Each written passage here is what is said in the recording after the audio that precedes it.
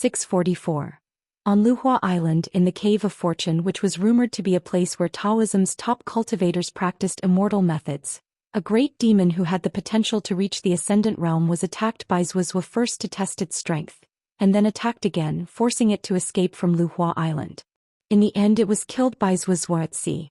After Zhuozhuo and Wang Shixi landed on the shore, 2 flying swords from Fuho sect sent a message to Spring Banner House. The Jindan sword cultivator who rushed to Tongye continent with Zhuozhuo tried his best to explain the incident in detail. After Zhuozhuo fought with the great demon, Wang Shixi, a Jindan sword cultivator, only dared to watch the battle from a distance. Wang Shixi's realm was not high, but his vision was enough. After all, on the battlefield of the Sword Qi Great Wall, he had seen many earth-shattering attacks of great demons. He vaguely recognized that the great demon in the Cave of Fortune was definitely not an ordinary immortal realm. At that time Wang Shixi was nearly 300 miles away from the battlefield, but the waves under his feet were still monstrous, and the tides were shaking like thunder. He could still clearly feel the ripples of sword qi from Zhuozhuo.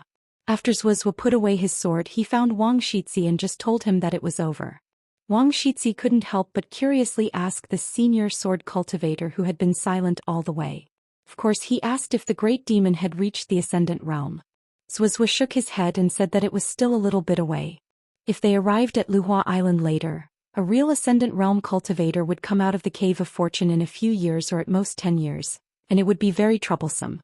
Then Zhuozhuo said that if they met again 3 or 5 years later and he was not injured, it would not be too troublesome. Zhuozhuo didn't talk much. As long as he spoke, he would always tell the truth. He would never exaggerate, and he was too lazy to be deliberately modest. As for Zhuozhuo's Fuho Sect's flying sword, it was very simple. It only had one sentence. On this trip to Tongye continent, I killed an immortal realm monster on the way, and the credit will be given to my junior fellow apprentice Chen Pingon. If Spring Banner House and the Sword Qi Great Wall Banner House only received Zhuozhuo's flying sword message, they would probably treat it as an ordinary immortal realm monster.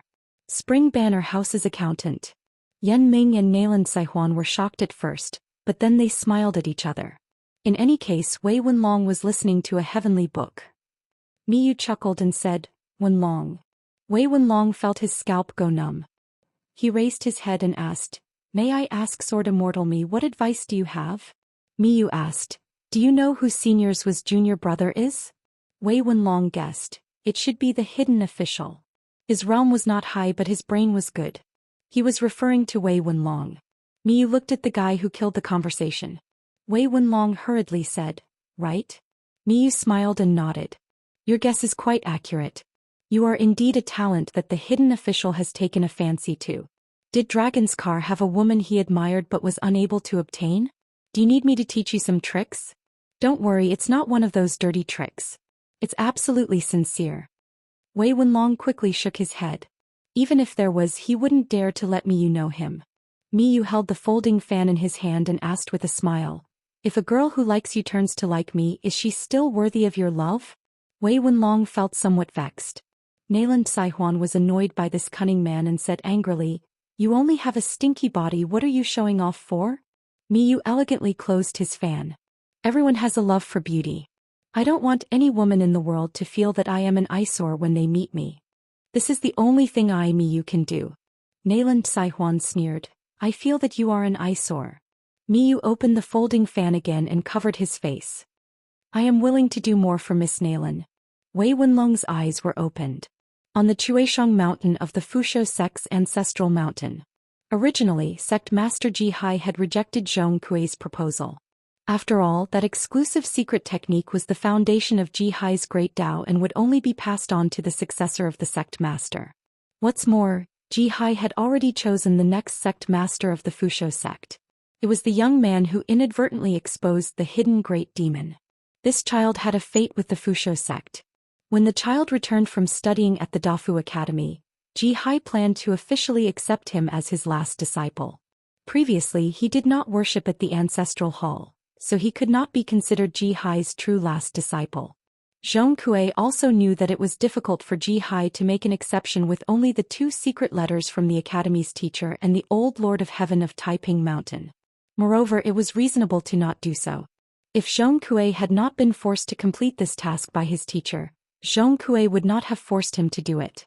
However, he could not disobey his teacher's order, so Zhong Kui refused to leave. Every now and then he would drink tea and chat with sect master Ji. Ji Hai was pestered to the point that he could only say that he was in seclusion.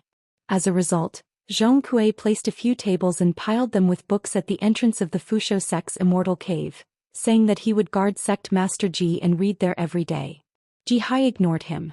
Other things could be discussed except for this matter. Not to mention the words of Taiping Mountain and the Dafu Academy, even the old sect master of the Jade Gray sect, Sun Yuan, and the new sect master Jiang Shangzhen could not plead for mercy. Huang Ting was not as thick-skinned as Zhong Kui, so he went down the mountain alone. For some reason, Master Song Mao and the old Lord of Heaven, who had been anxious about her cultivation bottleneck, now told her not to rush to break through the bottleneck of the nascent soul realm. Cultivators were most particular about nature, so there was no need to rush. Especially the old Lord of Heaven, who gave a lot of reasons. In the end, he even said that it was difficult for a woman to find a man because her cultivation level was too high. While Zhong Kui and Ji Hai were competing in patience, Zhou Xian and Wang Shixi traveled all the way from the sea to the Fusho sect. Only then did Ji Hai have to come out of seclusion. Then Ji Hai heard the words of Wang Shixi, the golden core sword cultivator from this continent. When Zhou Xian killed a big demon at sea, she needed a flying sword to send a message to the inverted mountain. As the leader of a sect, Ji Hai originally had a very good impression of this person, who was the culprit who caused the Tongyi sect to be half dead. It could even be said that this person was Ji Hai's benefactor. Now, among the people who hated big demons the most in the Tongyi sect, Ji Hai was definitely one of them. This was because his Daoist partner was killed by a big demon back then, and that big demon fled crazily far away from the land. At that time, Ji Hai was seriously injured and could not travel far to chase after the big demon. There were 3 other people from the Tongyi sect who chased after the big demon. They were Song Mao, the head of the Taiping Mountain, the head of the Tongyi sect at that time, and Jiang Shangzhen of the Jade Gray sect. Coincidentally, that big demon met Zhou Xian at sea. According to Jiang Shangzhen, the big demon inexplicably felt that Zhou Xian was an eyesore and refused to take a detour. Therefore, it bumped into Zhou Xian and was inexplicably stabbed by Zhou Xian's sword and died. Now that Zhou Xian had come ashore, the first news was that another big demon at the bottleneck of the Immortal realm was killed on Luhua Island. What's more, the sword cultivator Wang Shixi seemed to want to say something but did not dare to say too much. Zhou Xian obviously had experienced a lot in the Great Wall of Sword Qi all these years. How could Ji Hai not be happy? However, Zhou Xian did not pay much attention to this overly enthusiastic sect master. Zhou Xian had a slightly better impression of Tongye continent than Taiping Mountain. Therefore, before going down the mountain, Zhou Xian took the initiative to say something to Zhong Kui. The small snow cone that my junior brother lent you, are you trying to muddle your way through and not return it? Zhong Kui almost burst into tears on the spot. Whether or not he would return it could be put aside for the time being. The key was that this senior sword immortal was family. Qin Pingon, this kid was really something. He actually became this senior's junior brother. Then since Zhong Kui and Qin Pingon are good brothers, Zhou Xian is my senior brother. Is there anything more reasonable in the world than this? Zhong Kui felt aggrieved and did not stand on ceremony with his senior brother at all. On the way down the mountain, he began to talk to Zhou Xian about his miserable experience in Fuxiang sect. He was not liked by others, he was refused entry, and he was looked down upon by others. Fuxiang sect master Ji Hai was so angry that his face turned ashen. The bit of guilt in his heart disappeared without a trace. Zhou Xian thought about it for a moment and asked Zhong Kui and Ji Hai telepathically.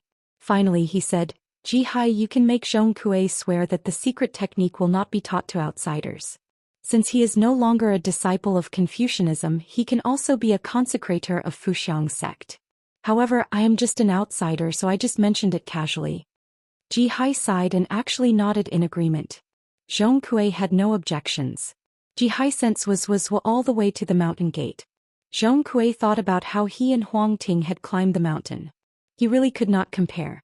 Zhou Xian happened to be traveling with Zhong Kui to Taiping Mountain. Zhong Kui asked, Senior, how did you become Qin Pingon's senior brother? Zhou Xian smiled and said, Mr. forced it on me, so I reluctantly accept it. Zhong Kui was speechless. Even the kitchen knife next to the chopping board in the kitchen of the marketplace would become blunt over time after chopping too many vegetables and fish. The blunt knife needed to be sharpened. However, the continuous offensive of the wilderness not only used mountains of monster corpses to exchange for the flying swords and lives of the sword cultivators of the Great Wall of Sword Qi, but most importantly, it did not give the sword immortals any chance to sharpen their swords. If they wanted to sharpen their swords and withdraw from the battlefield for a moment, they would need to exchange the lives of sword cultivators and flying swords of the middle 5 realms. In the past, the sieges of the wilderness were not organized and were intermittent. There were many accidents, and the mobilization of troops on the battlefield, the arrival of reinforcements, and the departure of troops from the battlefield were often disconnected. This was why the sieges would often rest for a month or even half a year.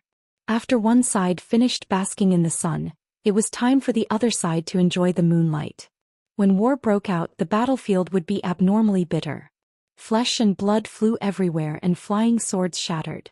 This was especially true when the great monsters and sword immortals suddenly erupted in a battle. It was even more dazzling.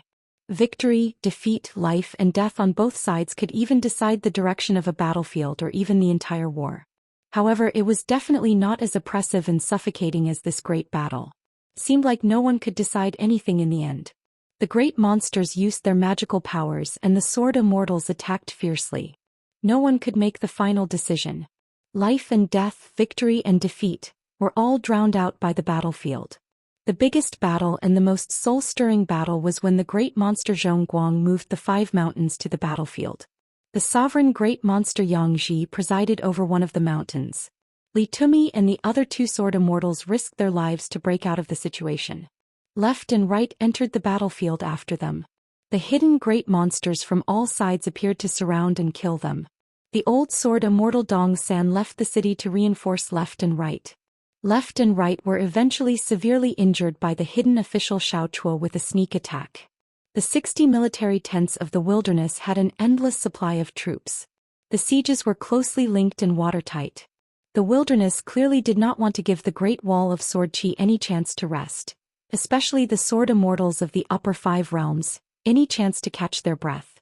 In such a grim situation and under such great pressure, the sword immortals who had initially felt very restrained, had to follow the rules of the hidden officials and not be happy enough to attack. But now the effects were gradually showing. Before this, on the top of the city wall, the incomparably powerful individual killing power and the outstanding demeanor of the individual sword immortals, as a necessary price, had been imperceptibly diluted. In exchange, the overall killing power of the sword formation had become stronger. Now that a certain sword immortal had retreated from the battlefield to rest, the drawbacks were reduced. This was because the hidden official lineage's research and infiltration of sword formations continued to deepen. Not only were the hidden officials' lineage familiar with the flying swords and natal abhijna of every nascent soul and golden core sword immortal, but they were also familiar with the natal flying swords of the other 3 realms of sword immortals. The sword immortals on the city walls constantly changed their formations and changed their positions. They constantly worked together with many unfamiliar sword immortals who they had never met before. With flying swords in 2s and 3s, or even dozens of flying swords in a formation and augmenting their natal divine powers, as long as they could survive the initial stages of working together, their strength would increase drastically. Just the flying swords and divine powers of the 5 elements formed a formation. On the Great Wall of Sword Qi, there were as many as 31 sword formations. In the past, the Great Wall of Sword Qi was like a rich family. It was so rich that even they did not know how much gold, silver, and fertile land they had. Now the Great Wall of Sword Qi was like a copper coin in the corner of a wall. It had to be picked up and recorded in a ledger. For such a situation to exist, everyone from the hidden official lineage was an indispensable existence. Among them, with sword immortal Chou Miao's understanding of flying swords and divine powers, Lin Junbai's overall vision and planning, and Guizhujiu's strange ideas, the 3 of them had contributed the most. However, during this period, it was not that the hidden official lineage did not make any mistakes in the deployment of troops. There were even some mistakes that required the sword immortals on the battlefield to use their flying swords and lives to make up for them. Between the hidden official lineage, it was not as if there were no quarrels and grudges. After all, on the same small battlefield, there would often be two different plans that differed. Before the outcome was out, no one dared to say that the two plans had a greater chance of success or were more reliable. If the battlefield developed according to expectations, it would be fine. However, once a problem occurred, it would be very troublesome. The wrong side would feel guilty while the right side would feel stifled. The most intense quarrel happened between Su Ning and Chao Gun. They quarreled until their faces turned red, and both sides nearly engaged in a battle of swords. The Summer Refuge Palace came up with a plan that led to the death of 2 Earth Immortal Sword Immortals on the Great Wall of Sword Qi, as well as 31 Sword Immortals from the Middle 5 realms. Everyone was heartbroken. Xianxia, who was in charge of coming up with the specific plan, was extremely regretful. Although Su Ning's words were just a grumble at first, it was still adding fuel to the fire. Xianxia's expression dimmed and he felt guilty. He did not retort. Chao Gun, who had a good relationship with Xianxia, could not take it anymore. He immediately scolded Su Ning, telling her to watch her mouth and not be a smart person after the fact. Su Ning directly cursed Xianxia's 18 generations of ancestors. Xianxia's chess skills were high, or else he would not have frequently played with Lin Junbai. They could even win and lose. He was even better at scolding others. He scolded Su Ning until her face turned green and she was about to ask for swords. At that time, the atmosphere in the hall was extremely solemn. Once they asked for swords, regardless of the outcome, there was no winner for the hidden official lineage. Luo Zhini then said that if Su Ning's plan had been used, it would not have been so severe. If he remembered correctly, it was you who rejected it. How could Su Ning be smart after the fact? Chong Taiqing, Su Ning, and Luo Zhini were originally from the same mountain. He was also good friends with Su Ning, so he said something even harsher. She was stupid before, but she did not admit her mistakes after the fact. That was even more stupid.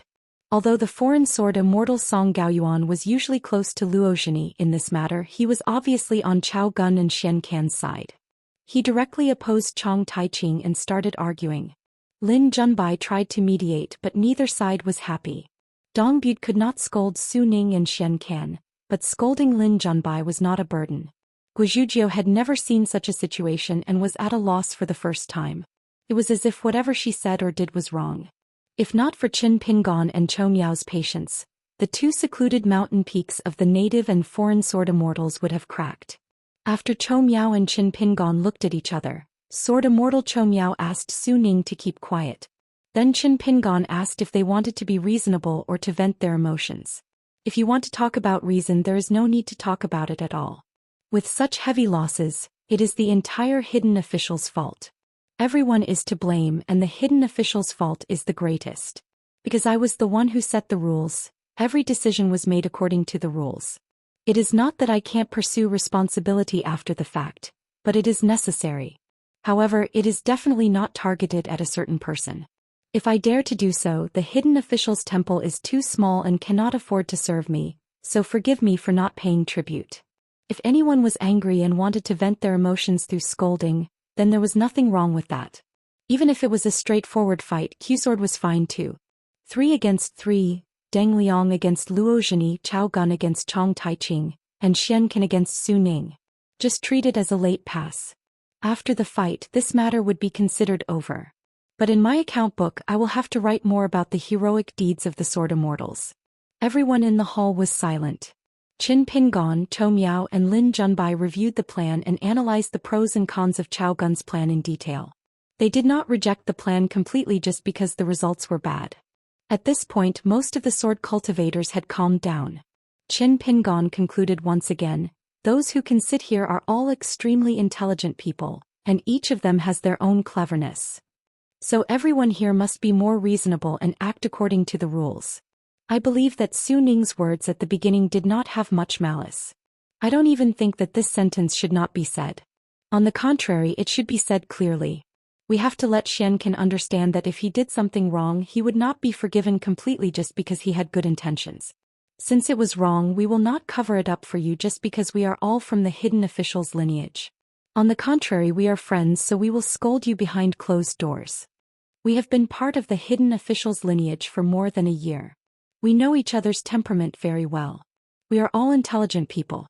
Isn't it easy to find fault and scold others? Who doesn't understand this principle?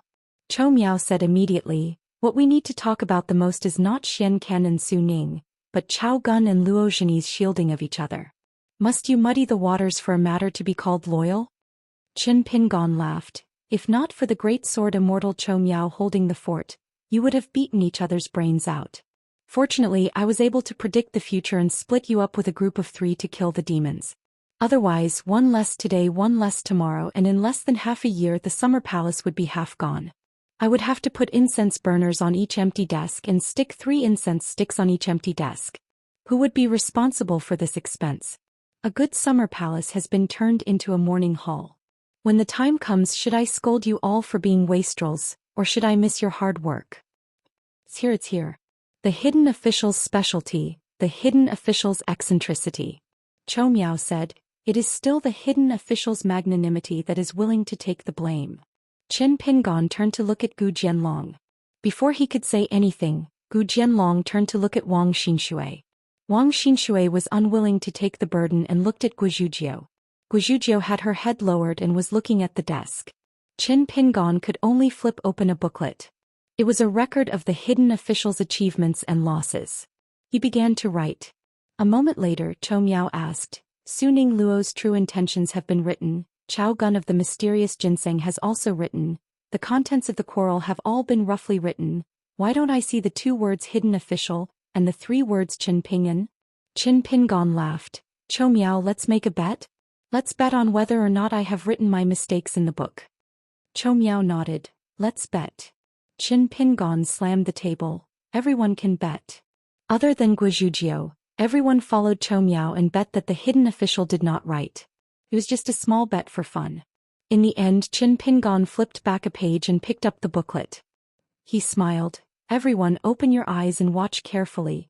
Take the money, take the money. Guizhujiu jumped up. Take the money, take the money. Everyone who lost looked at Chou Miao. Chou Miao looked helpless. He looked at Qin Pingon and smiled bitterly. I didn't think that I would lose my reputation. Then we can't split it 40-60. Let's split it 50-50. Qin Pingon scolded angrily. Chou Miao, you are not my son. Gu Jianlong said timidly. Hidden official, allow me to say something fair. A man of character is clear about money. This is slightly unkind.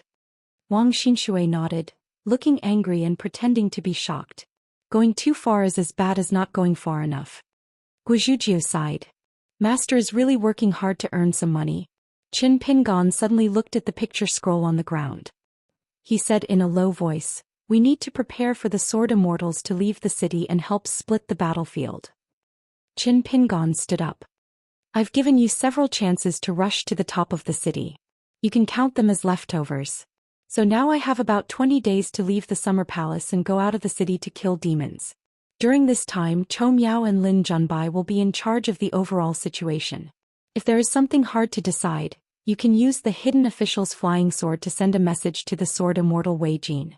He will inform me to return here temporarily to discuss matters. Luo Zhini hesitated.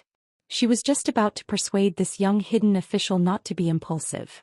She had to admit that as the hidden official's sword cultivators became more and more cooperative, Qin Pingan's presence in the summer palace might not be able to change the overall situation.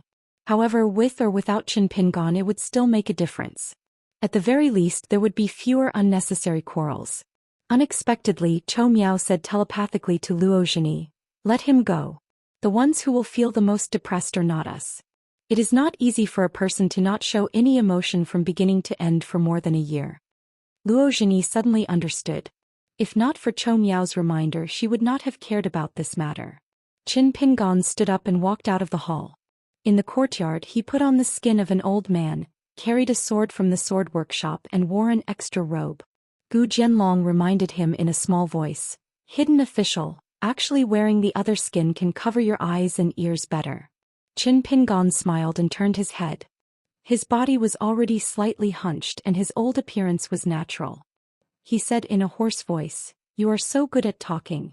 Wait for me to come back and we can talk slowly.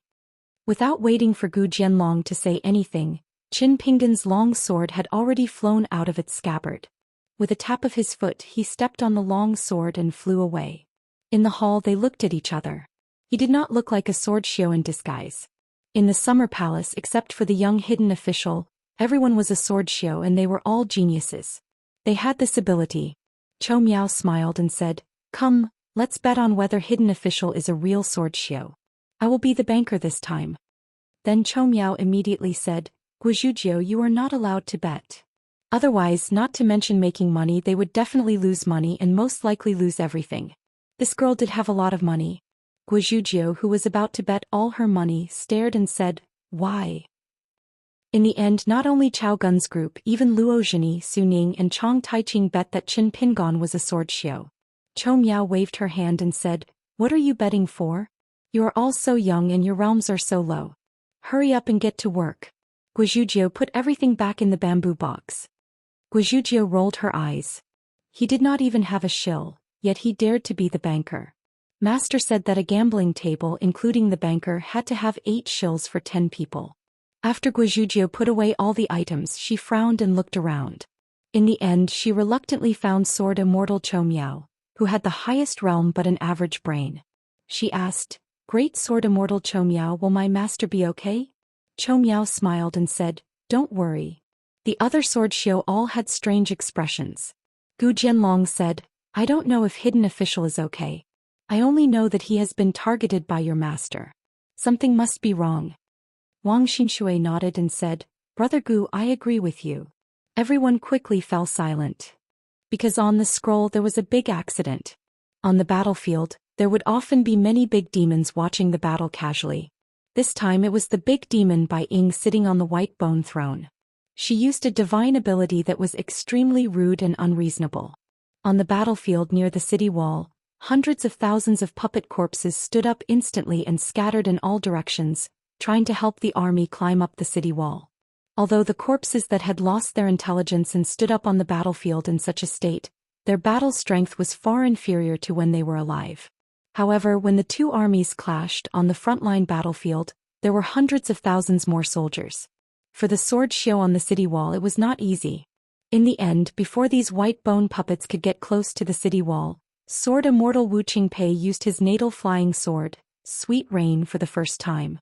After Wu Qingpei's flying sword appeared on the ground, wherever there was blood on the battlefield, there would be rain rising from the ground and gathering towards the sky. The scene was like heaven and earth had been turned upside down. Only Wu Qingpei's sword intent rain was falling normally. After the torrential rain, the demon army along with the white bone puppets at the foot of the wall almost instantly died. After that, Wu Qingpei used his natal flying sword again and again, pushing it out from the base of the city wall. On the battlefield, after 5 consecutive heavy rains, less than 1 in 10 survived by luck. They were all demon cultivators with high cultivation realms, or demons that had not yet taken human form but were born with tough bodies. These existences became the target of the sword xiao on the city wall.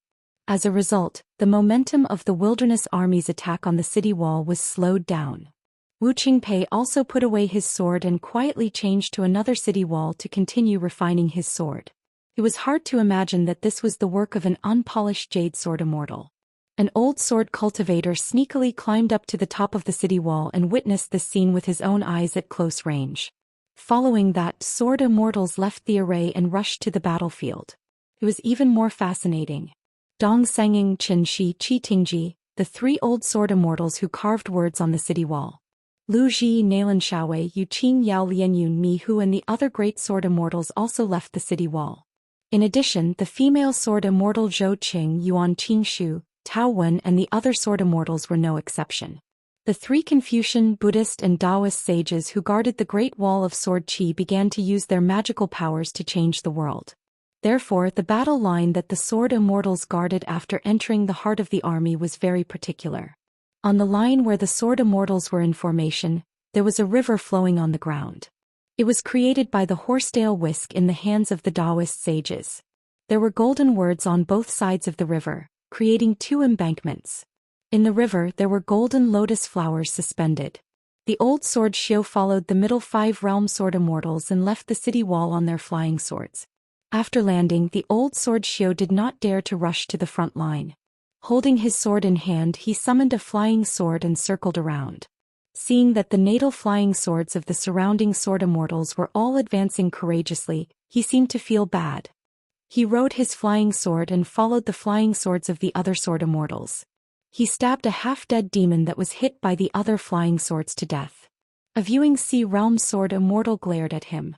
The old sword Xiu cursed and rode his flying sword to stab other half-dead demons.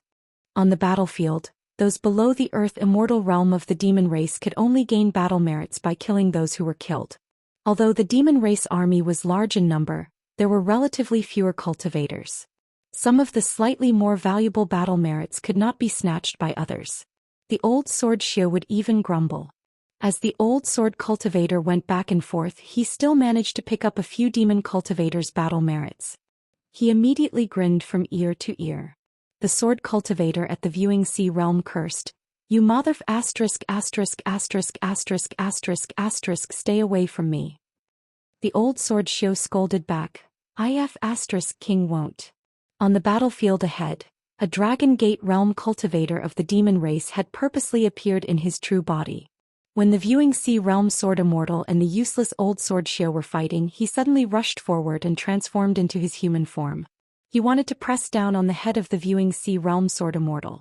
The young viewing sea realm sword immortal was also experienced. Talking with the old sword immortal who did not pay attention to his actions only distracted him a little. It did not affect his observation of the battlefield. He quickly rode his flying sword and stabbed it between the eyebrows of the demon race cultivator. The demon race cultivator extended his hand to block the flying sword. His skin was rough and his flesh was thick and his body was abnormally tough. Although the flying sword pierced through, the demon race cultivator clenched his fists tightly. At the same time he rode the wind and followed the retreating sword immortal. He wanted to continue to slap down and smash the sword immortal's head even if his fist would explode. The viewing sea realm sword immortal and the sword workshop's long sword slashed horizontally. Unexpectedly, the menacing Dragon Gate realm demon cultivator suddenly moved and came to the side of the sword immortal at an even faster speed. He swept his arm and was about to sweep the sword immortal's head to the ground. An old sword immortal inexplicably came between the sword immortal and the demon race cultivator. He used 2 fingers together to block the arm. Then the sword immortal who came back to his senses in an instant pierced the latter's head with his flying sword. The old sword immortal immediately turned back and scolded, "Uf asterisk king stole my credit. That's a great demon." The sword immortal who was about to thank the old bastard forcibly swallowed back his words and left. He cursed in his heart, "Great demon your ass." However, the old sword immortal shamelessly followed him. The two of them temporarily teamed up and fought side by side.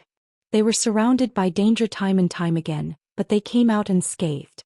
When the viewing sea realm sword immortal had no choice but to sincerely thank him, the old sword immortal had already disappeared. He glanced into the distance. The old sword immortal seemed to have taken a quick punch from a golden core realm demon for someone else. He flew out and rolled on the ground covered in dust. When he stood up, he saw that the golden core realm demon had already been beaten up by the sword immortal. He stumbled and ran away again. The viewing sea realm sword immortal was strange. If he was really a nascent soul realm or golden core realm senior, there were indeed some shameless ones on the Great Wall of Sword Chi. However, there were only a few of them and each one was more famous than the other. For example, the one who suddenly recited poems after drinking the bamboo sea cave heaven wine was one of the outstanding sword immortal seniors. However, this one looked very unfamiliar. The old sword immortal wandered and occasionally picked up some treasures. In the end, he was entangled by a golden core realm demon. After being chased for more than 1,000 feet, the old sword immortal actually took out a natal flying sword with an almost identical aura. As he dodged the fierce close combat of the great demon, he scolded, "Don't let me use my full strength. I have a lot of flying swords." The golden core realm demon became ferocious. He seemed to be attacking casually, but in fact he was about to take out a natal offensive magic weapon. However, he was suddenly stunned. The old sword immortal actually spoke to him telepathically, "Quickly take away one of the flying swords and try to bring it back to the Jiazi camp alive." The golden core realm demon was skeptical. No matter what, he wanted to grab the flying sword in his palm first. In the end, just as he was about to reach out to grab the flying sword that was indeed a little slower, he did not expect the flying sword to suddenly accelerate and directly pierce through his head, crushing one of the golden core realm demon's eyeballs. The Jindan stage demon was in excruciating pain. He revealed his true form and at the same time, took out his natal item. He roared again, wanting to gather the demon troops under his command to encircle and annihilate the extremely treacherous bastard. Unexpectedly, when he looked again, the damned old sword cultivator had already disappeared. When he revealed his true body, he had gathered around 70 to 80 demons under his command. Naturally, he had already been targeted by several nearby sword immortals. Far away from the battlefield, a young sword immortal was knocked into by someone and flew out on the spot. The demon cultivator's natal item smashed a huge hole in the ground where he stood. In the next moment, the young sword immortal was supported by an old sword immortal. At the same time, the surrounding demons began to surround and kill. Some charged forward with their heads buried while others leaped. They were densely packed and surged forward, covering the sky and earth. The old sword immortal who had a sword on his back did not unsheath his sword, nor did he take out his flying sword. He only pushed the young man away with a palm, causing the latter to instantly leave the battlefield. Then the old sword immortal casually opened a fist stance. Fist intent scattered in all directions, crushing the surroundings into powder. 6:45. Before the young swordsman could be shocked, the old swordsman had already retracted his stance and stood still. With one hand behind his back, the old swordsman smiled while stroking his beard. He said proudly, "His sword aura is truly invincible." The young swordsman was stunned for a long time. This battlefield was already empty. Some demons in the distance who sensed something amiss, even though most of them were not sentient, knew what was at stake. They all ran away to other places. The old swordsman swept a glance across the battlefield. There were a few demon cultivators who did not have a high realm. Their weapons, along with their bodies and souls, were all destroyed. It was a pity that nothing was left. He had to take it easy the next time. Even a mosquito's leg was meat. The young swordsman flew to the old swordsman's side. "Old senior." The old swordsman's voice was hoarse. He stroked his beard and smiled. "You can call me Sword Immortal Senior. I'm still young. I don't deserve the word, old." The young swordsman was stunned speechless. The old swordsman had already flown away on his sword. His long sword was close to the ground as it pierced through the formation like a fish swimming among the aquatic plants. He only used his flying sword against the demon cultivators. He killed and injured them if he could. Moreover, he chose the right time to attack.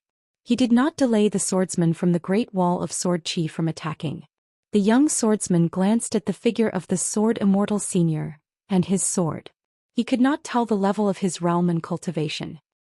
He suppressed his doubts and headed south with his sword, rushing to the next battlefield. This time the Great Wall of Sword Chi had more than 6,000 sword cultivators in the middle 5 realms.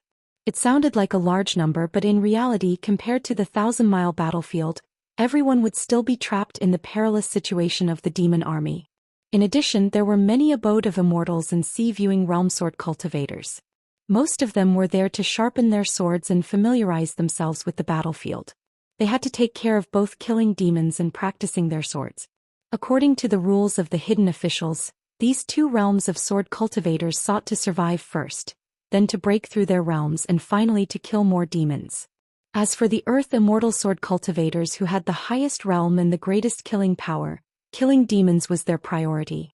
Protecting the abode of immortals and sea-viewing realm sword cultivators was their second priority. There were sword cultivators guarding the city walls. As long as the north and south lines did not collapse too much, there was no need to worry about the demons bypassing the sword cultivators and going to the city walls. The sword cultivators of Dragon Gate who were in between the 2 realms were the most relaxed and straightforward. They could use their swords to break formations and kill monsters alone, and it was fine for them to form groups with their friends who were in the same realm as them. They did not have too many rules and restrictions. During this period of time, there were also many sword cultivator teams. They were rather special. They were sword cultivators whose natural mystiques of their flying swords could be superimposed. This time they were going out of the city to meet the enemy. They were striving to familiarize themselves with the coordination of their flying swords on the battlefield. A certain golden core or nascent soul sword cultivator who was guarding the formation for this group of sword cultivators would usually prioritize protecting the former as their top priority. Killing demons and earning merit would instead be secondary. Once the life grand Daoist and flying swords of these sword cultivators were damaged, These earthly immortal realm sword cultivators would have to bear extremely great punishment, and if they intended to make up for it with battle merits, it was an extremely uneconomical type. Once they left the city, there weren't many rules set by the hidden officials. Therefore, sword cultivators paid special attention to every one of them. The old sword cultivator passed by a battlefield far away from the city walls. The battle there was especially brutal. The fact that they were able to wipe out all the demons near the city walls and advance over 5 kilometers to the south meant that these sword cultivators possessed great killing power and even greater killing intent. However, the 7 sword cultivators were already heavily surrounded. There were dozens of demon cultivators and thousands of soldiers under them. Just the Golden Core great demons alone numbered as many as 3. The old sword cultivator saw 2 familiar faces. They were the Dragon Gate Realm Sword Cultivator Rin Yi and the Golden Core Realm Sword Cultivator Pu Yu. They were the sword cultivators who had guarded the 3 gates on the street back then. The old sword cultivator glanced at Pu Yu and sighed. This fellow was still wearing that eye-catching outfit that had the word, asking for a beating written on his forehead. It was fortunate that this handsome young master was not one of them, or he would have long been berated by the old sword cultivator. It was fine if he was drinking in the city and sparring with others with his fluttering white robes, but it was inappropriate for him to reveal the demeanor of a banished immortal on the battlefield. The robes of the clothing workshop did not charge him a single cent, so what if he wore one? If it were not for the rule that only one robe could be given to a sword cultivator for free, the old sword cultivator would have worn 7 or 8 robes and carried 7 or 8 swords of the sword workshop before rushing to the battlefield. The old sword cultivator who made others address him as Senior Sword Immortal was naturally the infamous hidden official.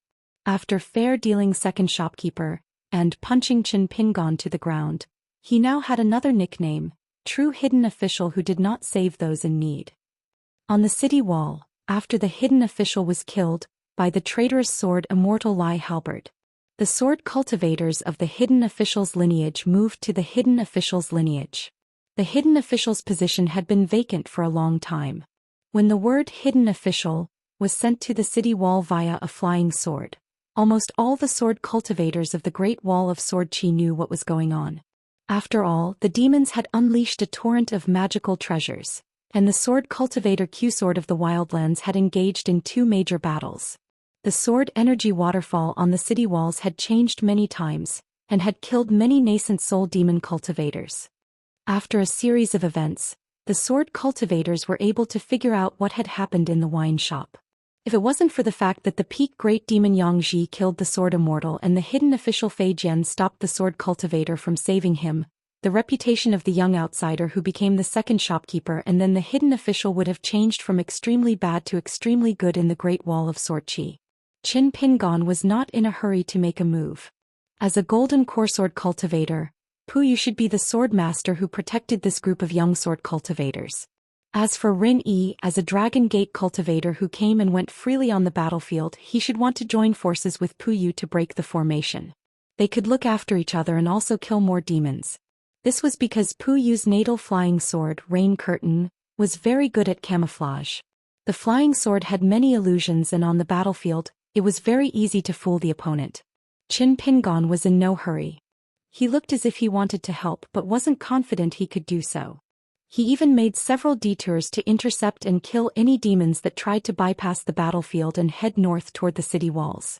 After all, if a demon cultivator could scale the city walls, it would be a meritorious service. If they could scale the city walls, it would be another meritorious service. Even if they died in the end with nothing to show for it, these 2 meritorious services would still be recorded in the records of the Wildlands army and rewarded to their tribes, direct descendants or relatives. Qin Pingon was staring at an inconspicuous demon cultivator. It was not because he had leaked the aura of a great demon, but because he was an intuition that he was an eyesore. He had the feeling that victory on a small battlefield was within his grasp and he could attack or retreat without worrying about his life. However, he had an absolutely unreasonable desire to die. The demon cultivator whose cultivation level was unknown for the time being seemed to be making a lot of noise and sparing no effort in his attacks. His offensive spiritual weapon was very fancy, but he was unlucky to have run into an old sword cultivator, who was a fellow cultivator. A golden core demon cultivator who was overseeing the battlefield also felt that the old sword cultivator who kept circling around was an eyesore, so he sent 3 of his subordinates to investigate the situation. What Qin Pingon was concerned about was not the 3 demon cultivators who had left the battlefield, or even the command of the golden core great demon. He was concerned about the demon cultivator who had been hiding his cultivation level all along. As a result, he was increasingly certain that it was this demon cultivator who had reminded the golden core demon cultivator to settle this small accident, so as to prevent him from ruining the bigger picture, such as killing the 2 young geniuses, Pu Yu and Rin Yi.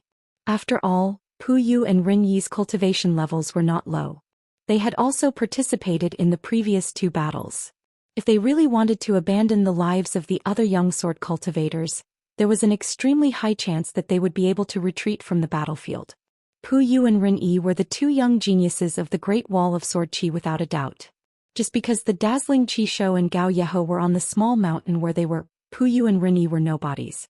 Although Dong Haitan had once privately commented on the 2 sword cultivators guarding the pass, he had instead spoken well of Rin Yi, whose cultivation level was 1 level lower. He said that Rin Yi was the youngest sword cultivator in the Dragon Gate realm, and his flying sword was fast. Instead, he did not have a high opinion of Pu Yu, saying that Pu Yu was the fanciest in the Golden Core realm. However, this kind of evaluation was only used in battles and sword cultivators. It was the truth, but it was not comprehensive.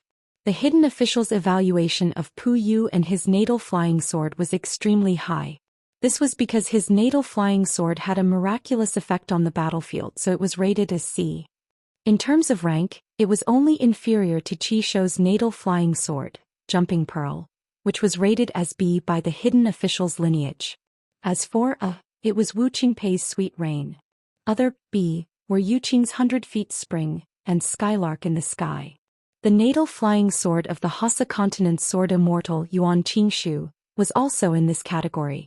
The natal flying swords of many sword immortals were extremely lethal, but their ranks were not high in the Summer Palace. Of course, this classification was because the hidden official's lineage only considered the battlefield.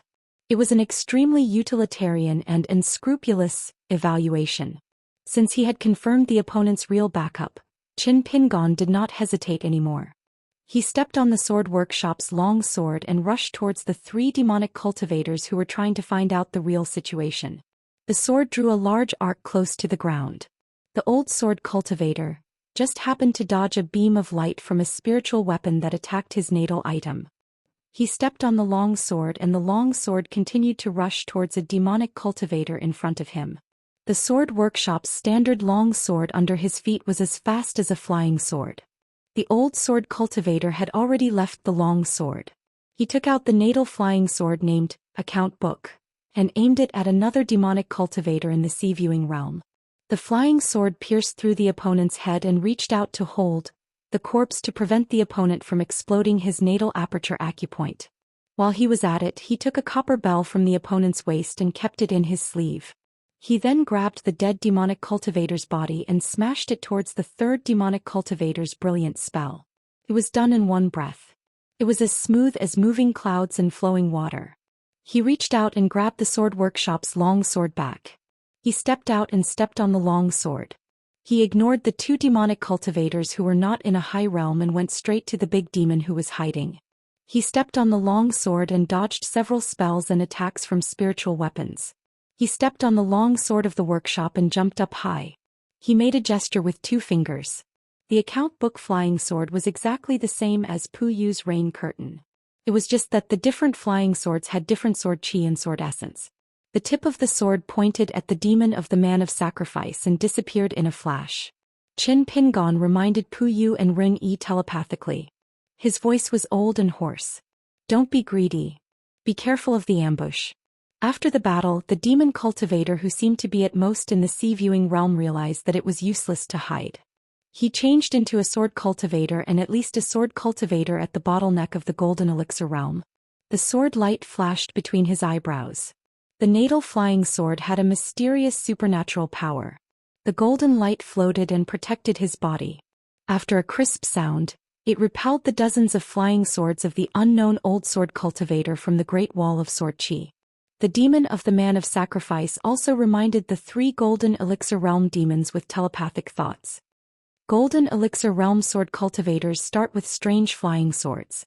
They're all real. They are different from Puyu's rain curtain flying sword. You don't have to save your strength. Try to kill Rin-Yi and injure Puyu so that we can lure this demon to stay here. Then we can besiege and kill him. The golden light emitted from the natal flying sword of this demon cultivator quickly gathered and finally condensed into a small particle. The light became brighter and brighter. It went straight to the enemy's head. The old sword cultivator who exposed the big demon's identity quickly fell to the ground. He changed his route nimbly and continued to rush forward. The demon of the man of sacrifice casually grabbed a sword that was lost on a sword. He grasped a sword from the sword workshop that was left on the battlefield. He tilted his body slightly and slashed with the sword. The old sword cultivator bent his knees slightly and suddenly exerted force. Dust flew under his feet and the ground shook. The old sword cultivator's figure was as fast as a wisp of smoke. He dodged a flying sword and the sword light of the long sword and closed in. The demon of the man of sacrifice was relieved. His opponent's flying swords were strange enough and his control was good enough. However, his killing power was average and not outstanding. His flying swords most likely hid some temporarily unknown natal supernatural power. In fact, this was the most troublesome part. However, seeing that his opponent dared to fight in close combat, the demon of the man of sacrifice would not be restrained. This old man doesn't know what's good for him. How dare he compete with me in terms of the toughness of his body? In the blink of an eye, the flying swords of both sides met again. One transformed into a dozen swords and the other condensed and dispersed golden light. Sparks flew in all directions from the distance of several hundred feet. When they were less than 50 feet apart, their natal flying swords collided again. This time sparks flew. Sword chi rippled and exploded. Spiritual chi became chaotic. Many sparks that were stained with sword chi flew out. The sparks were the size of mustard seeds. Many demons felt bone-piercing pain when they touched them. When they looked again, they saw bowl-sized wounds that were already badly mangled. The demon of the man of sacrifice became calmer. When the 2 flying swords confronted each other, he still had strength to spare. However, his opponent was most likely going all out. With a distance of 50 feet, the faces of both sides could be seen clearly. The old sword cultivator was just as expected. When he saw that his natal flying swords were unable to succeed, he already had thoughts of retreating. A hint of panic flashed through his eyes. His next step forward suddenly slowed down. However, he still had to pretend to be calm. Then he stopped and flew back. At the same time, he tried his best to control his flying swords. He used all his trump cards because his flying swords were finally willing to use their natal supernatural power. They no longer hid anything. It was a sword formation that was connected to each other, blocking between the 2 sword cultivators. The demon of the man of sacrifice no longer had any misgivings. Although the old sword cultivator in front of him was not the person recorded in the book, killing another Jindan sword cultivator from the Great Wall of Sword Chi was a pleasant surprise. It was a great merit. After using his natal flying swords to break through the opponent's sword formation, the demon of the man of sacrifice did not give his opponent a chance to retreat. He rushed forward and caught up with the anxious old sword cultivator. He slashed down with his sword. If he dared to save someone, he would have to pay with his life. In his panic, the old sword cultivator could only tilt his head and stretch out a hand to block the sword. Otherwise, he would not be able to escape the fate of being split in half. A moment later, the sacrificial demon of the man of sacrifice looked down in a daze. His soul trembled and his heart twisted. The old sword cultivator who was close to him still had a look of fear and uneasiness on his face. However, his opponent's left hand was firmly holding onto his sword. Not only that, his right hand was like a chisel through the enemy's formation, piercing through his opponent's chest. However, it did not penetrate through his back. His fist was clenched and it just happened to grab onto an illusory Jindan. Before this, he had already used his explosive fist intent to destroy the chi dwelling near his natal aperture. It was as if he had completely isolated himself from the world. He did not give the sacrificial demon of the man of sacrifice the slightest chance to explode his Jindan. Before he died, the sacrificial demon of the man of sacrifice saw that the old sword cultivator was still in the mood to put on an act. He had a look of sincerity and fear in his heart. Then he smiled and said guiltily, It was a small victory. I was just lucky. The attacking army of the Wasteland world was split into two by the Golden River created by the saints of the three sections. The Sword Immortals held their swords and guarded the river. The demons behind the Sword Immortals could only fight like trapped beasts. Without any reinforcements, they had to fight the Sword Immortals of the Middle Five Realms who had left the city. However, it was not an easy task for the Sword Immortals of the Great Wall of Sword Chi to guard the river and cut the battle formation in half. They wanted to stop the reinforcements from moving forward for a long time. Every Sword Immortal had to bear the brunt of the surging demon army. Outside the battlefield, in the first military tent. Although there were some young children in this military tent, it was the largest tent among the 60 military tents. It was heavily guarded and had many rules.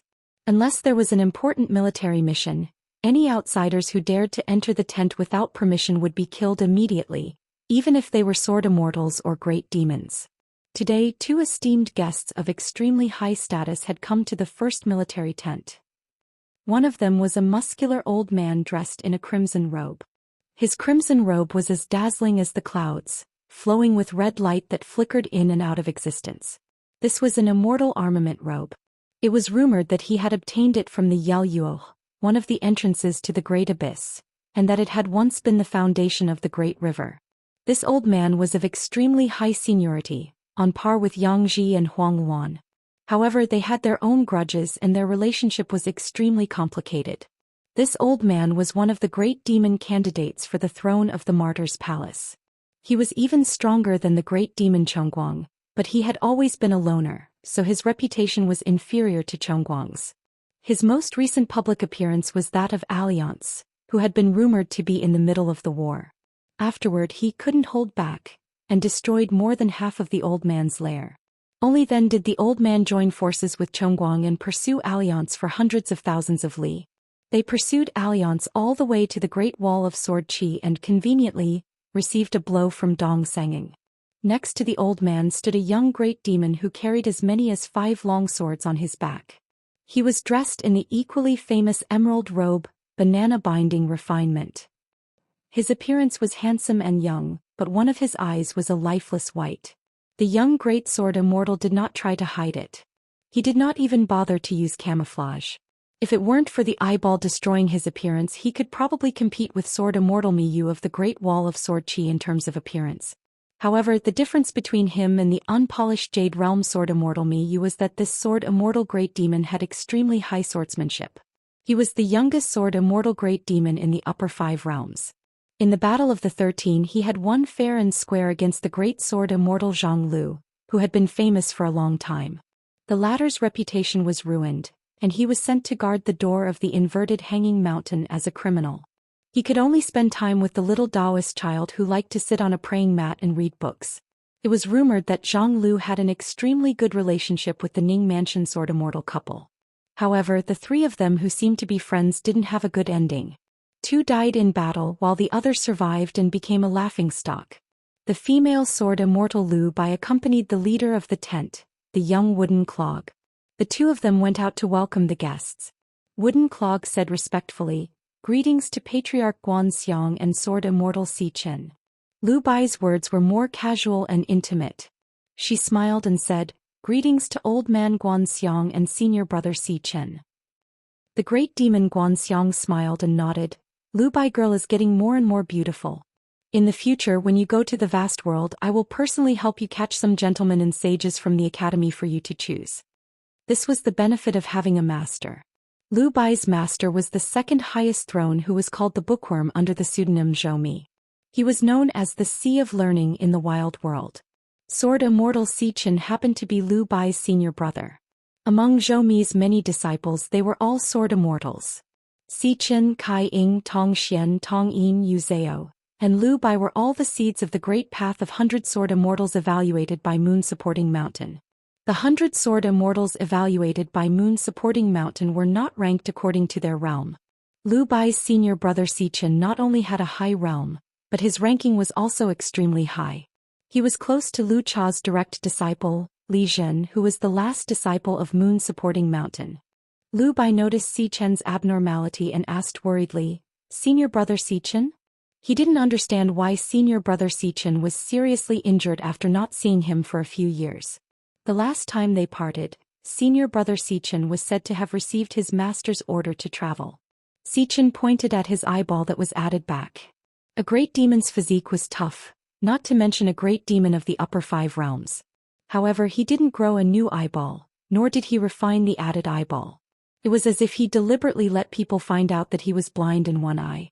He smiled and said, "That old blind man cut off one of my eyeballs and threw it to the watchdog to eat. It was extremely humiliating, but it was nothing more than that.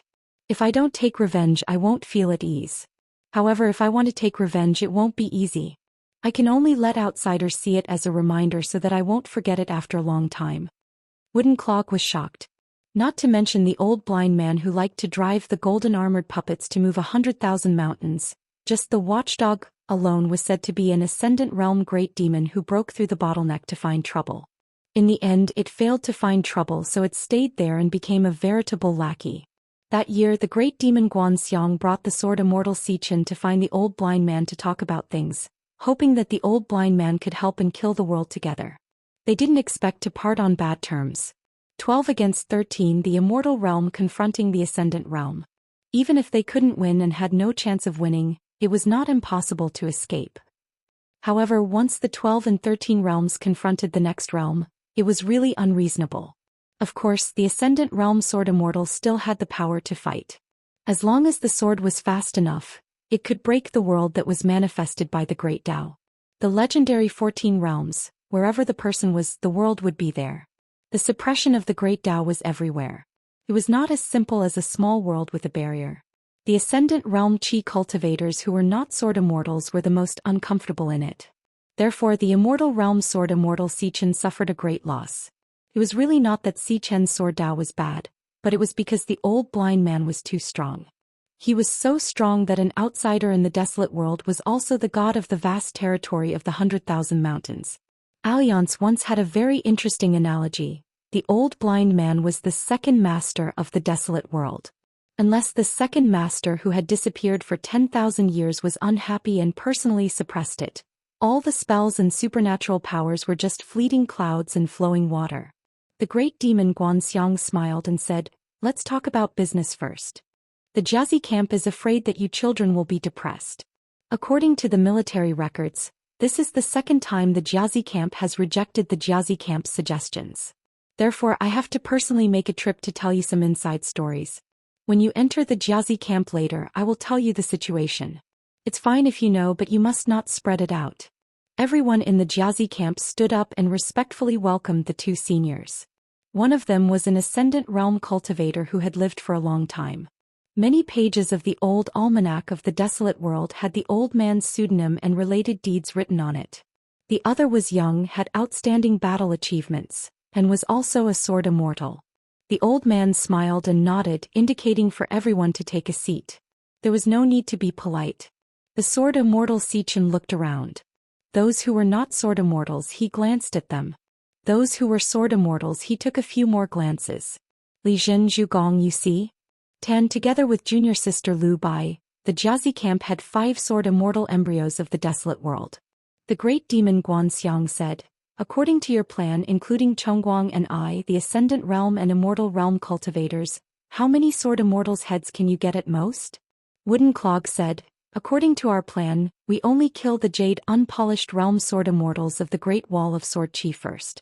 Moreover, we have to kill the foreign sword immortals including Yuan Qingshu and Pu He. If 2 of them die, the sword immortals of the Great Wall of Sword Qi will definitely not retreat, nor will they be allowed to leave the battlefield. In the end, the best result is that we can kill 4 to 5 jade unpolished realm sword immortals and 2 great sword immortals. The worst result is that there will be 3 jade unpolished realm sword immortals and 1 great sword immortal. After that, the sword immortal guarding the river will have to retreat no matter what." The great demon Guanxiang nodded. "It's a good result. The Jiazi camp has carefully read your book. The plan is meticulous. Even if we exchange 1 for 1 with the Great Wall of Sword Qi, we can completely accept it. Therefore, this is also the reason why you are unwilling to accept it, right?" Wooden Clog nodded and said, "That's right. It wasn't easy for us to force so many sword immortals to leave the city and fight. Even if the saints of the three sects helped them create a world and obtain a certain amount of protection, it is not unbreakable. Seniors, as long as you do your best, as long as there are less than 4 sword immortals' heads, I, Wooden Clog, am willing to let Li Jun chop off his head and bring it to the Jiazi camp to apologize to you seniors. The old man smiled and said, how many times can the saints of the three sects on the city wall create the river to help cut off the battlefield and reduce the pressure on the sword immortals on the city wall? Do you have the results of your deductions? Wooden Clog shook his head and said, we have some guesses, but they are too mysterious. We don't dare to use our guesses as the basis to deduce the direction of the battlefield. The old man said, indeed, you can't be blamed for this. Such a major matter can only be answered by the Jiazi camp. You children can only rely on gambling even if you let your imagination run wild for 100 years. The result of the Jiazi camp is 3 times. After 3 times, the saints of the three sects will hurt the foundation of the great Tao. Wooden Clog was puzzled and asked, does the Jiazi camp want the saints of the three sects to die here? The old man nodded and said, after the great wall of sword chi is breached, we can't stop the saints of the vast world who are guarding the sky screen from doing what they want. However, the saints of the three sects must die in the great wall of sword chi. Therefore, the Jiazi camp has made a new decision. They won't accept your plan completely, but they won't sit by and do nothing. They will let the sword immortals show off their might. Me, Zhongguang, Shichen, and a dozen others who have a high enough realm will all do our best. However, Shichen, Lu Bai's master and Zhujing's master will still not do anything. The young man smiled brightly and said, seniors, your Jiazi camp is far-sighted. I am sincerely convinced. The old man sighed and said, you are the future of the desolate world. We are rotten and old. Then the old man turned his head and smiled. Of course Shichen doesn't count. He is still very young. Wooden Clog suddenly said, Patriarch Guanxiang, Shichen Sword Immortal, I have a request. The old man said, let's hear it. Wooden Clog then told the old man about the siege that the Jiazi camp had already discussed. He hoped that in the next battle, when the sword immortals were guarding the river, the 5 sword immortals of the Jiazi camp would all come out and hide in the army. They would work together to besiege the new hidden official of the Great Wall of Sword Chi, Chen Pingan. Therefore, Wooden Clog hoped that the Jiazi camp could arrange for a senior to be responsible for opening up a path of retreat. Of course, the Jiazi camp would also assess the situation. They wouldn't appear in a hurry from the beginning and put the senior in charge of opening the defense formation in too dangerous a situation. The old man said, this is a big matter. It's useless even if I agree. I have to go to the Jiazi camp and mention it. Wait for my news. The young man thanked him. Lu Bai said, Senior Shichen, you must make master agree. Shichen said helplessly, we have to see how effective your next 2 plans are. Otherwise, you know master's temper very well. Other than the plan to deal with the sword immortals of Li City in the Golden River. In fact, there was also a competition between the younger generation of both sides. The undercurrent was already surging and waiting to be unleashed. With the Jiazi camp as the leader, several military camps worked together and carefully selected a large group of demon warriors. They were all Earth Immortal sword immortals who had been stuck at the bottleneck of Jindan or Yuanying for many years.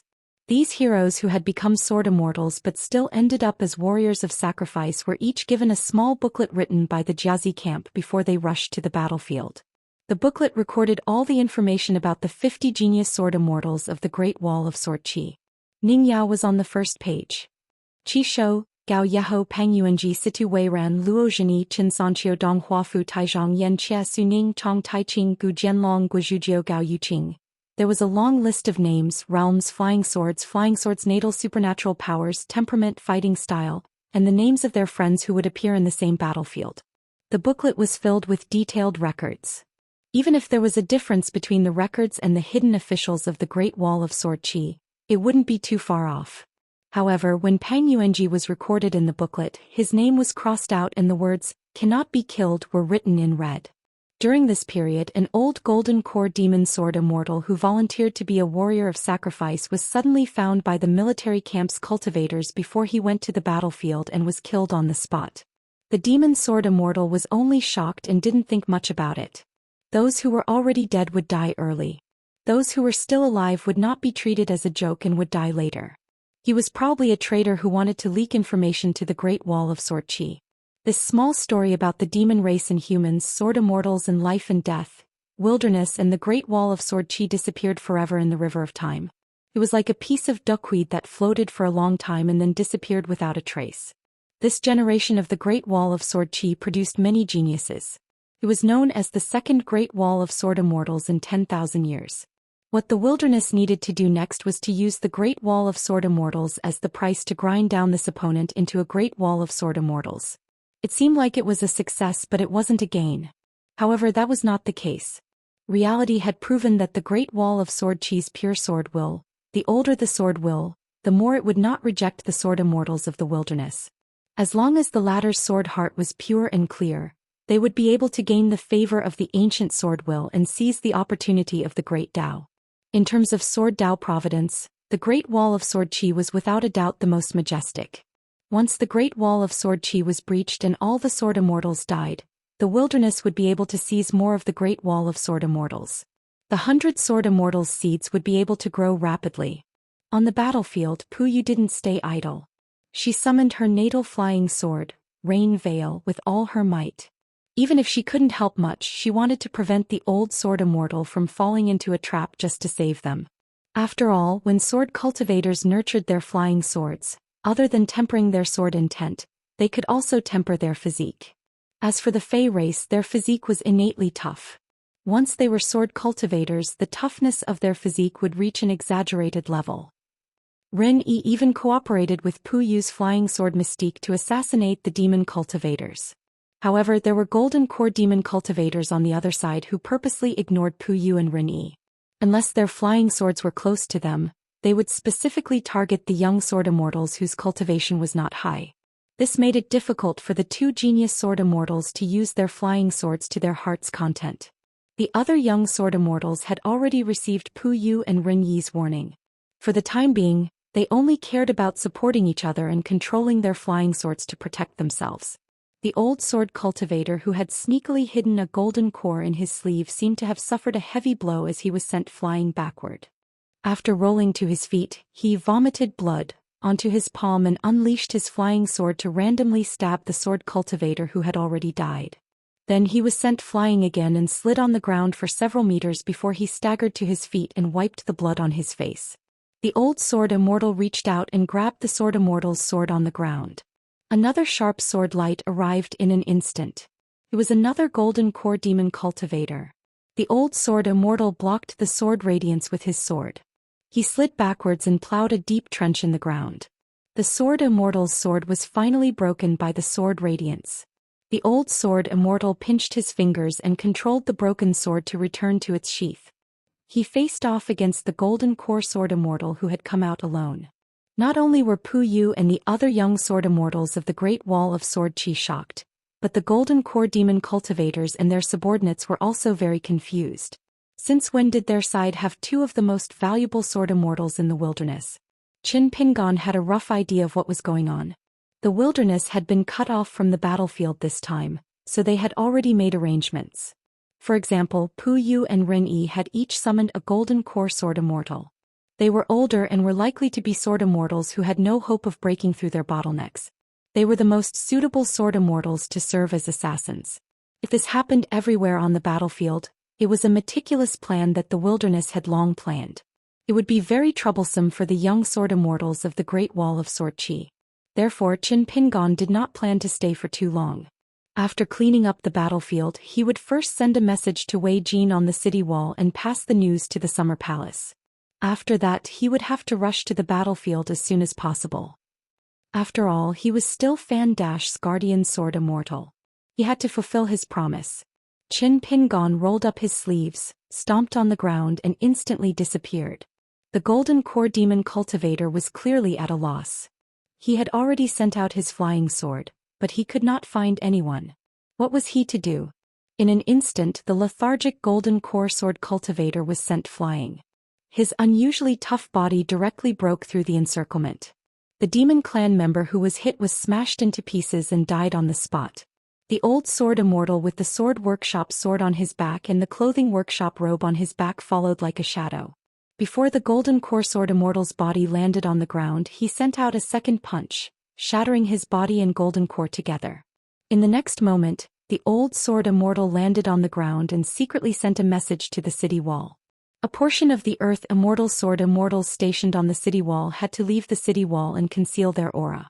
They would then try to kill the enemy sword Immortals. The demon cultivators on the battlefield scattered like birds and beasts, frantically fleeing for their lives.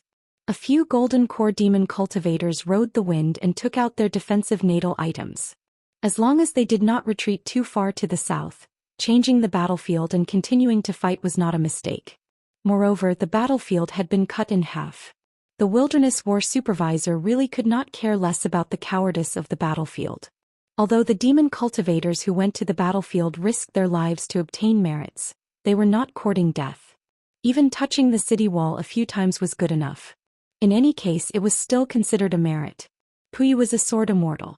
He was just chasing after the demon cultivators. Rin-Yi glanced at the old sword immortal flying away with a complicated expression. Puyi said helplessly, "There's no need to guess. It's that F*King's second shopkeeper." However, the two of them did not understand why the newly appointed hidden official seemed to be a completely different person after not seeing him for just a year. Especially the last punch with a heavy killing intent. Even the young people on the Great Wall of Sword Qi felt uncomfortable and suffocated. If they were to fight against him on the battlefield, how would it feel? The two genius sword immortals who had been fighting for a long time almost simultaneously abandoned the distracting thoughts in their hearts. Their minds were clear and their hearts were clear. They tried their best to attack as quickly as possible. As for whether the young hidden official was already a sword immortal or a new disguise, both of them were too lazy to guess. Anyway, they could not guess. As for the truth, only the heavens knew. No matter what, they only knew that he was actually a fellow of the same age. Now, killing golden core cultivators was like picking up grass. Under the fist and sword, all were ants. 646. Above the clouds above the great wall of sword aura, the Daoist saint stood up and bowed respectfully to the visitor. He then smiled and said, "How rare." Qin Qingdu smiled and said, "The view from a high place is much better than what I can see from my small thatched hut." After exchanging pleasantries, there was nothing more to say. This big sword immortal who rarely appeared above the clouds looked towards the chaotic battlefield in the south. The Daoist saint suddenly asked, "Why does that young secluded official seem to be prejudiced against me?" Qin Qingdu said, "He is prejudiced against the entire Daoist sect, not just you. Actually, he also knows that this is inappropriate, but it is hard to change in a short period of time. There were always some strange people who were able to let go of the things they said about themselves, but they were unable to let go of the things they said about the people around them. Big Sword Immortal had seen many such people. Not to mention those who were far away, there were those who were close to him, including Pang Yuanji. The Daoist saint lifted his sleeves and began to calculate. The Daoist was unwilling to do so in private, but since Big Sword Immortal had appeared, there was no need to hold back. He calculated with his fingers, and after a while, "I never thought that there would be such a huge grudge. No wonder." This Daoist saint was the person who was the furthest away from the mortal world in the entire Great Wall of Sword Aura.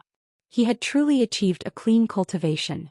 Not to mention the matters of the Great Wall of Sword Aura, he did not even care about the ups and downs of his own sect. No one would come here to look for him, and he would not take the initiative to look for anyone. This Daoist saint who was in charge of guarding the Great Wall of Sword Aura was an expert from the lineage of the Daoist ancestors' eldest disciple. If he returned to the Baek-Ok-kyung building, there were 5 cities and 12 buildings. One of the buildings was extremely high, and it was his immortal cave abode where he cultivated. Qin Qingdu said, "It has been so many years. You have wasted your time, and it has been difficult for you to improve. It has been hard on you." The Daoist quickly bowed and said, "I'm sorry." Qin Qingdu said helplessly, "If that kid met you, the two of you would probably have a good chat." The Daoist calculated with his fingers again and shook his head, "Not necessarily." Qin Qing didn't want to say anything more. But it wouldn't be good to leave so soon, so he stood where he was and looked down at the battlefield in the south. The Taoist suddenly exclaimed, "Our young hidden official actually has some connections with that Sun Daoist of Xiandu Temple?" The head of Xuandu Temple, Sun Huizhong, was already extremely skilled in the sword. He was also known as the unshakable fifth person in the Qingming world. The Daoist sighed, "I never thought that Daoist Sun would actually leave his own world and make a trip to the vast world." It was fine if he didn't calculate, but once he calculated 10 times, 1,000 times. He was close to the heavens. Qin Qingdu said with a smile. That Taoism sword immortal lineage is quite something. That Daoist son is quite an interesting person. As long as the matter of swords was mentioned, if the big boss sword immortal said that he was something, then it was naturally something. Otherwise, why would Qin Qingdu have nothing better to do? Every now and then he would catch a person beside him and say that their swordsmanship was not good enough. In terms of swordsmanship, he was already the undisputed #1 in the world. The 4 immortal swords represented the 4 lineages of the world's swordsmanship. The celestial master residence of Mount Longhu had 1, the most proud scholar of the Central Plains had 1, the second Daoist had 1, and the sword suppression tower, one of the 9 great towers that the vast world had always claimed to be suppressing the last one. In fact, the immortal sword of the scholar of the Central Plains should belong to the Taoism sword immortal lineage. Logically speaking, it should be enshrined in the ancestral hall of Xiandu Temple. But this involved an extremely complicated network of origins. Furthermore, Sun Huizhong of the Xiandu Temple was a cultivator who was more chivalrous than immortal. He was unwilling to take it back to the Qingming world. This led to the scholar's magnificent feat of breaking open the Yellow River Grotto heaven with 1 sword, and the sentence that spread throughout the world. By Ye's poetry is invincible, the proudest in the world. The Daoist sighed. I suddenly thought of the Xiandu Temple. When the peach blossoms bloom, if there are orioles on the flowers, it's especially moving. Even if one doesn't dare to move one's eyes, one's soul will be moved. Qin Qingdu laughed and said, not extremely beautiful? The Daoist shook his head. That's vulgar. The wine shop that had 3 shops had little business. In fact, it was not only this shop, but all the restaurants and wine shops in the city were the same. Only the old, the young, the women, and the men who had destroyed their natal flying swords and could not be considered sword cultivators would stay in the city. Moreover, the battle at the top of the city wall was fierce. Few people would spend money to drink at this time. The 2 shop assistants of the same age in the shop, the young man Qiu Long and the young lady Lu Yi, were puzzled. This was because the youngest shop assistant in the shop, the child Taoban, ran all the way to Feng Kangol. They whispered to each other and ran away together. When they came back, the 2 children were bruised and covered in dust. They sat down. Feng Kangol asked his father to make 2 big bowls of yangchun noodles. He and Taoban just ate the noodles. They were too small and their feet were off the ground. The 2 children had to lean over the table to eat the noodles. There were no pickles because Taoban said that if they did not buy wine, there would not be pickles to eat. This was the shop's rule. Lu Yi sat at the table and asked with a smile, what happened? Feng Kangol was unhappy as he buried his head in the noodles. Taoban said angrily, a bunch of little bastards scolded our second manager for being heartless and not a good person. Anyway, they said a lot of nasty things. Didn't they deserve a beating? So Kangol and I beat them up. The young lady quipped. Who was the one beating who? Feng Kangol scoffed. They had more people, all right? How could we fight with just the 2 of us? It's said in the books that 2 fists are no match for 4. Don't you know that? The more Taoban spoke, the angrier he became. What's most infuriating are those who watched the show from the sidelines. All of them heard the second manager's story of not accepting money, but they did not help us. This bunch of people are even more heartless. Lu Yi held back her laughter. I'll go get those 2 eggs. You can take them to disperse the bruises. Taoban nodded. Kangol, get your father to make 2 more bowls of yangchun noodles. We can each have a bowl of yangchun noodles. With a fried egg, it'll be very fragrant. Feng Kangol leaned his head over and whispered, Don't. We are injured. It'll be better later. It's best if the second manager sees it. Taoban asked, why? The second manager is so stingy. It's not like he'll give you money. Feng Kangol chuckled. I'll listen to a story. Taoban rolled his eyes. And then tell it to that little girl? You're still too young. You don't know that these pretty little girls are also smart. It's more important if your family has money or not. Feng Kangol smiled. My family has money now. Taoban silently ate the yangchun noodles. Feng Kangol scratched his head and whispered, Taoban, if you lack money in the future, remember to borrow it from me first. My jar is full of copper coins. It's very heavy now. I can't even carry it. But those are my wife's money. When I get a wife, remember to return them to me. Feng Kangol and Taoban talked about everything. One time they talked about his grievances. He got up in the middle of the night to pee outside the door. In the end he fell asleep next to the broom at the door. He slept like a log. In the end his parents searched for him in the middle of the night. When they finally found him, his mother spanked him until his buttocks bloomed. When Taoban heard about this, he lowered his head and cried. Later, Feng Kangol found out that Taoban's ancestors, including his parents, were all laborers in the clothing store. Taoban could not see his parents at all. Taoban suddenly laughed. Actually, I also like that little girl. Feng Kangol was dumbfounded. Taoban laughed. I'm just teasing you. Girl, what's there to like? Feng Kangol also laughed. The youth Qiulong took 2 eggs and said with a smile, "Put it on my tab." Taoban imitated the second manager and gave a thumbs up. Generous. Feng Kangol nodded. The second manager and I are close friends. Our relationship is very good. Later I'll ask him to be the matchmaker and give Lu Yi to you. The youth was speechless. The girl blushed. Her face was as red as a peach blossom. The cold shelter palace of the hidden officials had always been empty. Today there were more than 10 people. Other than a white-haired old woman, they were all children. The youngest was 4 or 5 years old, while the oldest was only 7 or 8 years old. There were both boys and girls, but their backgrounds were as different as the clouds and mud. There were children of rich and powerful families from Taixiang Street and Yushu Street, and there were also little bumpkins from the streets and alleys. The old woman said, "You are all martial artists." In the past, there were some grandmasters of martial arts in the Great Wall of Sword Qi. However, most of them did not live long. It was hard to live more than 100 years. The path of martial arts relies on talent and hard work. Therefore, if you don't live long, your realm will not be high. I'm one of the luckier ones. Do you know who I am?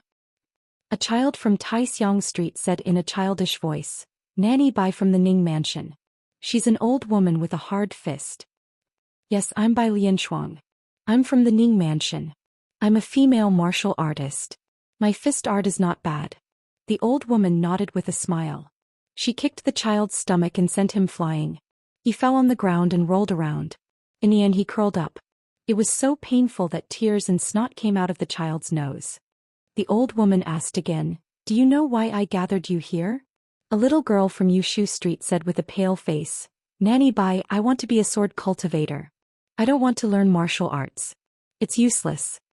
The old woman rubbed the little girl's head and pressed her gently. The latter sat on the ground.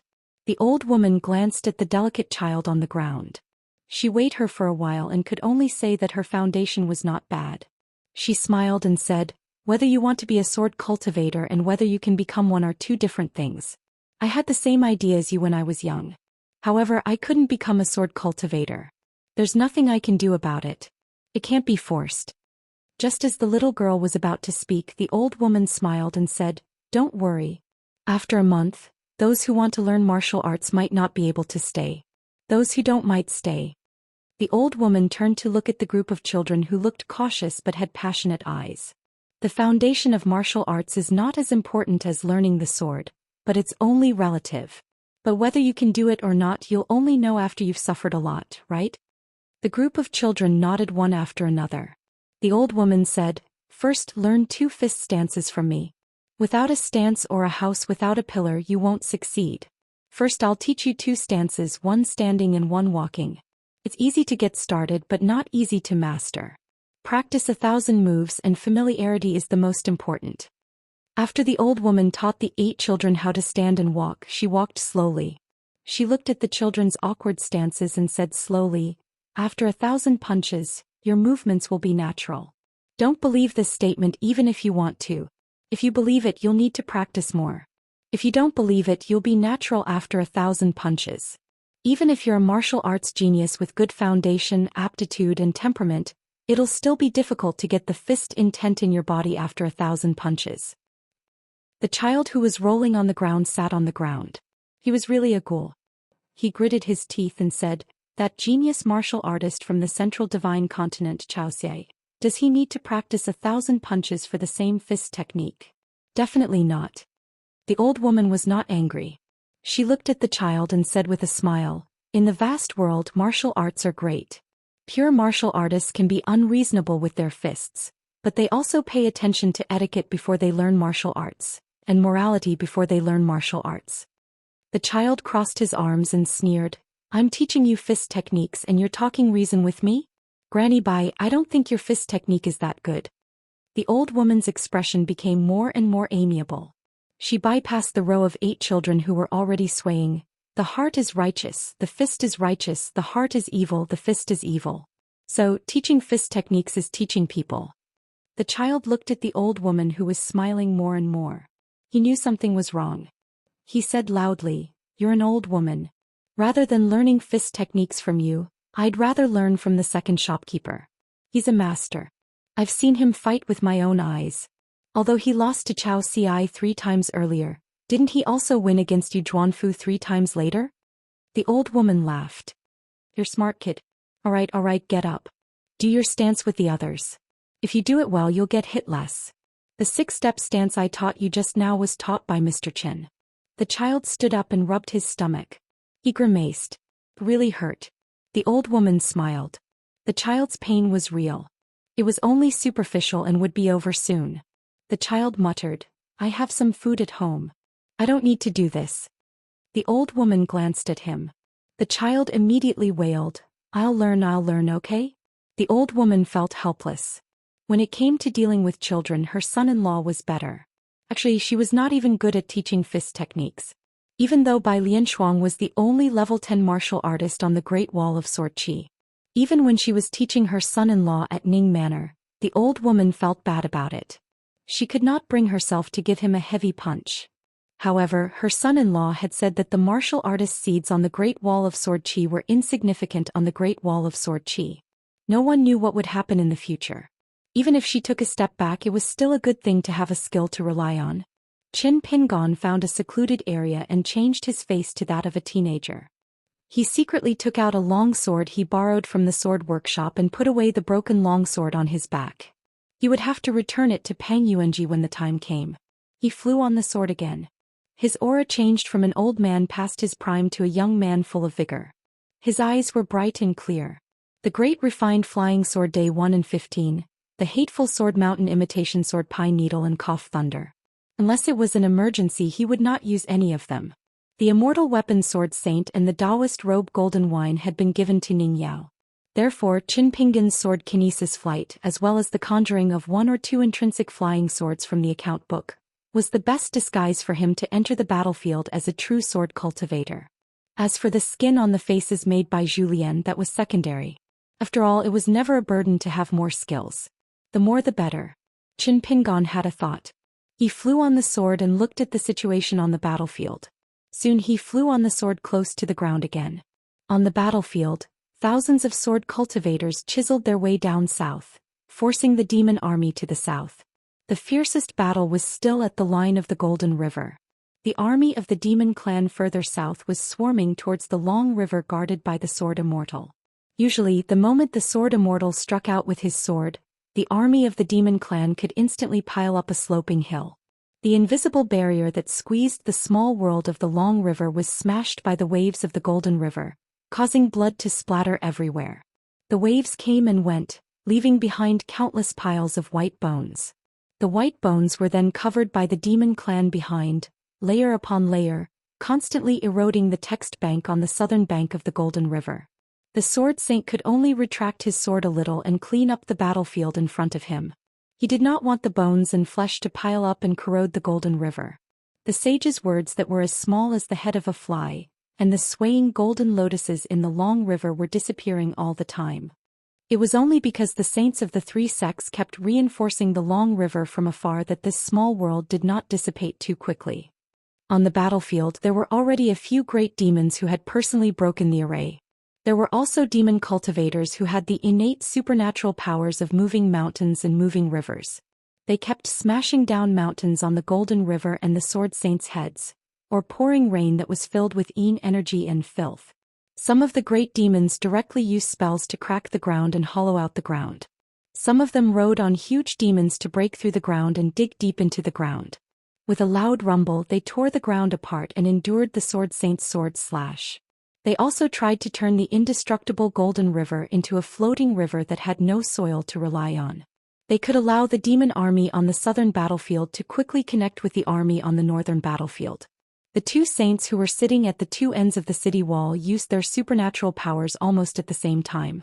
Not only did the water of the entire river surge and pour down like a waterfall, but the golden lotuses also suddenly grew their roots and drooped down with the water of the river, taking root in the deeper parts of the earth.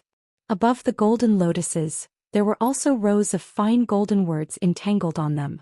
The contents of the words were the famous poems of the world's literary heroes and poets who praised the lotus. In the long river near the feet of one of the female sword immortals, there was a lotus flower. It was especially large and beautiful, reaching a height of more than 1,000 feet. Its fragrance spread far and wide, and it condensed into strands of golden spiritual energy. In the end, it condensed into droplets of water that rolled onto the lotus leaves, making tinkling sounds. The rows of golden words were like little birds that relied on people. They were like the shadows of trees that danced in the wind. They were slow and cute. The flowers of water and land, the cute ones, are preserved.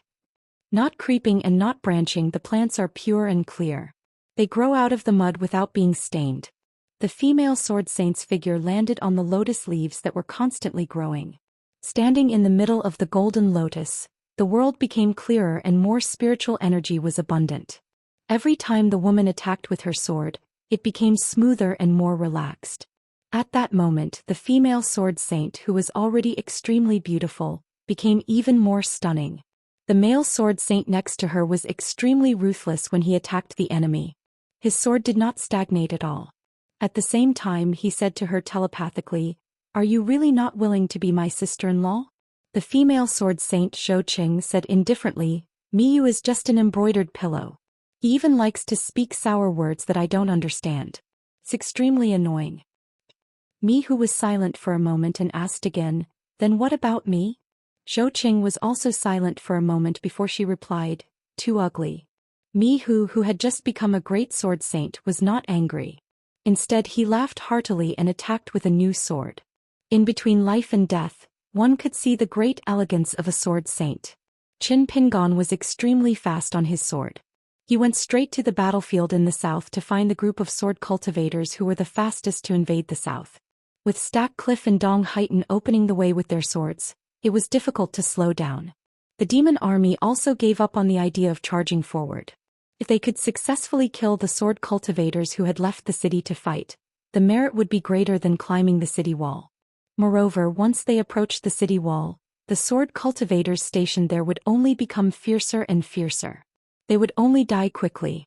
Besieging and hunting the sword cultivators who were in the battlefield would at least allow them to live for a while longer. Therefore, on the vast battlefield south of the Great Wall of Sword Qi and north of the Golden River, encirclements of different sizes were unintentionally formed. He saw many familiar faces near and far. Sword Saint Tao Wen was at the front line furthest from the battlefield. Together with the other sword saints, they defended the Golden River tightly. Other than Pu Yu and Ren Yi, whom he met earlier, there was also the nascent soul sword saint Yi Zhenxuan, who was acting as the guardian sword saint. There were also frequent customers of the wine shop who drank a lot of Bamboo Sea Grotto Heaven's wine and ate a lot of Yangchan noodles. There were also many bachelors and gamblers who lost money on bets. Along the way to find Ning Yao and the others, Qin Pingon could only do what he could to save a few sword cultivators who were in dire straits, allowing them to temporarily leave the encirclement. According to the rules set by the hidden officials, sword cultivators of different realms would have different distances to advance south to carve the formation and kill the demons. After reaching a certain distance or after killing a corresponding number of demons, they could retreat north and return to the base of the Great Wall of Sword Qi to recuperate. If they had the strength to spare, they could continue south. If they suffered heavy losses, they could directly ascend the city wall and replace them with a group of sword cultivators who had recuperated and rushed to the battlefield. They could not be greedy and advance prematurely, nor could they think of exchanging their lives with the demons. If there were two groups of sword cultivators on the same battle line, one would retreat and the other would advance. The former had to be decisive. Otherwise, if the sword cultivators on the lower city continued to fight and did not retreat, they would suffer heavy casualties and would rather die than retreat. The latter could only leave the city in advance and fill in the gaps. In the long run, the entire battle line in the north-south direction would be completely ruined and become a mess that needed additional sword cultivators to clean up. At the end of the day, the hidden officials still hoped that the sword cultivators could survive and continue to attack. This way, more people would be able to survive. However, in a war, people were destined to die and die again. They were separated by life and death. On the battlefield, they were like neighbors facing each other. The demon army whose retreat was blocked had to be completely annihilated. The sword cultivators of the middle 5 realms who entered the battle at the Great Wall of Sword Qi had to minimize casualties as much as possible. Currently, there was an endless stream of migrating armies from the wilderness to the northern battlefield. However, every time a sword cultivator of the Great Wall of Sword Qi died in battle, it meant that the Great Wall of Sword Qi had lost a portion of its battle strength. These were only the calculations in the cold accounts book. How could the human heart be calculated? On the battlefield where both sides were slaughtering each other, comparatively speaking, the group of sword cultivators who had left the city closest to the Golden River were like a sword formation. Everyone stopped in their tracks in an instant, no longer charging forward. Even Xianxia, who was in a killing frenzy, sheathed her sword and chose to retreat several hundred feet. She held her greatsword mountain suppression with both hands and bent slightly. The tip of her sword touched the ground as she stood shoulder to shoulder with Dong Huafu. Their intrinsic flying swords were still slaughtering their enemies without stopping. The reason was simple. They had broken through the formation too quickly and were constantly flanked by demons. Further back on the battlefield was Ning Yao, who was wearing a golden robe and carrying a sword case on her back. The sword case contained the sword Immortal. Ning Yao only held one sword in her hand. 200 feet to the left and right of Ning Yao were Xianxia and Yen's were respectively. Fan Dash stood even further back. This group of sword cultivators was supposed to continue advancing 150 kilometers before retreating to kill the fish that had escaped the net behind them. However, Ning Yao's words just now did not seem right. For Ning Yao to feel that something was wrong, as long as Xianxia and Dong Haitan had not lost their minds, they had to be careful and treat it seriously. Xianxia and Yen's will like to use their respective Sutra and Purple Lightning as their flying swords. Apart from their respective intrinsic flying swords, the trajectories of the two swords were extremely orderly. Sutra's long sword was about half the height of Xianxia's waist. With Xianxia as the center, it quickly drew a large circle 2 kilometers away. Yen's was Purple Lightning drew another circle around the neck of the slightly taller man. The two swords did not clash with each other. Once a demon managed to break through the encirclement by luck, brute force, or a protective Dharma treasure, the two of them did not need to care about it. Everything was left to Ning Yao and Fan Dash to clean up. It was very simple and direct. As for Manager Xianxia, who only cared about his head and not his body, and Dong Haitan, who was hacking away, Xianxia and Yen's was circular sword formation, could not be bothered with the two at the front. After all, if there were any accidents, Ning Yao, who was presiding over the situation, would naturally resolve it. Xianxia originally had a cloud-patterned sword, which he had already lent to Fan Dash. These high-quality swords were all good swords that Alliance had borrowed from the Beko Keikyung building in the Dali dynasty. Only the righteous Qi had been taken to the righteous world by the Confucian gentleman that Xianxia liked. Ning Yao said again, "There should be an ambush. In a while I will hold back the few with the highest cultivation. You guys can retreat without worry." Her tone was similar to how she usually spoke. However, only Xianxia, who was also a woman, could hear some clues. Ning Yao hid a little resentment. Xianxia was also helpless. After all the sword cultivators of the hidden official's lineage moved to the summer palace, the young hidden official had not appeared on the city wall for a long time. Even Fan Dash, who had finally become a Jindan sword cultivator, did not come to drink a jug of celebratory wine. After all, the first person that Fan Dash wanted to tell the good news to was no longer his good friend Xianxia. Ning Yao looked around. The situation on the battlefield was actually not out of the ordinary. Anyway, there was a dense demon army in all directions. Ning Yao frowned. She was just about to remind Fan Dash to retreat first and then let Xianxia and Dong Haitan, who were at the front, bring up the rear for Fan Dash to prevent him from being surrounded by the demon army. As for herself, she was relatively slower than Xianxia and Yen's were. Xianxia had the sorcerer's robe and the life-saving talisman, while Yen's was naturally good at protecting himself. These two friends might not be able to kill as fast as Dai Zhang and Dong Haiten, but there was an excellent balance between killing and saving themselves. However, before Ning Yao could voice her thoughts, she was slightly surprised to find that Fan Dash had already flown up on his sword and retreated to the north without saying anything. Ning Yao was somewhat puzzled. Since when had Fan Dash become so smart? Not only that, Fan Dash was also narrowly dodged by the magical treasures and spiritual weapons of the demon army time and time again by the skin of his teeth. In the end, the person grabbed Fan Dash's shoulder and shouted, "Go!" with a smile. He swung his arm and kicked the hilt of the cloud-patterned sword, causing Fan Dash and his sword to fly even faster. In the blink of an eye, he was thrown more than 1,000 feet away. The Jindan sword cultivator Fan Dash, who had left the battlefield in a rather embarrassing manner, flew on his sword extremely quickly. He did not hesitate and did not care about anything else. There were only two reasons for this. The dash, that he had not heard for a long time, and the person's concise words, "Why are you still not running? Do you want to be killed?" At the same time, a voice that could not be more familiar sounded in the minds of all the sword cultivators. It spoke very quickly, "Retreat in order. Ning Yao and I will be at the rear. Xianxia and Yenzhou will be in the middle to provide support. Stack Zhang and Dong Haiten will be in charge of opening a path behind Fan Dash. Between the three of us, we only need to keep a distance of 1,000 feet. Cannot be too long or too short. The enemy has a lot of ambushes and I have only found 2 for now. Stack Zhang is in the northeast 300 feet away, and Fan Dash is in the southwest about 120 feet away. Be especially careful. The enemy sword cultivators have taken the initiative to attack Dash. You will be surrounded and attacked by reinforcements. Dash, please make the trajectory of your flying sword more enchanting. It will not stop until midwinter. Once the enemy's flying sword stops in midair, are you planning on crashing into it? Sanchio Fatty Yen, be prepared to use your magic treasures at any time. The enemy is determined to kill you this time. The men of sacrifice are all sword cultivators of the demon clan. They will not let us retreat easily. Remember to protect Fan Dash at the same time. As usual, he was long-winded and fussy. Qin Pingon could only arrange his troops as quickly as possible. There was no need to say more about his guesses.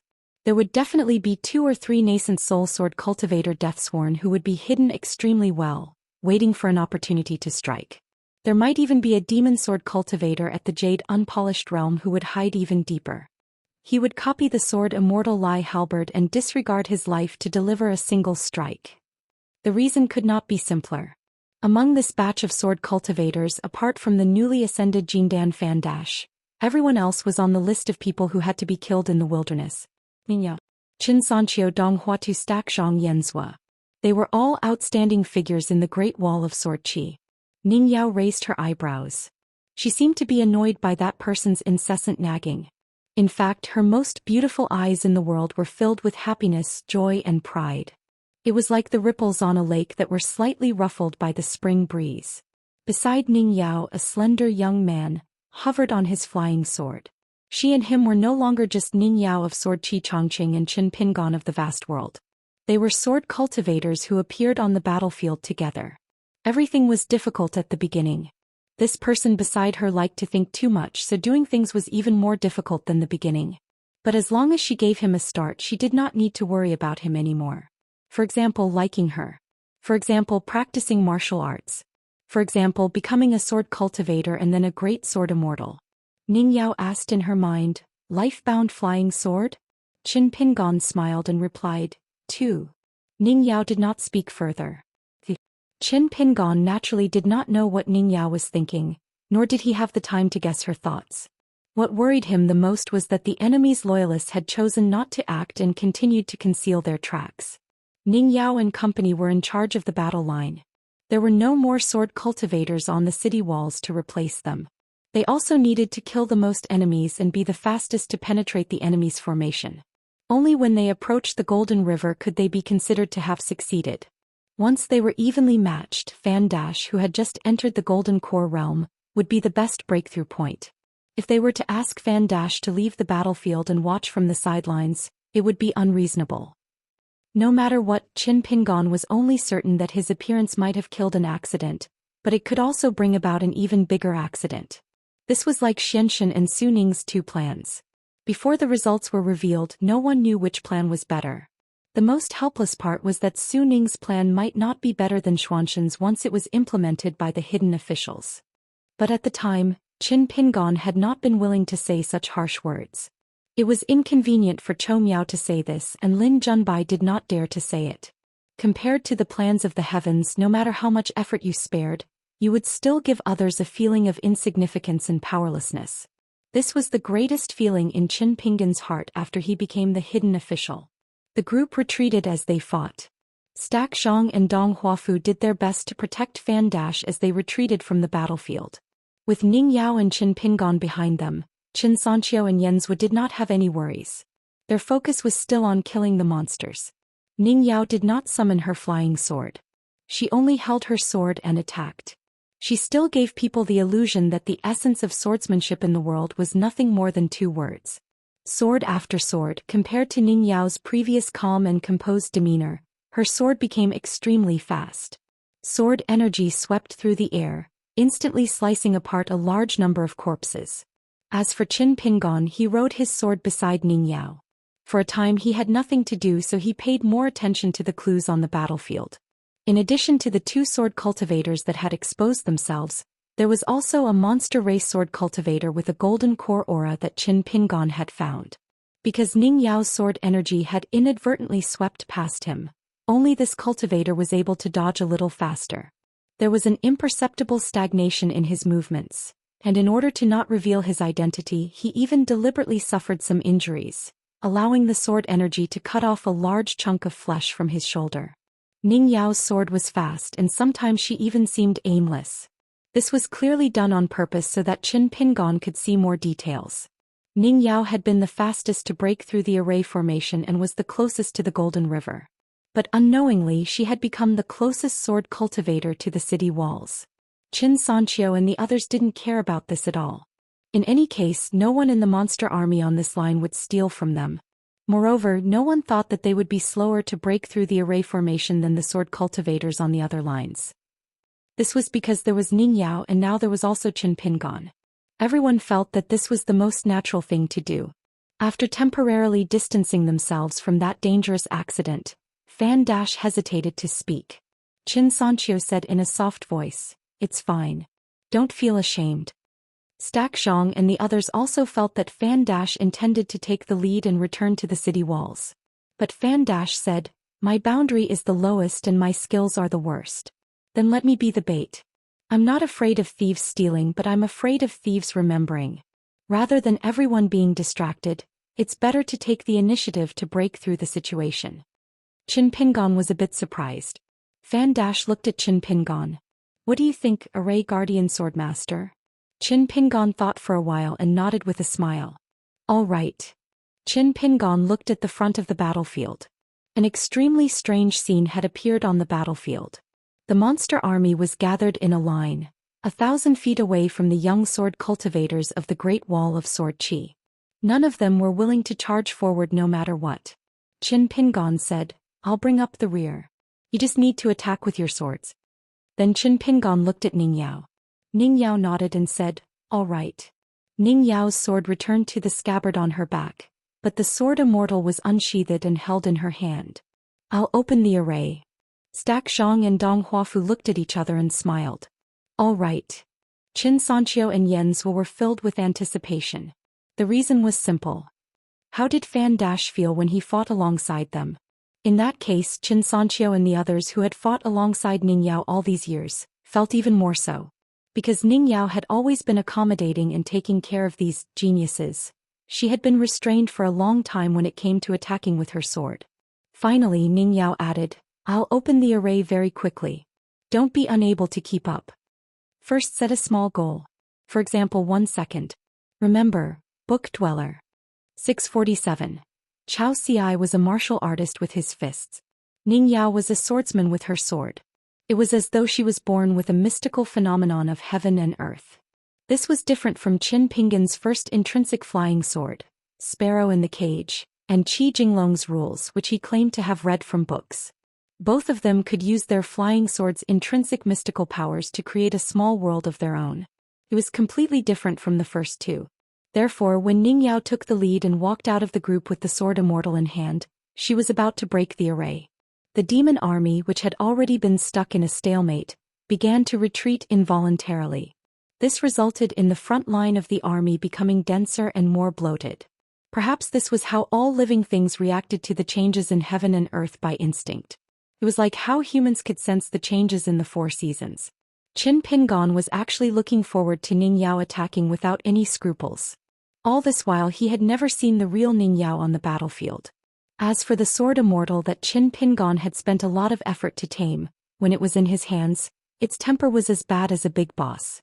However, when it landed in Ningyao's hands, it became as obedient as a little girl. Qin Pingon didn't mind at all. Ningyao walked forward slowly and was not in a hurry to deliver the first strike. The sword Immortal in her hand swirled with golden light. Together with the golden Daoist robe that was already eye-catching on the battlefield, Ningyao looked like a supreme god on the battlefield.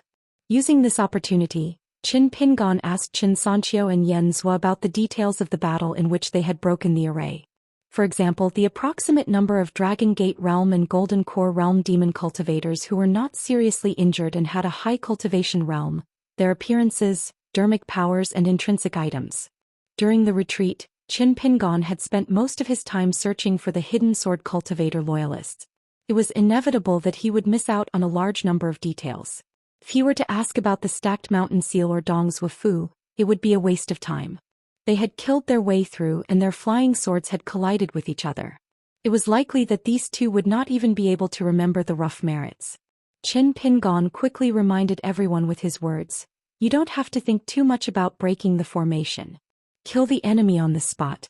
Fan Dash and I will add a few more strikes. You don't have to think too much about anything except for Ningyao to activate the formation. Sancho, the four of you, the most important thing for you to do is to force the group of men of sacrifice to reveal themselves by accidentally injuring them on a large scale. I will point out their identities and positions one by one. If the time is right, you can take care of them by yourselves. If you really can't handle it, then listen to my reminder. Act according to the time and place and try to work together to kill it." Fan Dash was actually a little nervous. In the end, he was still worried that he would become a burden to these friends. At this moment, after listening to Qin Pingon's detailed arrangement of troops, he felt a little more at ease. "Qin Pingon only said to Fan Dash, how is it not heroic to pretend to be a hero in the heat of the moment?" Fan Dash took a deep breath and smiled. "That's true. Right now, Dong's Wufu's appearance was between that of a teenager and a young man. Only his parents had given him the wrong name, but not his friends in the Jiang who had given him the wrong nickname. Dong Haitan was indeed a little dark. He would probably never be able to get rid of this nickname in his life. Dong Haitan, who spent money recklessly, never gave credit to Dong's Wufu. He had chosen the Hongzhuang with the most feminine name and the most graceful style. The blade of the sword was as slender as a willow branch. Stacked mountain seal held Jinyu. The one-armed female head shopkeeper was actually a graceful woman with delicate features. Her sword was a broadsword with a wide blade. Dong's Wufu and Stacked Mountain Seal, who had the heaviest killing intent, would follow closely behind Ningyao, one on the left and one on the right. They would do their best to help Ningyao, who was leading the charge, and tear a larger hole in the army of demons. If Ningyao's attack would determine the speed at which the group of sword cultivators could break the formation, then Stacked Mountain Seal and Dong's Wufu's responsibilities would not be light either.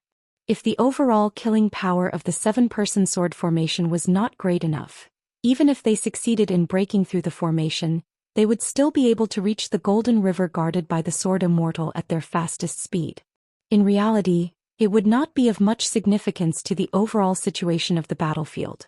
Qin Sanqiu and Zhou, who were roughly behind Dong's Wufu and Stacked Mountain Seal, were responsible for helping the two in front to stabilize the battle line and slay even more demons on the battlefield. The formation was about to be opened. Qin Pingon also restrained his expression. He was immersed in his thoughts and kept his sword a few feet above the ground. His identity might not be able to fool some of the sword cultivators, but it had a hidden use. Once those sword cultivators, in order to stabilize the situation on the battlefield, used their thoughts to inform some of the important demon cultivators other than the sword cultivators, then as long as one or two of their eyes accidentally glanced at the young sword cultivator, Qin Pingon would be able to use the opportunity to find one or two more key enemies.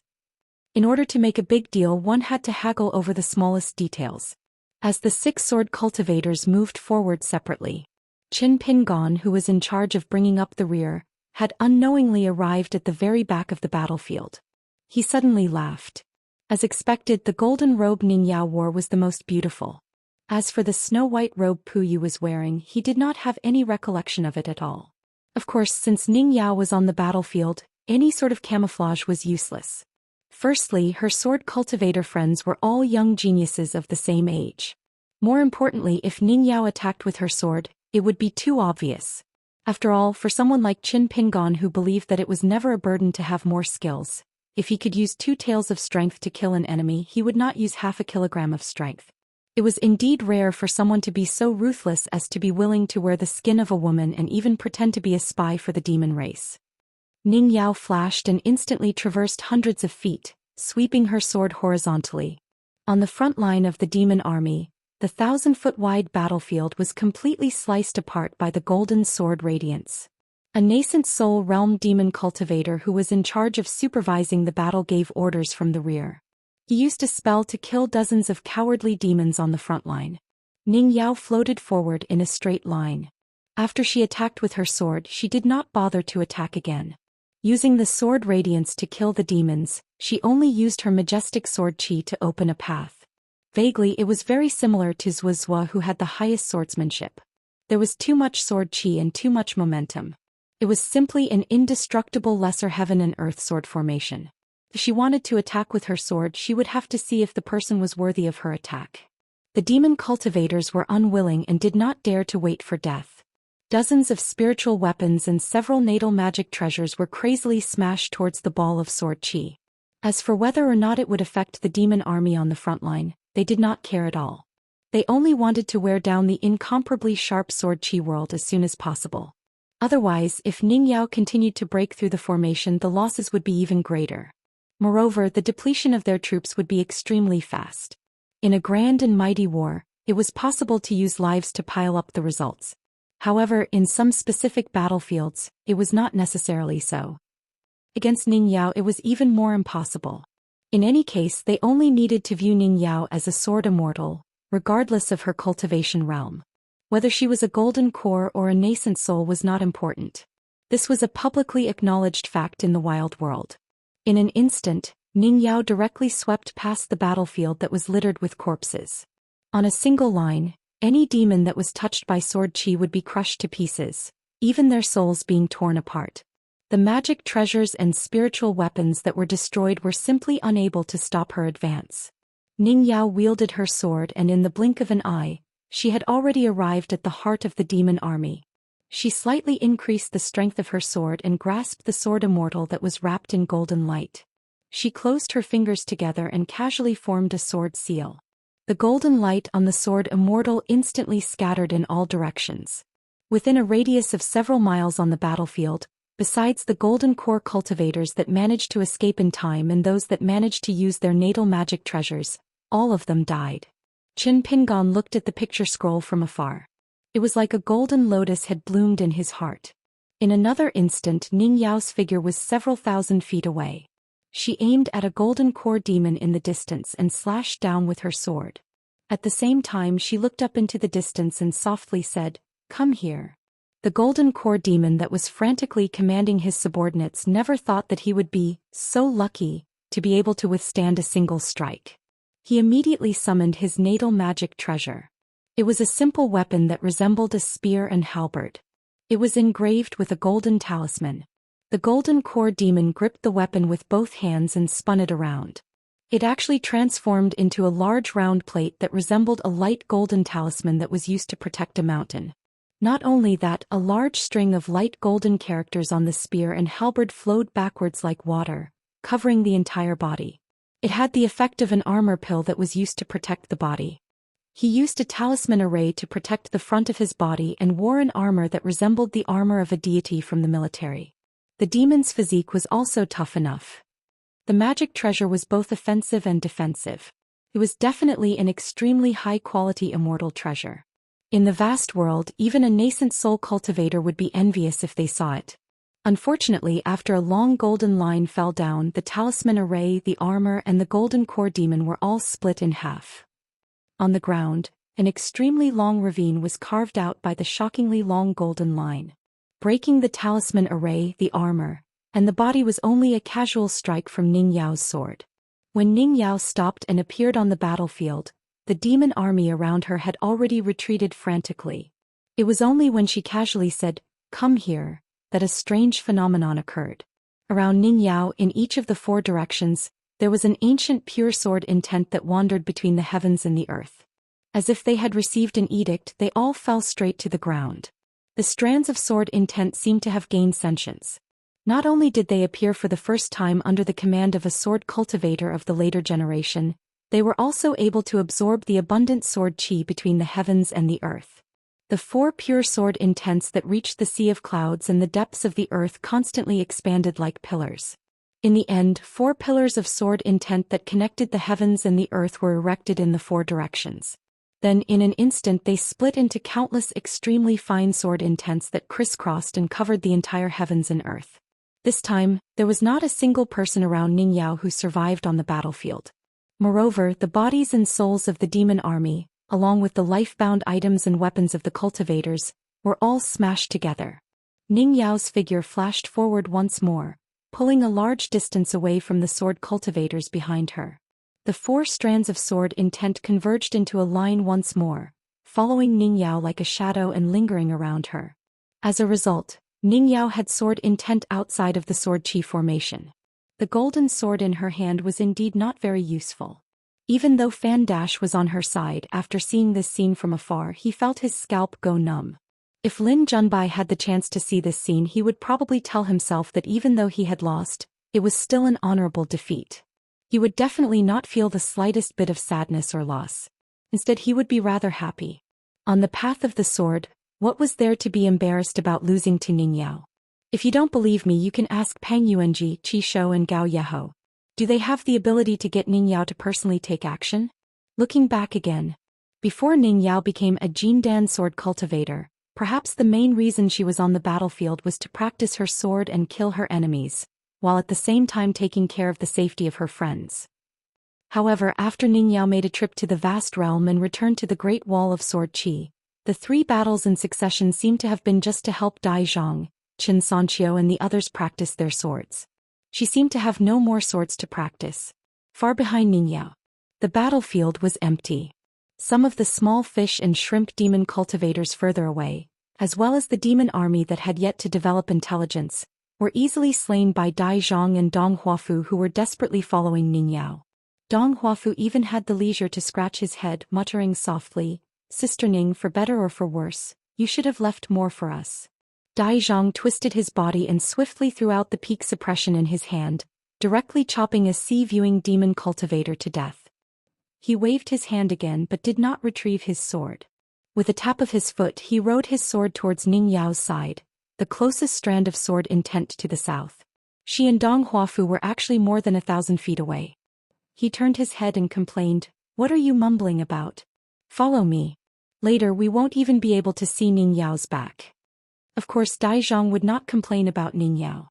He only complained about Dong Haiten, no problem. Xianxia and Yenzhua naturally had even less to do than Dai Zhang and Dong Haiten in front. Xianxia was naturally lazy and did not mind the current awkward situation of being invincible. Yenzhua did mind, but there was nothing he could do. Fan Dash only cared about rushing forward on his sword. Qin Pingon, who was at the tail, at most took a detour on his sword, wandering around and picking up things. He did not gain much. In fact, Qin Pingon was the most helpless one. It was as if there was no difference even if he were to stare at the battlefield. Some clues that he managed to see through with great difficulty would either piss their pants in terror before he could warn them. If they ran a little slower they would all die. However, it was not completely meaningless. He was too far away from Ning Yao. Qin Pingon could only plan to communicate telepathically with Xianxia, hoping that he could pass it on to Dong Haiten. Finally, he would inform Ning Yao to be careful underground. There was a demon cultivator who was at least at the bottleneck of the Aurus Core realm, or even at the nascent soul realm. He finally could not hold himself back and was about to attack. However, Qin Pingon was just about to speak. Ning Yao, who was constantly opening formations by herself, stopped on the battlefield far away. Ning Yao finally stopped again. Using the sword in her hand as a support, she gently pressed on the sword hilt. The golden sword instantly sank into the ground, disappearing without a trace. Clearly, she had already sensed the sneaky traces of the nascent soul demon. The ground beneath Ning Yao's feet split open. The golden sword took the lead to meet the enemy. The nearby sword chi fell like torrential rain, rapidly seeping into the ground. She did not even bother to think about how to accurately find the hiding place of the demon cultivator. She glanced at the demon cultivators at the edge of the sword formation, whose cultivation was considered decent. She said indifferently, again. Another 4 strands of ancient sword intent that countless sword cultivators had passed by in the past 10,000 years. Because of this young woman's 2 words, they appeared between the heavens and the earth. In addition to the 4 strands of sword intent from before, there were a total of 8 strands of ancient sword chi. They formed an even larger sword formation cage around Ning Yao. Within the great formation there were countless casualties. Even so, Ning Yao still felt that it was not enough. Her 2 fingers formed an ancient sword seal. With a thought, the 8 strands of sword intent seemed to condense sword chi into flesh and blood, and the sword intent into a skeleton. 8 sword immortals in white robes appeared out of thin air. The 8 sword immortals had cold expressions. Their white robes fluttered in the wind. They were several feet tall. Each of them reached out and condensed the nearby sword chi into a sword. They turned around together, their backs facing Ning Yao, who had revealed their edict.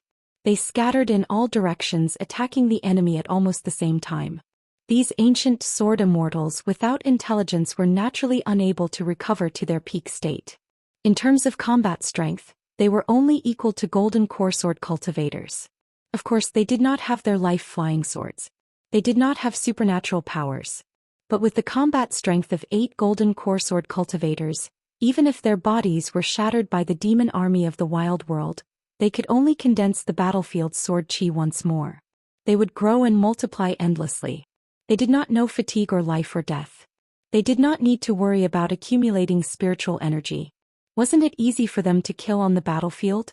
As long as Ning Yao did not consume too much of her mental energy, and with the 8 pure sword auras that were the foundation of Dao, the connection with Ning Yao's mind would not be interrupted by the enemy's nascent soul stage cultivators or the sword deities of the upper 5 levels. Then the 8 primeval sword deities would be able to stay on the battlefield all the time. Ning Yao's swordsmanship, sword intent, and sword Dao as long as she is given time, and it won't take too long. This was what the eldest sword immortal Qin Qingdu said personally. Why was it that no one in the Great Wall of Sword Qi called Ning Yao a genius? Because if she was a genius, then Qi Shou, Pang Yuanji and the other young sword cultivators would all be 1 level lower. They could not even be considered geniuses. Ning Yao. She had always been unique. Since the first day Ning Yao started practicing swordsmanship when she was young, no one of the same age or even the so-called geniuses of a generation higher was willing to practice swordsmanship with her. There was no need. The ground beneath Ning Yao's feet had already shattered, collapsing and collapsing. Ning Yao hovered in the air. Ning Yao turned her head to look behind her, probably to see if stacked Zhang and Dong Huafu had followed. In just a few blinks of an eye, when the golden sword found the nascent soul cultivator, Ning Yao's figure fell rapidly and disappeared without a trace. When stacked Zhang and Dong Huafu arrived at the edge of the huge pit, Ning Yao had already appeared at the southernmost part of the pit with her sword. Then she continued to head south, because she had already found an unpolished Jade Realm sword cultivator death warrior. However, the other party chose to retreat without a fight. Ning Yao, who was facing the south, raised her hand and touched the wound on her face that was caused by a Dharma saber. It was just a scratch. Stacked Zhang glanced at the bottom of the huge pit. In the huge pit, there was a nascent soul demon that had revealed its true form. It was a colossal ape that seemed to belong to the ancient moving mountains. Its fate was probably to be dismembered into 8 pieces. Between the gaps of its corpse, there was still a golden sword chi remaining. Clearly, it was killed by the immortal weapon in Ning Yao's hand. Even its golden core and nascent soul didn't have time to self-destruct. At the bottom of the pit, beside the corpse, there was a white saber that looked like an embroidery needle. The saber light flowed and was very conspicuous. Dong Huafu was about to go down to fish for treasures.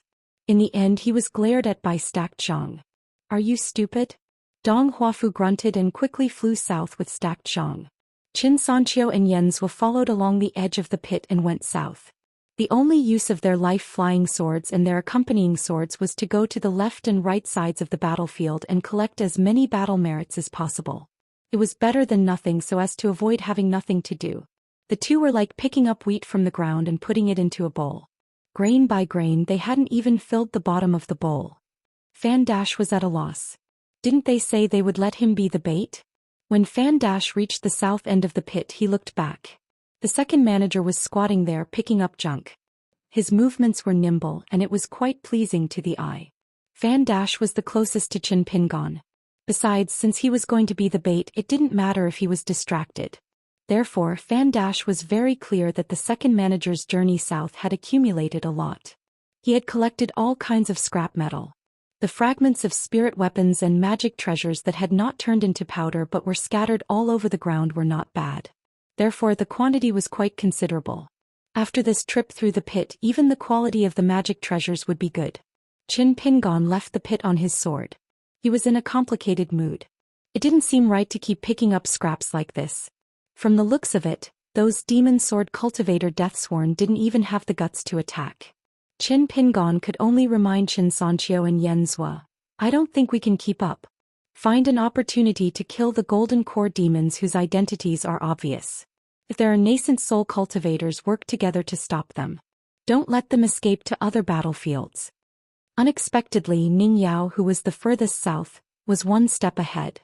She had the ancient sword Immortal stop killing the demon army on the front lines and began to search for the golden core and nascent soul demons who were trying to escape to the sides. Once she found them, she would slow down slightly and go south to break the array.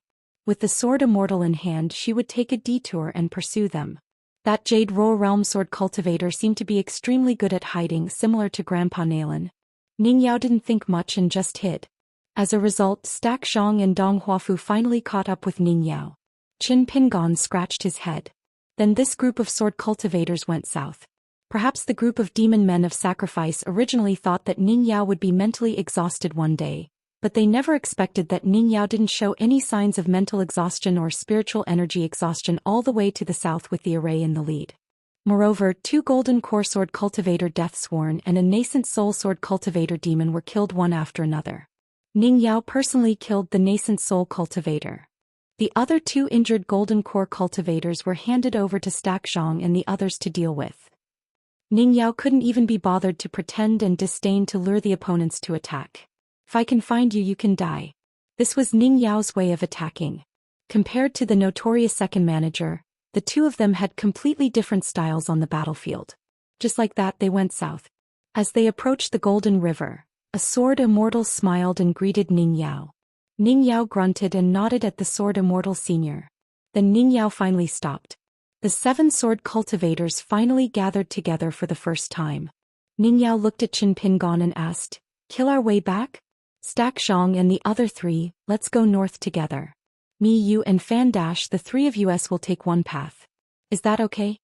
Qin Pingon smiled and said, Why not? Stack Zhang, Xianxia and the other 3 went to other battlefields from the south to the north. They turned around and returned to the Great Wall of Sword Qi. Along the way no one had to use their swords. It was awkward to have no swords to use. Ning Yao accompanied Qin Pingon and Fan Dash. The 3 of them returned north to the Great Wall of Sword Qi. Fan Dash felt that he was becoming more and more redundant. Qin Pingon no longer rode on his sword. He put away the sword workshop's sword on his back and shook his sleeves. Fan Dash took the lead and rode his sword north. However, he didn't dare to put too much distance between himself and the 2 behind him. After Fan Dash tactfully left, Ning Yao suddenly asked, Is it tiring to be a reclusive official? Qin Pingon smiled and said, I'm not tired now. Ning Yao hesitated for a moment. She felt a little awkward but still said softly, Anyway, you can think less when you're with me. Then Ning Yao raised her brows. That was the truth. What was there for her to be embarrassed about? Qin Pingon turned around and raised his hand. He used his thumb to gently wipe the wound on her face. Then he pinched her cheek and said with a gentle smile, Isn't that so? 648. Previously, when Ning Yao was the first to break through the formation, the demons at the front line had stopped advancing. When Ning Yao broke through the formation and led 6 sword cultivators to the Golden River, the demon army on both sides of the battlefield sped up their charge, trying to distance themselves from this sword immortal, whose sword moves were too fierce. At this moment, Ning Yao was like a supervisor helping to hold the line. The demon army rushed forward with all their might. Therefore, after Fan Dash took the lead and left the 2 of them on his sword, he inexplicably became a golden core sword cultivator chasing after the demon army alone. Fan Dash felt that just because of this he should drink a pot of the most expensive wine in Azure Immortal Mountain. With enough battle merits, he finally didn't need to borrow money from Xianxia to buy wine. Qin Pingon looked at the front of the battlefield. The demon army's formation at the back was getting thicker and tighter. They were moving forward at an extremely fast speed. The higher the realm of the demon cultivator, the further away they were from the 3 of them. Of course, in reality it was just to stay away from Ning Yao, him and Fan Dash. He said, "The sword cultivators on both sides will be under a lot of pressure because of us." Ning Yao said, "Then let's try to meet the sword cultivators at the front as soon as possible." "What are the specifics?" Qin Pingon stepped on the sword workshop's long sword. He was getting more and more used to riding the sword close to the ground. He quickly rolled up his sleeves.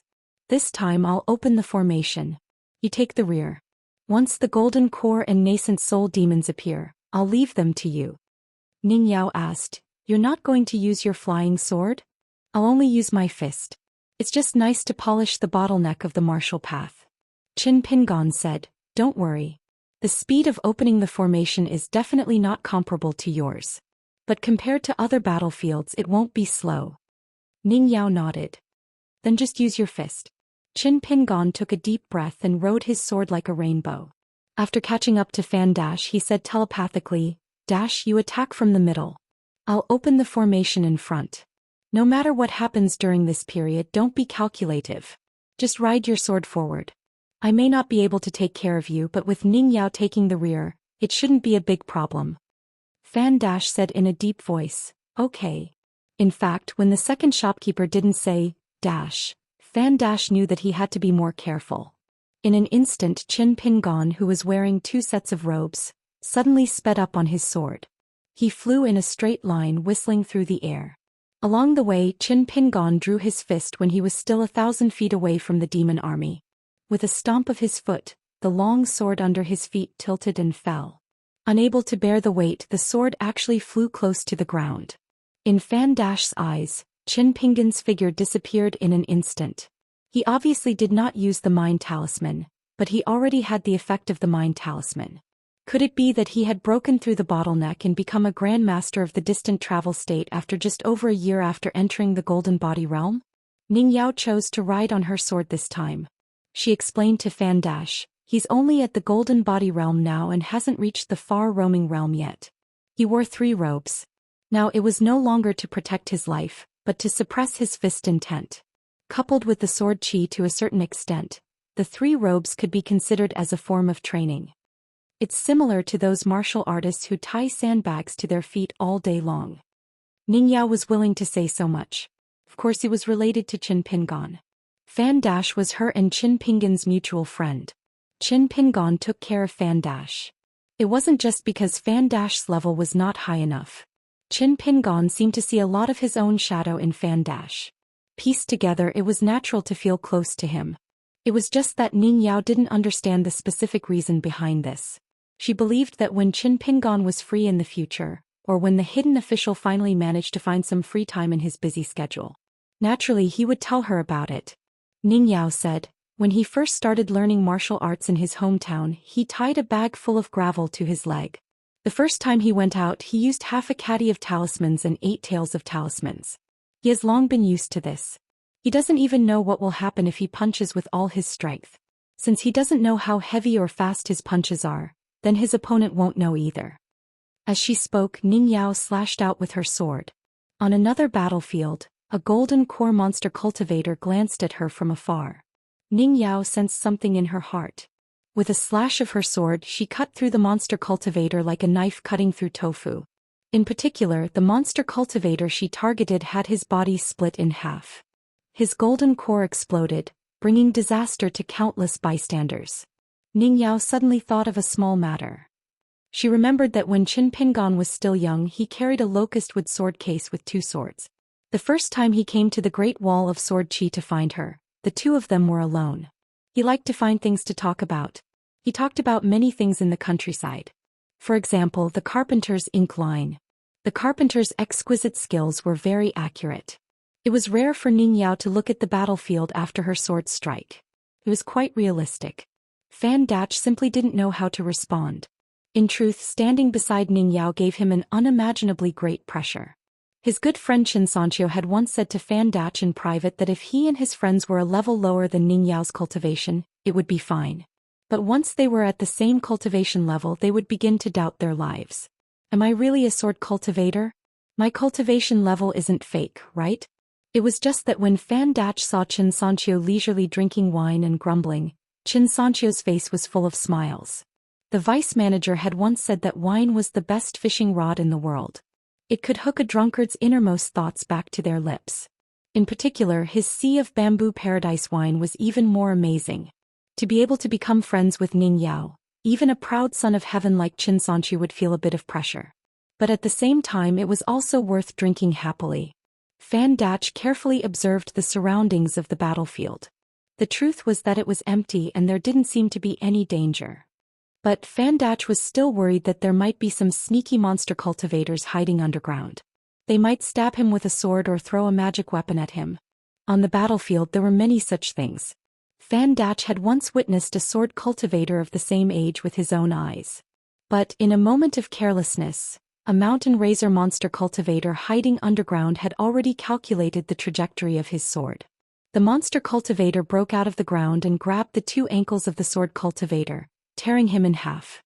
On the battlefield, the truly terrifying enemies were often not those powerful monsters who had reached a bottleneck in their cultivation level or whose killing power dominated the battlefield.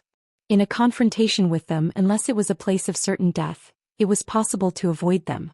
What was even more frightening were those monster cultivators who did not aim for battle merits but only sought to hone their cultivation. They were insidious in their attacks and were adept at disguising themselves. They would always seek to kill with a single strike and kill without leaving a trace. Once they failed, they would decisively flee. These monster cultivators were like fish in water on the battlefield. They lived for a long time and sneaked around various battlefields, accumulating battle merits one after another. In fact, it was quite impressive. It was said that the youngest sword immortal of the upper 5 realms in the desolate world, a great demon named Xian, had relied on this insidious method to rise up step by step. What was even more terrifying was that even though Xian had become an upper 5 realm sword immortal, he still liked to act sneakily. He hid his great demon aura and deliberately suppressed his sword immortal aura. He had always been a golden core demon cultivator and entered the battlefield, waiting for an opportunity to strike. It was because of this that Alliance personally searched for Xian's movements in a battle back then. Eventually, Xian was found by Alliance and struck him with his sword from afar. However, Xian was a sword immortal and had used a protective talisman from his teacher to escape the battlefield. Fan Dach was suddenly taken aback. Wasn't his second shopkeeper the same? Furthermore, he could be considered a grandmaster in this line of work. It was a pity that he had become a hidden official of the Great Wall of Sword Qi. Otherwise, even if the second shopkeeper did not act as Fan Dach's array guardian swordmaster and allowed Qin Pingon to freely appear in various battlefields, coupled with the fact that he was a sword immortal and was a pure martial artist, coupled with Qin Pingon's ability to control the minute details of the battlefield, as well as his precise calculation of the combat strength of his enemies on the battlefield, Fan Dach believed that regardless of the accumulation of battle merits or the speed of his growth, he would not be inferior to Xian. Ning Yao's sword immortal bearing was naturally soul-stirring and fascinating. However, no matter how much one revered or admired her, Ning Yao was still Ning Yao. No one of her peers in the Great Wall of Sword Qi could imitate her. However, the second shopkeeper's fighting style was something that even Fan Dach could learn. As long as he had the heart, witnessed it with his own eyes, listened to it and memorized it, he would be able to use it for himself. As long as he refined his cultivation, as long as he had a slight chance of winning on the battlefield, he would often be able to help a sword immortal kill an accident. On the battlefield ahead, After Qin Pingon no longer used sword kinesis flight, he took the initiative to fall into a heavy encirclement formed by the demon race. He opened his fist and his majestic fist intent flowed out like a river. It was similar to Ning Yao's sword qi that had previously formed a small heaven and earth formation. Those who are careless or dare to approach me will be my fist intense enemy first. A demon race member whose body was as large as a pavilion had already enlightened his apertures and become a cultivator. His two natal items were specially used to superimpose defensive supernatural powers. He relied on his naturally strong physique to rampage on the battlefield. In the end, Qin Pingon opened up a path with his fist. His entire body was like a long sword, slicing him into two halves on the spot. The surging blood was then dispersed by the fist intent. A single stab was better than 1,000 hits. Qin Pingon only used one punch to fight against his enemies. When he was alone, he would be surrounded by enemies from all directions. He would still strive to kill his enemies with a single punch, injuring their foundations and shattering their souls. Every punch seemed to be conserving his strength, but in fact, every punch was extremely powerful and unstoppable. The fist intent was so pure that it could actually make the surrounding sword qi actively avoid it. A demon clan cultivator who couldn't dodge in time raised his hammer and smashed it down. He had a tall and sturdy build and was about 20 feet tall. Facing the legendary Ning Yao, he might just be waiting for death. However, facing this young man, who didn't have a flying sword and only had an extremely powerful fist technique, he didn't lack the will to fight. Qin Pingon stretched out his hand and blocked the huge hammer that was smashing down on his head. His entire body was shrouded in shadow. Qin Pingon's ankle shifted slightly, diverting the huge force to the ground. Even so, his knees were still smashed into the ground. He could have dodged, but he didn't. He took the heavy hammer head-on and deliberately stagnated his body a little in order to let the hidden demon race cultivators feel that there was an opportunity to take advantage of. A demon race military cultivator wearing refined iron talisman armor approached Qin Pingon with a saber in both hands. His aura was like a rainbow as he slashed at him. There was also a golden core cultivator who extended his sleeve and tossed out two golden talisman diagrams depicting the true shape of the 5 mountains and the meandering rivers. He then extended a palm and lifted it up heavily. The ground beneath Qin Pingon's feet was first frozen by the golden core cultivator's technique, sealing off an area of several hundred feet around him. The golden talisman of mountains manifested 5 fist-sized mountains of different colors. 4 of them hovered around the young warrior, while only the middle peak of the talisman smashed towards his opponent's head.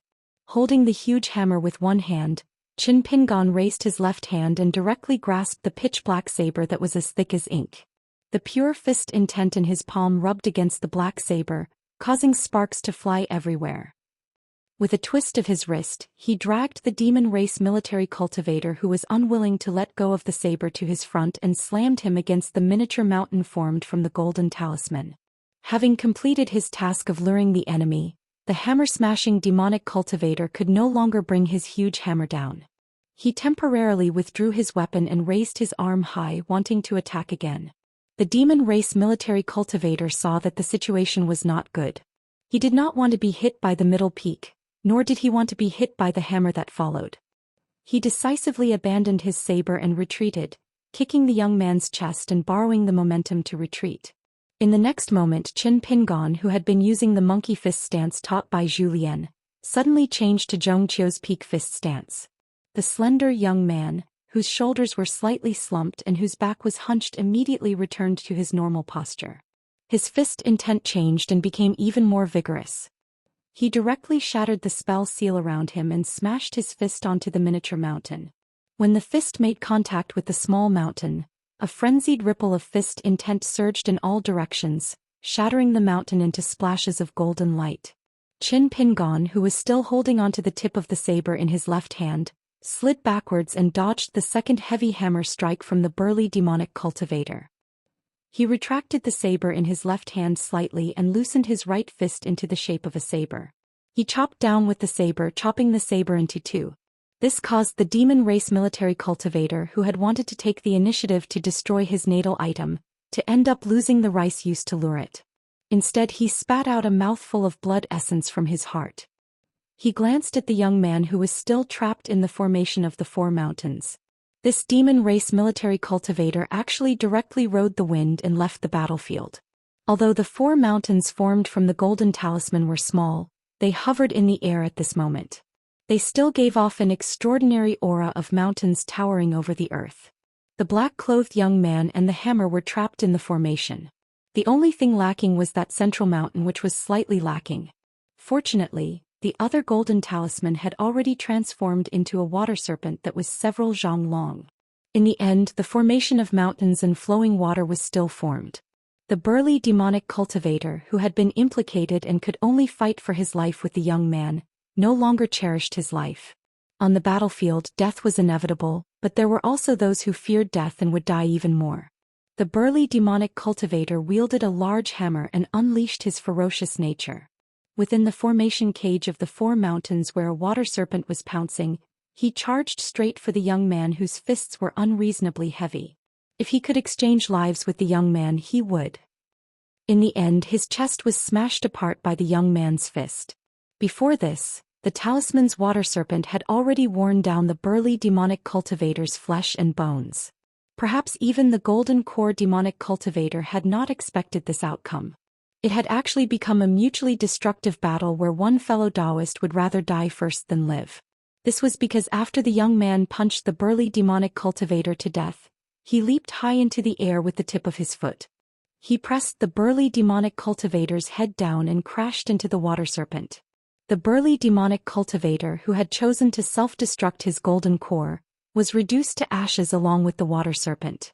The golden core cultivator took a closer look and saw that the young man had torn off his tattered robe.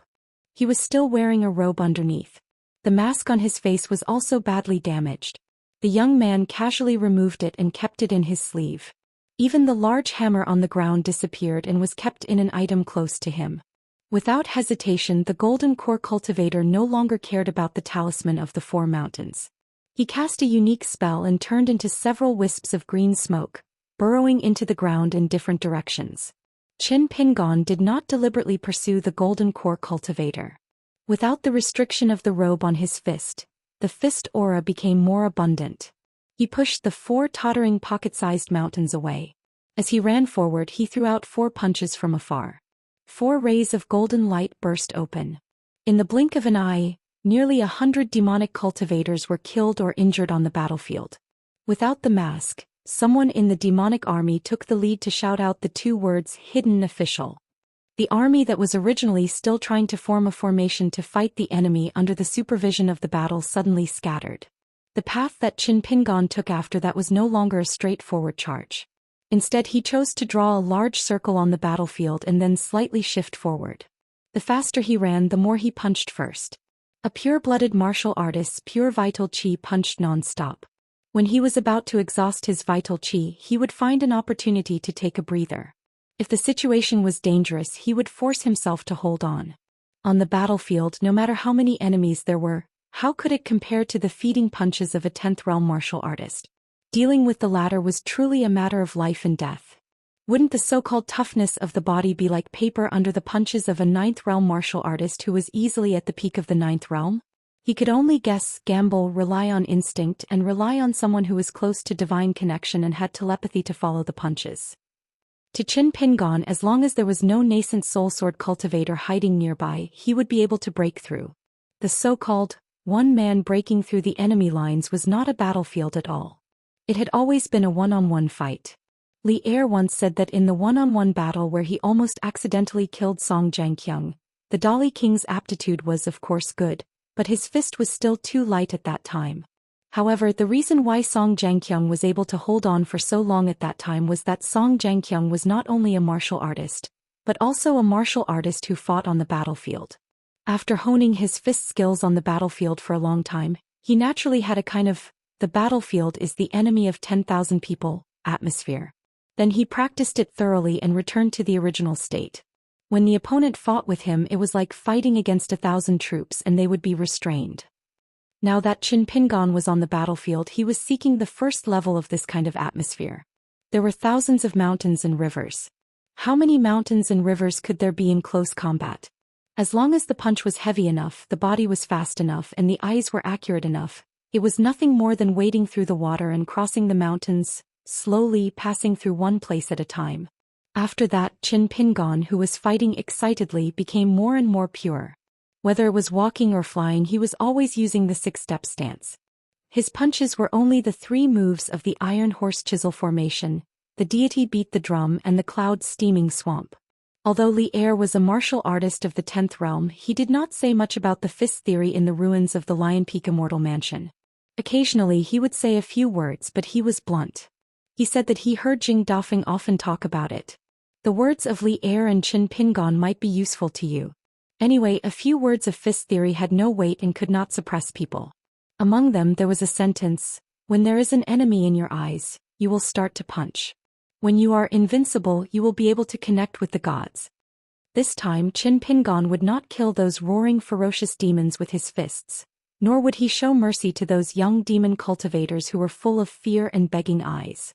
He was a pure martial artist, only punching. Those who were strong lived, those who were weak died.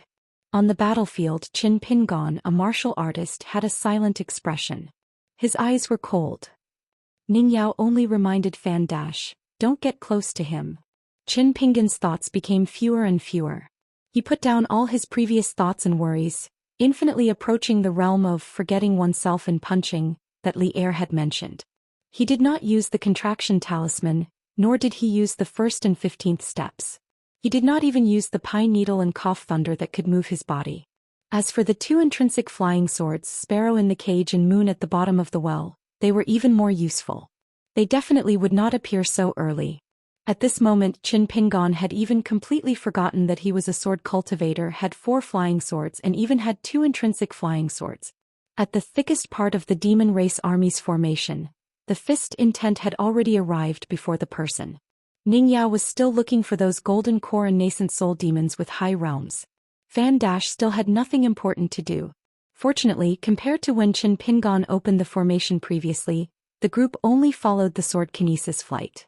This time, Fan Dash had more opportunities to use his sword when Qin Pingon opened the formation with his fist. Previously, Ning Yao had opened the formation too quickly with only her sword. On the left and right flanks, the 2 groups of sword cultivators who were fighting in the lower city were still very far from the Golden River. They had not even reached half of the distance.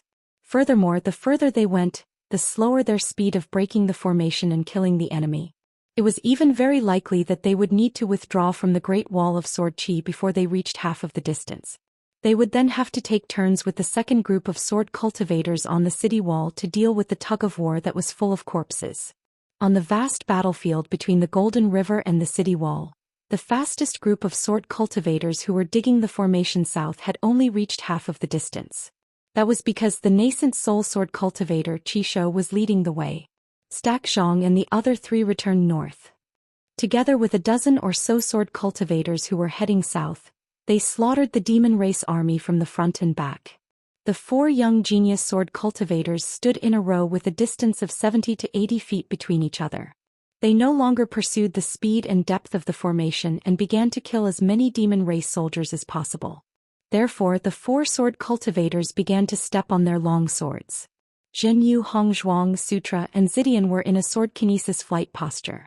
They summoned their life-bound flying swords and killed their way back to the Great Wall of Sword Qi. Qin Sanchio's life-bound flying sword was called White Deer.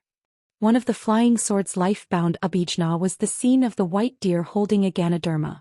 On the battlefield, a white deer as large as a house would appear. The Ganoderma in its mouth was Qin Sanchio's life-bound flying sword. The white deer was naturally covered in sword light and its surroundings were like snow. It was also able to gather spiritual energy on its own. It was very magical. On the battlefield, the white deer with its snow-like sword light rampaged about recklessly. Its killing power was great. It was said that before Qin Sanchio nurtured his life-bound flying sword, he had an afternoon dream when he was young. The white deer swam forward, knelt on all fours and took the initiative to acknowledge him as its master. Therefore, Qin Sanchio was known as a playboy among the Sword Qi Great Wall's younger generation. He definitely had the capital to back it up. He had a good family background, a good temper, good looks, good relationships, and a good aptitude. Apart from the Qin family's young master's slightly poor alcohol tolerance, there was almost no fault to be found. As for a divine item like the white deer, it was often related to illusory literary luck. Therefore, Xianxia obtained the dolly imitation of the Baek Okekyung building's ancient sword, Book of Sutras, which complemented each other. This was because Xianxia's life-bound flying sword was one of the few rare existences that possessed two life-bound upichna. Other than conjuring the flying sword and causing the white deer to appear, it could also increase Xianxia's literary luck. Therefore, Xianxia was actually a connate sword embryo and also a natural scholar. After all, in the vast world, there were only 2 scholarly sages in the 3 great academies and 72 academies who had reached the sword immortal realm. Unfortunately, Xianxia was born in the Sword Qi Great Wall where scholars were few and far between. Most importantly, Xianxia's surname was Qin. He was unable to go to the foreign land that was filled with schools and books. Every sword cultivator who could obtain the title of genius in the Sword Qi Great Wall had their own stories. As long as they were sword cultivators who liked to drink, they could get drunk. Even if they were drunk to death, they would have a reason. Ning Yao had been following Qin Pingon at a distance that was neither too far nor too close to him. Ning Yao vaguely sensed Qin Pingon's thoughts. Perhaps it was a thought that Qin Pingon himself was unaware of. If my fist reaches beyond the heavens on the battlefield south of the Sword Qi Great Wall, anyone who goes against me, Qin Pingon, will die without even drawing my sword. Ning Yao did not feel that this was bad, but she also felt that this might not be the best. There was only one reason for this, and that was that he was Qin Pingon. Therefore Ning Yao shouted, "Qin Pingon." On the battlefield, Qin Pingon immediately stopped and turned his head, somewhat puzzled. Sword Heart was a little unstable for a moment. It was just a strange feeling that disappeared in a flash. Ning Yao said, "Continue to punch. I'll be behind you." Qin Pingon was taken aback. He did not know why Ning Yao said this, but he still smiled and nodded his head. The robe that he had borrowed from Pang Yuanji had already been torn to shreds. The robe he was wearing was so torn that it did not even need to be put away. He used his fist will to gently disperse it, scattering it like dandelions. Not only that, even the green robe from the Ning residence was put away. Therefore, Qin Pingon was only wearing a long robe made of the most common material. Qin Pingon took a deep breath and spat out a mouthful of blood. Unknowingly, there were no demons alive on the battlefield within a few hundred feet of him. Qin Pingon shook his wrist with one hand and clenched and unclenched his fist with the other. The bones in his hands were exposed. It was normal. Of course it hurt, but this familiar feeling that he had not felt in a long time made him feel at ease. If he did not feel some pain, how could he practice martial arts? Qin Pingon looked into the distance. Finally, he looked up and saw the words carved on the wall. They could not be more familiar. Fierce. The words were really ugly.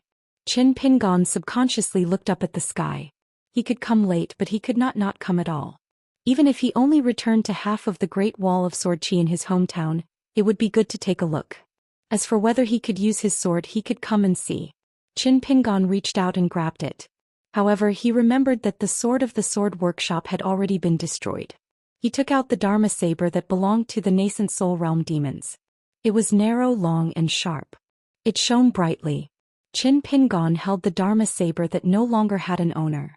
It was of high quality and was a first-class Dharma treasure. He gently weighed it. It was heavy enough. Then he continued to open the array. A moment later, Fan Dash could not help but look behind him. Ning Yao was rubbing her eyebrows.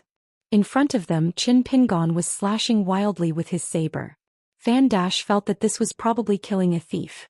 In an instant, Ning Yao attacked with her sword. She was not going to save Qin Pingon. Even if the person who ambushed her was a nascent soul realm sword cultivator who had hidden his strength. The person who cooperated with him and chose to assassinate Ning Yao was the unpolished Jade Realm Sword Immortal who was proficient in the Tao of Concealment. Ordinary immortal Tao companions on the mountain would inevitably hesitate if they were of a higher realm, even if they would not save the one of a lower realm. However, Ning Yao did not have any distracting thoughts. Instead, her sword heart became clearer and brighter. She could kill the enemy. He could survive. Ning Yao believed in herself, but she believed in Qin Pingon even more.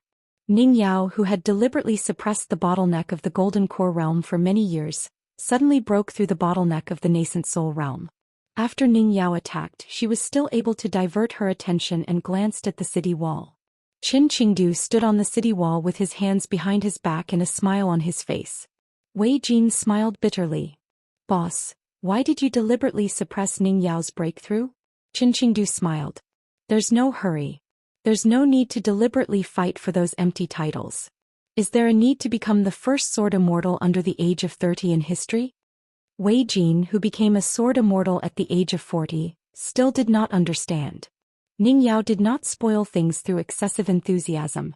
He just went with the flow. Boss, why did you use the sword Dao of the entire Great Wall of Sword Qi to suppress Ning Yao at the bottleneck of the nascent soul realm? Qin Qingdu chuckled. I'm Wei Jin. Wei Jin was speechless. He missed the time when Seniors was on the city wall. Did sword immortal boss mean that he was Qin Qingdu? Qin Qingdu continued, suppressing her with the sword Dao? Then you underestimate Ning Yao too much. No matter how fierce the battle was, the gray-robed elder in the wilderness world did not care about it. He just closed his eyes and rested. At this moment the elder opened his eyes and said to Qin Qingdu with a smile, "That's breaking the rules."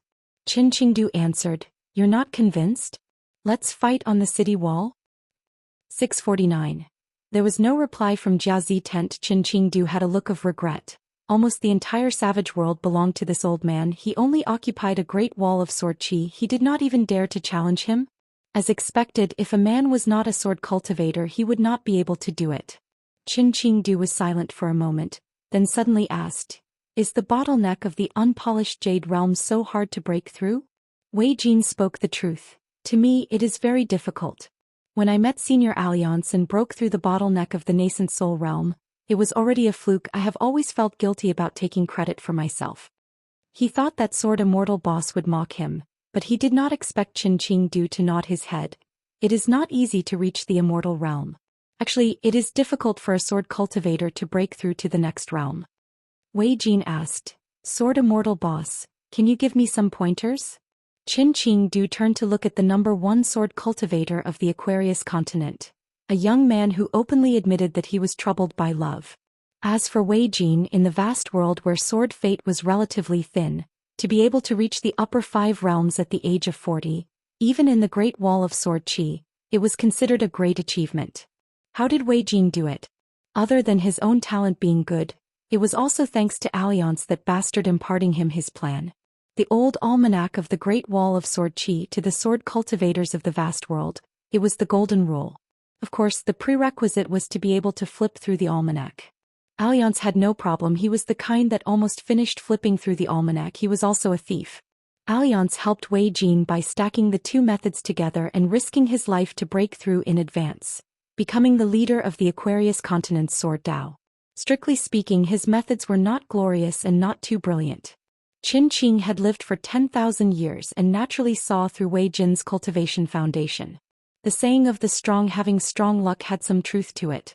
As long as Wei Jin entered the upper 5 realms and stayed in the Aquarius continent, he would be able to occupy a continent and be at the peak of a mountain. He would be able to plunder the Aquarius continent's sword fate as he wantonly. Wei Jin only needed to follow the prescribed order. Since his aptitude was good enough, he would slowly improve in the next 100 years, and if nothing went wrong he would definitely become an immortal. Wei Jin was a person who knew when to stop. He had only fought a battle with the heavenly monarch of the North Continent, Xianxia, and had consolidated his cultivation base. He had immediately given up on the great Dao steps that were within his reach. Instead he had come to the Great Wall of Sword Qi. If not for the appearance of the new hidden official, Wei Jin would most likely have died in battle in this foreign land. In the end he would at most leave behind a distant and vague story of a sword celestial in the Aquarius continent. Qin Qing had always admired such a young man. He dared to fight for power and was willing to die. On the other hand, a certain bastard was unwilling to die. However, they would rather live a life worse than death. In Qin Qingdu's opinion, it was acceptable, just like himself. After Qin Qing heard Wei Jin's request, he was not in a hurry to give an answer. He laughed. "Why did you only ask today?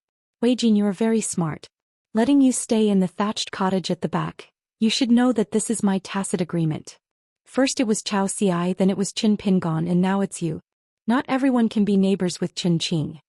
Wei Jin looked at the battlefield in the south and said softly, "As the only sword immortal of the Aquarius continent, I hope to come to the Great Wall of Sword Qi without any selfish desires. In the end, I hope to leave the Great Wall of Sword Qi with dignity. This is one of the reasons. Another reason is that I hope to rely on my sword to exchange for the guidance of my eldest sword Immortal.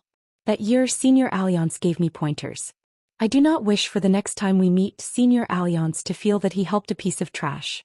That piece of trash did not amount to anything, and became a sword Immortal that could peacefully lie in the realm book and wait for death. There were some things that Wei Jin did not say. Senior Alliance had once teased him when he was drinking with him. He said that it was actually very difficult for the infatuated people in the world to have lovers. After all, the matchmaker now had many red strings involved, and he could not forcefully tie a girl to the bridal sedan. Then he should take a step back and let himself live a better life. He should let the girl that he missed because of the past in the future she would have a small regret in her heart. Maybe when she argued with her husband in the future, she would be able to say that someone in the past was also her admirer. Qin Qing liked Wei Jin's openness. He laughed. In the future, every now and then, every time you accumulate some merit, I will impart to you a sword technique. It is not a low-grade technique. It is the Dao foundation of an old friend of mine in the past. Wei Jin cupped his fists and bowed. He did not say anything. In Wei Jin's view, the heart of a sword cultivator, and the words that he wanted to say were all about the sword. Qin Qing shook his head. Not very good. The old man rubbed his chin and clicked his tongue. First there was that Alliance who nagged at you for 100 years. Once he left, there was the second shopkeeper. It seems that it is really difficult to go from extravagance to frugality. Wei Jin said helplessly, I can't learn. The old man laughed. There is no need to learn. Besides, you can't learn it. Wei Jin asked, will Senior Alliance return to the Great Wall of Sword Qi?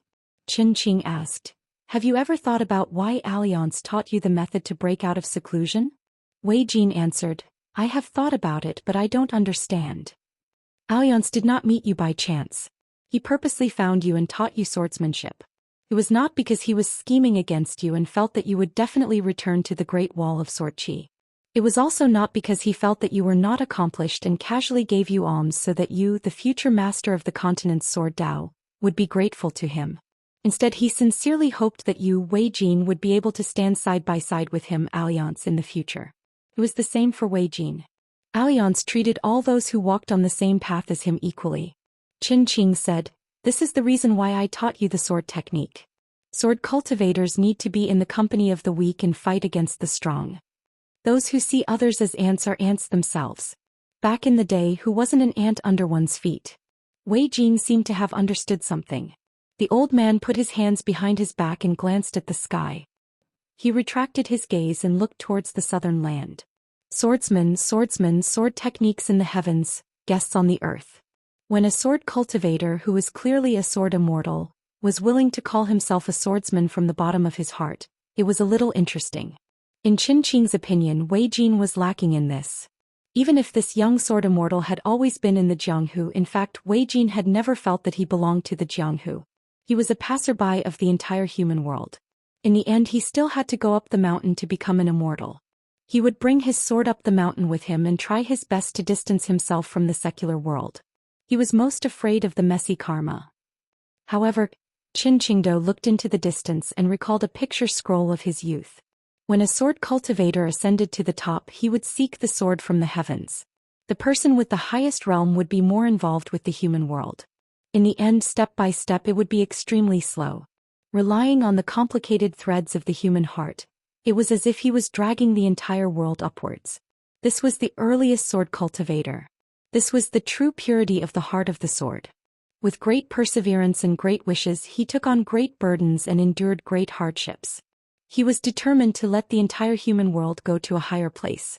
Now, be it sword cultivators or other chi refinement warriors, which one of them did not want to be pure of heart and few desires? They wanted to sever themselves from the secular world and become immortals on the mountain that did not stir up any dust. Even if most of the cultivators in the world had such a mindset, there would be no problem. However, if everyone was like that, there would be great trouble. Qin Qing put his hands behind his back and gently tapped his palms. He muttered to himself, there can be more of the former and less of the latter. There must be both types of people. Neither can be missing. On the southern battlefield, After exchanging a blow with Ning Yao, the unpolished Jade Realm Sword Immortal Death Warrior was slightly injured. However, he did not want to continue fighting. He immediately used a strange secret technique to escape. On the battlefield, where blood flowed, a circle of extremely fine ripples appeared one after another. Obviously, that was where the Demon Clan Sword Immortal Death Warrior's soul was.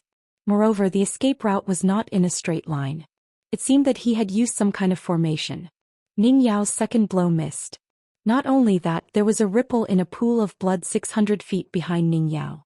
For a sword cultivator, this distance could be said to be very close.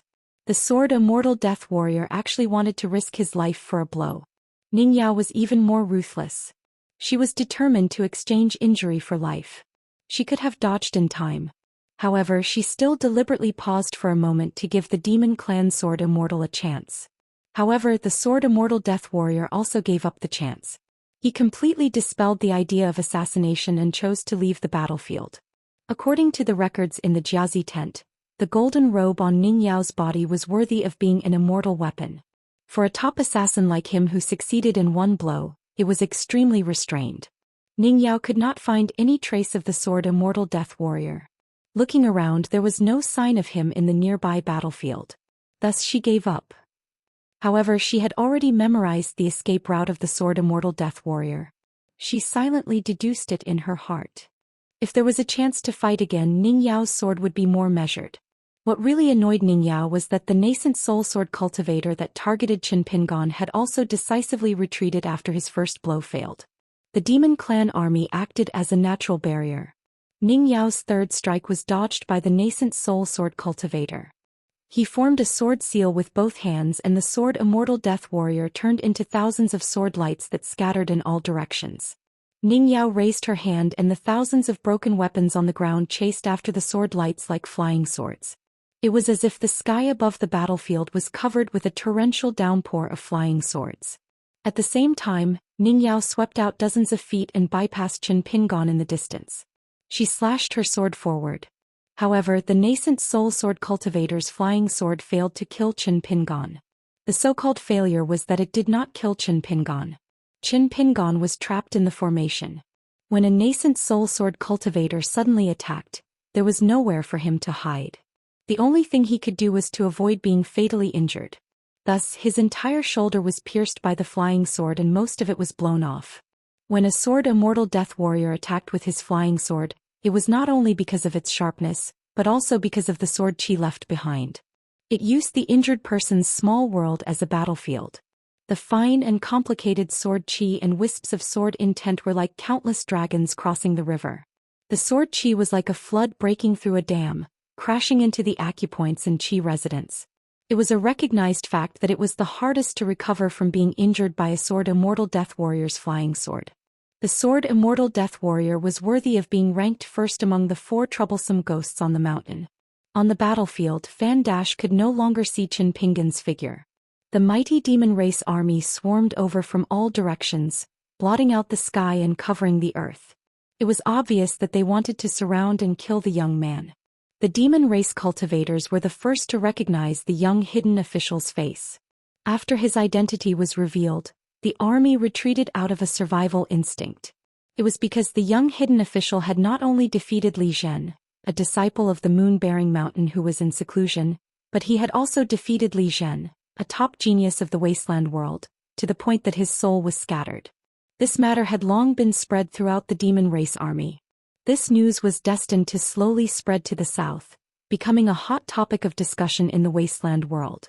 Year after year, it was like the grass on the plains, withering and thriving everywhere. Even after 100 years, it might still be talked about by those who remembered it. It was also because the hidden official of the Great Wall of Sword Chi had been the same as the ponytailed little girl, named Xiaochua, for far too many years. When the demon race army remembered that this hidden official was not the hidden official, coupled with the fact that Qin Pingon was alone and that Ning Yao did not seem to have any intention of assisting the new hidden official, some of the demon race cultivators who had their best friends killed by the young martial artist were already determined to take revenge. They were willing to exchange their lives for the young man's injuries. Some of them felt that the young man was only one person while their army was in formation. They took the opportunity to secretly throw out a spell or a natal item which was absolutely safe. There were also golden core demon race cultivators and sword immortal death warriors who had their own thoughts. Their attacks were extremely precise and ruthless. They did not expect to kill in one blow, but only wanted to cut the flesh with a blunt knife. Killing on the battlefield had a huge influence. When individuals were involved in it, they would often follow the general trend. They would be defeated, mutinies, and forget about death. They were all like this.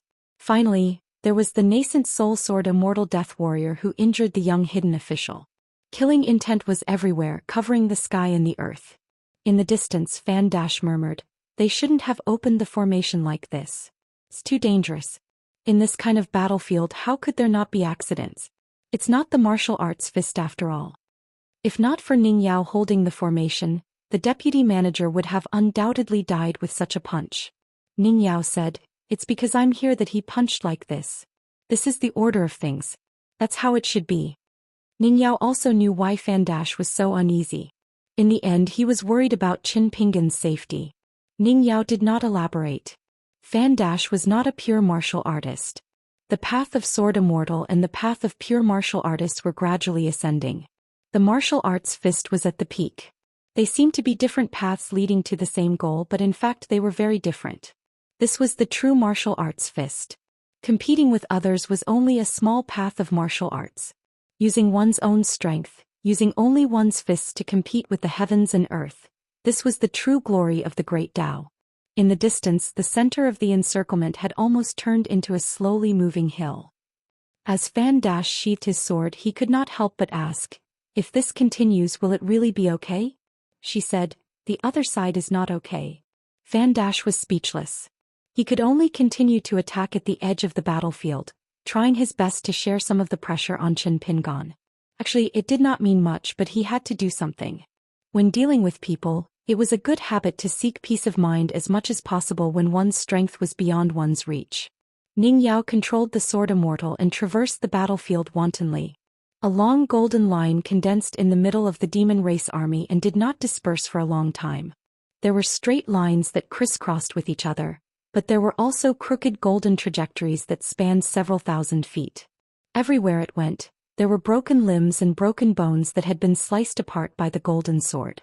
The golden light itself was like a natural talisman array, containing extremely heavy sword intent. Together with the overflowing sword chi in the surroundings, it made the demon race army suffer. Many middle 5 realm cultivators simply lay on the ground, avoiding the golden lines that were growing denser and denser. Many Dragon Gate cultivators and Golden Core cultivators had already rapidly left the golden sword array that was suspended in the air. Ning Yao glanced at the golden lines on the battlefield. After gathering enough sword chi, she formed a seal with 2 fingers and gently slashed downwards. It was like a heavy rain that was suspended in the air, resembling a huge pond that was just above the ground. Then it suddenly fell to the ground. On Qin Pingan's battlefield, the ground shook and the fist aura was as loud as thunder.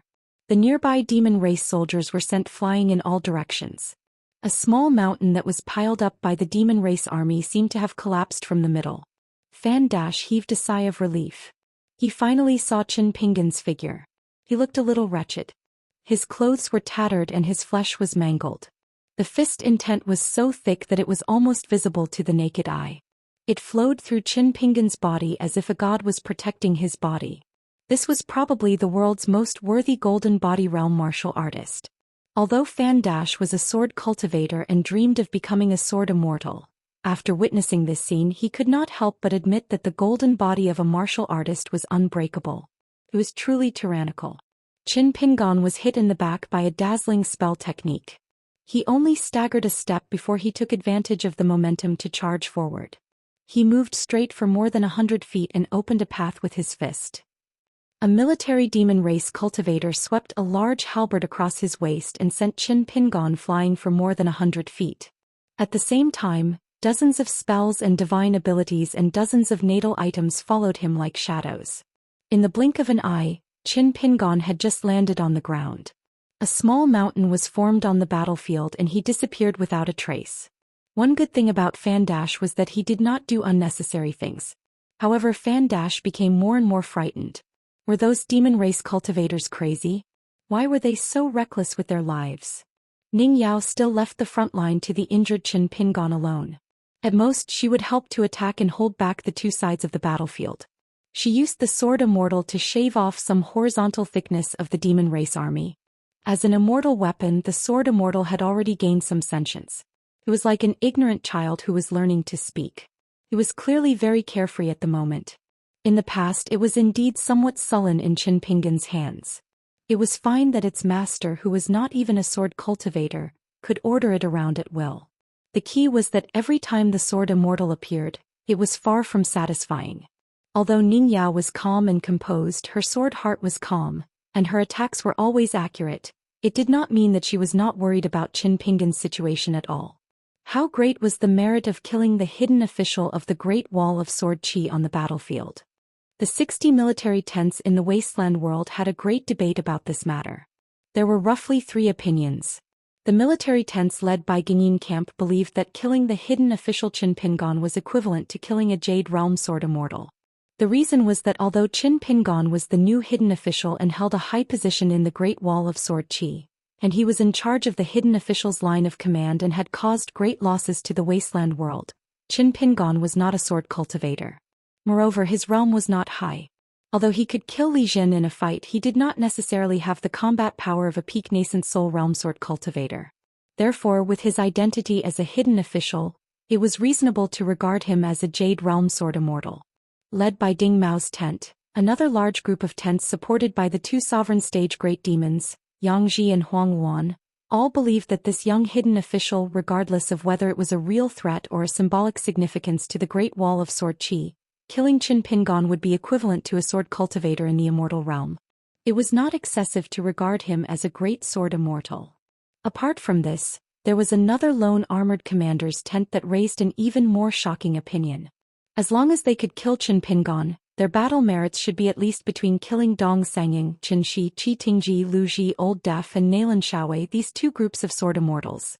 Even if their battle merits were equivalent to that of an ascendant realm sword cultivator, it wouldn't be impossible. The debate was endless. The military tents gathered their opinions and finally decided that the merit should be based on killing a great sword immortal. However, the merit should be between Nalan Xiaowei and Yu Qing. It could not be regarded as an ordinary great sword immortal. Fan Dash's heart trembled. On the battlefield far away, Qin Pingan, who was in charge of opening the formation, was punched in the direction of Fan Dash for the first time by a demon cultivator.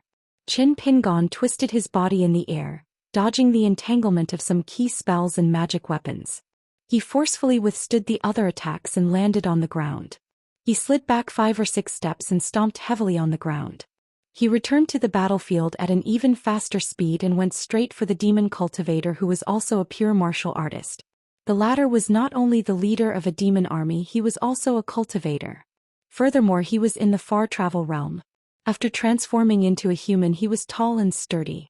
He did not have any weapons on him, but his muscles were firm and imposing. On the front line, the 2 pure martial artists charged at each other. Both of them punched each other.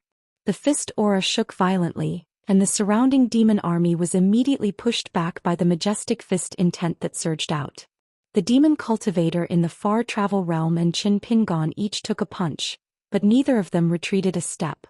They exchanged punches and both of them were punched in the face. Their heads swayed backward for a moment. On the battlefield, dull sounds like the beating of drums could be heard. The demon cultivator in the far travel realm roared. He wanted the nearby Golden Core and Dragon Gate cultivators to throw all their magic weapons and spells at him without caring about their own lives. In the blink of an eye, Qin Pingan had exchanged punches and punched 16 times consecutively. Since the other party dared to stay where they were, he would not move either. Regardless of their identities or factions, there was no better way to exchange punches than to exchange punches on the spot. It was straightforward and open. As long as the fist technique was good enough and the punches were heavy enough, the other party would fall to the ground obediently. It was as if they were acknowledging their ancestors on the path of fist techniques. Among the sword cultivators of the hidden officials, Deng Liang was the most stable. He was a sword cultivator born in the mountains and was later taken in by the sect as an immortal master of records. He knew the taste of the mud of the mortal world the most.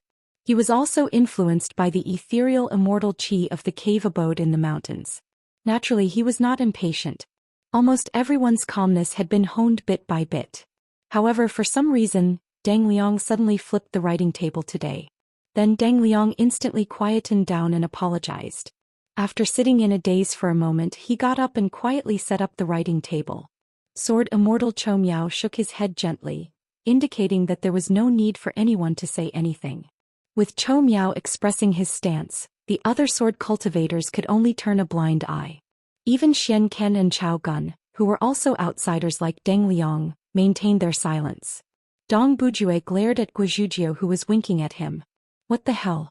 Deng Liang liking Dong Bujue was not a reason for Dong Bujue to like him. Deng Liang had a gloomy expression. He took out a wine flask and drank silently. In the process of the Sword Chi Great Wall in the wilderness, 3 young geniuses from the Sword Chi Great Wall had their intrinsic flying swords destroyed. The 3 potential sword immortals who could be considered outstanding in the Sword Chi Great Wall had their great Dao severed. There was no doubt about it, and there was no what if. Then in the chaotic battle, another 4 people were killed by the demon suicide squad. As for the young sword cultivators who were not on the list, there were even more. This was the result of the Sword Chi Great Wall having 2 sword immortals and more than 40 earth immortal sword cultivators who came down to provide support and lay in ambush. The spiritual energy of the Sword Chi Great Wall decreased rapidly. The daily consumption of resources was a huge expenditure that no sect in the world could imagine. Once it was converted to divine money, it was enough to make the Dao hearts of the cultivators who were in charge of the income and expenditure of money become unstable just by looking at the numbers in the account books. The transformation of the heaven and earth between the 2 sides had been subtly accelerated by the wilderness. According to the heavenly secrets revealed by the hidden official, it was not easy for the saints of the 3 sects to attack previously. After they worked together to create the long golden river that separated the battlefield, it was more like a resolute choice. There was no turning back, or it could be said that they did not want to take the original path. The situation was fierce. No matter how the hidden officials' lineage racked their brains, no matter how the sword cultivators on the city wall forgot about life and death, they could only delay the situation for a moment. It seemed that they could not change the direction of the situation. Deng Liang was born as a wild cultivator. It was not that he could not accept failure, but Deng Liang had never felt so aggrieved, cowardly and resentful. In the end, it turned into a kind of dejection, and he could only drown his sorrows in alcohol. The more he was in the Summer Palace, the more he could come into contact with first-hand information and observe the overall situation. When Deng Liang saw through the battles and the points gained and lost by both sides, the more deeply Deng Liang felt about the direction of the entire war, the more powerless he felt. Lin Junbai was only busy with the matters at hand. Chou Miao looked at Lin Junbai, and the young sword immortal nodded subtly. Lin Junbai was the pride of the central divine continent, and the great Dao was more lofty. Lin Junbai did not know that Chou Miao had such a high opinion of him. After arriving at the Great Wall of Sword Chi, the first thing Lin Junbai learned was to lower his own status even more. In reality, although Lin Junbai gave people the feeling that he was scheming, quick-witted and intelligent, and was outstanding in all aspects, the feeling he gave people was that he was not as trustworthy as Chou Miao. He was like a natural unpolished jade that had been carved extremely well. But precisely because of this, of course, this was comparing Lin Junbai to Chou Miao. In the main hall of the Summer Palace, the other sword cultivators all acknowledged Lin Junbai's 3-handed seat and sat firmly. Chou Miao and Lin Junbai were the exact opposite, simple and reserved. This young sword immortal, with a basket of legendary deeds, became a sword cultivator of the hidden official's lineage. But he was not the new hidden official and was slightly inferior. He had not said any words that would cause people to slap the table in praise, and had not done anything that would cause people to be shocked.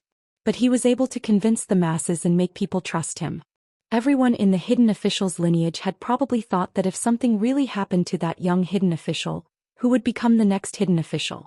It would definitely be Chou Miao and not Lin Junbai.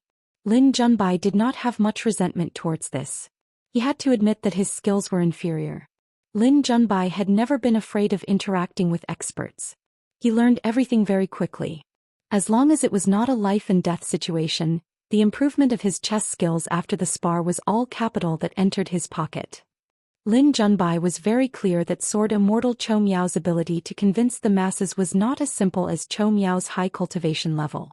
There were many things about Chou Miao that were worth him studying and learning. For example, no one would think that Sword Immortal Chou Miao was a brilliant and intelligent person who took every conceivable possibility into account. No one's first impression would be like this. If one said that Chou Miao's sword skills were high, but he had a gentle personality and did not have a sharp edge. The impression that the young hidden official gave people was that his cultivation level was not high, but he could fight very well. He was shrewd and scheming, but he was actually a good person. In addition, the hidden official's lineage had many sword cultivators that each had their own strengths. Lin Junbai would benefit greatly from his training here every day, so why would he leave? Even if Qin Pingon chased him away, Lin Junbai might not necessarily leave. Lin Junbai glanced at the empty main seat and shook his head lightly. He would not leave, but he definitely would not become the hidden official. Xianxia glanced at the situation of the approaching battlefield. After some thought, he called for Dong Huafu to fly on his sword and approach Qin Pingon's side. At the same time, he asked Fatty Dong and Stack Cliff to put in more effort. Once they caught their breaths, they would immediately return to reinforce. The two of them flew on their swords and changed the battlefield. They formed a triangular formation with Qin Pingon and Ning Yao. Dong Huafu squatted on his sword and began to make a conclusion. Compared to Sister Ning opening the array, he is slower. Dong Huafu thought for a moment and remembered that the second shopkeeper's innate ability was to keep accounts. He added, however, Alliance said that men cannot be too fast. Xianxia laughed loudly. However, the second manager happened to be punched by a demonic cultivator from the School of Military who was wearing the gold crow armor. He seemed to have broken through the formation of the army that had been thinned by Xianxia's sword. In the end, he fell not far away from Xianxia. After rolling for a while, he stood up and smashed a natal artifact that was like a gangrene attached to the bones with his fist. Then he changed his stance and summoned a mouthful of pure spiritual qi to stabilize himself. The robes he had borrowed from the hidden official's lineage were almost used up. The last robe he wore had long been torn to shreds. His upper body was almost naked and covered in wounds. His bones were exposed everywhere. Qin Pingon put on the last Ning residence's green robe and turned to look at Dong Haitan. Qin Pingon smiled. Ning Yao also smiled in the distance. Dong Huafu responded with a silly smile. Qin Pingon leaned back and narrowly dodged a sword light that came from behind. Before he fell to the ground, he slapped the ground with his palm and flipped his body. He took a step forward and finally used the land withdrawal talisman for the first time. In the blink of an eye, he came to the side of the demon cultivator who had sneakily attacked with his sword. He swept his arm and decapitated the demon cultivator. Then he lowered his head and used the headless corpse of the demon cultivator as a shield to crash into the demon cultivator. A middle-aged demon cultivator with a wooden expression picked up a broken sword from the ground. It was of inferior quality and barely looked like a sword. He took a step forward and came to Qin Pingon's side. He slashed down with his sword. There was no dazzling sword light or sharp sword intent. It was as silent as the person wielding the sword. However, Qin Pingon did not even have time to use the mind talisman. His fist intent reached the peak and he struggled to hold the sword edge with both hands. But still he was slashed and sunk into the ground. The man did not think of using brute force to directly cut off Qin Pingon's hands and shoulders. He casually pulled out the ordinary long sword and slashed it at Qin Pingon's neck. Qin Pingon directly clenched his left fist and pressed it against his chest. The man was clearly a little surprised. His sword would indeed change its trajectory midway and shatter Qin Pingon's heart. At the critical moment when the sword changed direction, the man took a step forward. His figure was ethereal like a flying sword and directly came behind Qin Pingon. He twisted the tip of his sword very casually and stabbed backwards, hitting the back of Qin Pingon's spine. Qin Pingon, almost at the same time, used his fist to form a dragon. The tip of his sword was blocked for a moment. With the force of the sword, he should have charged forward faster. But Qin Pingon still moved several steps to the side. As expected, the second sword-wielding man appeared directly in front of Qin Pingon's original position and slashed down with his sword. The man smiled faintly and increased his strength as he gently gripped his sword. On the battlefield, nearly 100 sword cultivators instantly appeared. They formed a circle around Qin Pingon. They were still wielding their swords. None of them had an intrinsic flying sword. Their sword tips stabbed straight at Qin Pingon in all sorts of sword stances. Not only that, there was a man wielding a sword in each of the 6 spots outside the circular sword formation. He seemed to be waiting for Qin Pingon to use his core talisman. Outside of this, in front of Ning Yao, Fan Dash, Xianxia and Dong Huafu, a huge circular sword formation with everyone wielding a sword appeared. Each of them challenged Qin Pingon, Ning Yao, Xianxia and Dong Huafu, the 2 young geniuses who were listed in the 60-year records. There was also a golden core sword cultivator who was not listed in the records. The true target of this man's sword was both Qin Pingon and Fan Dash. As for the outcome, he had already given the choice to all his peers on the Great Wall of Sword Qi. He did not really care about the outcome. When a sword cultivator attacked, it was fine as long as he was correct.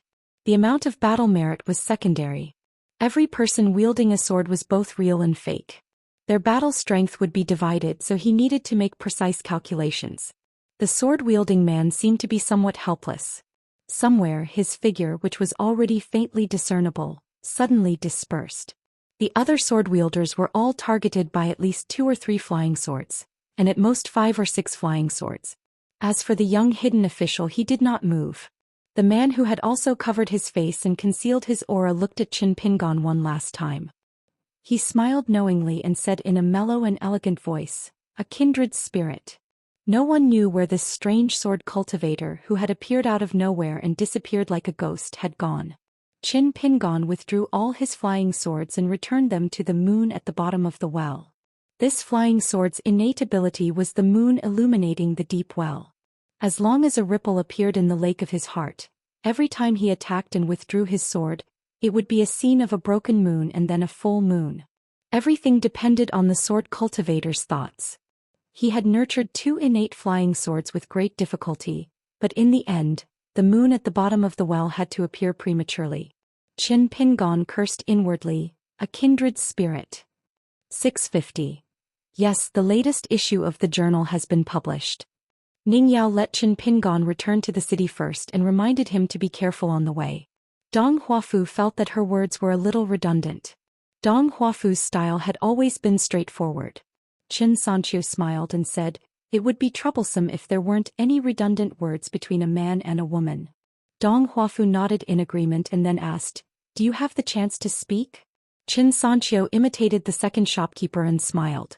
Dong Huafu was afraid that the second shopkeeper would hold a grudge against him, but he was not afraid of Xianxia, who wanted to be his brother-in-law even in his dreams. Therefore he said something to make things worse. "Did my sister become a sword cultivator of the hidden official's lineage because she wanted to hide from you? If that's the case, then it's too much. I'll speak up for you later. I still have this bit of loyalty." Xianxia shook his head and said, "Not really. Your sister is a straightforward person. If she likes someone, she likes them.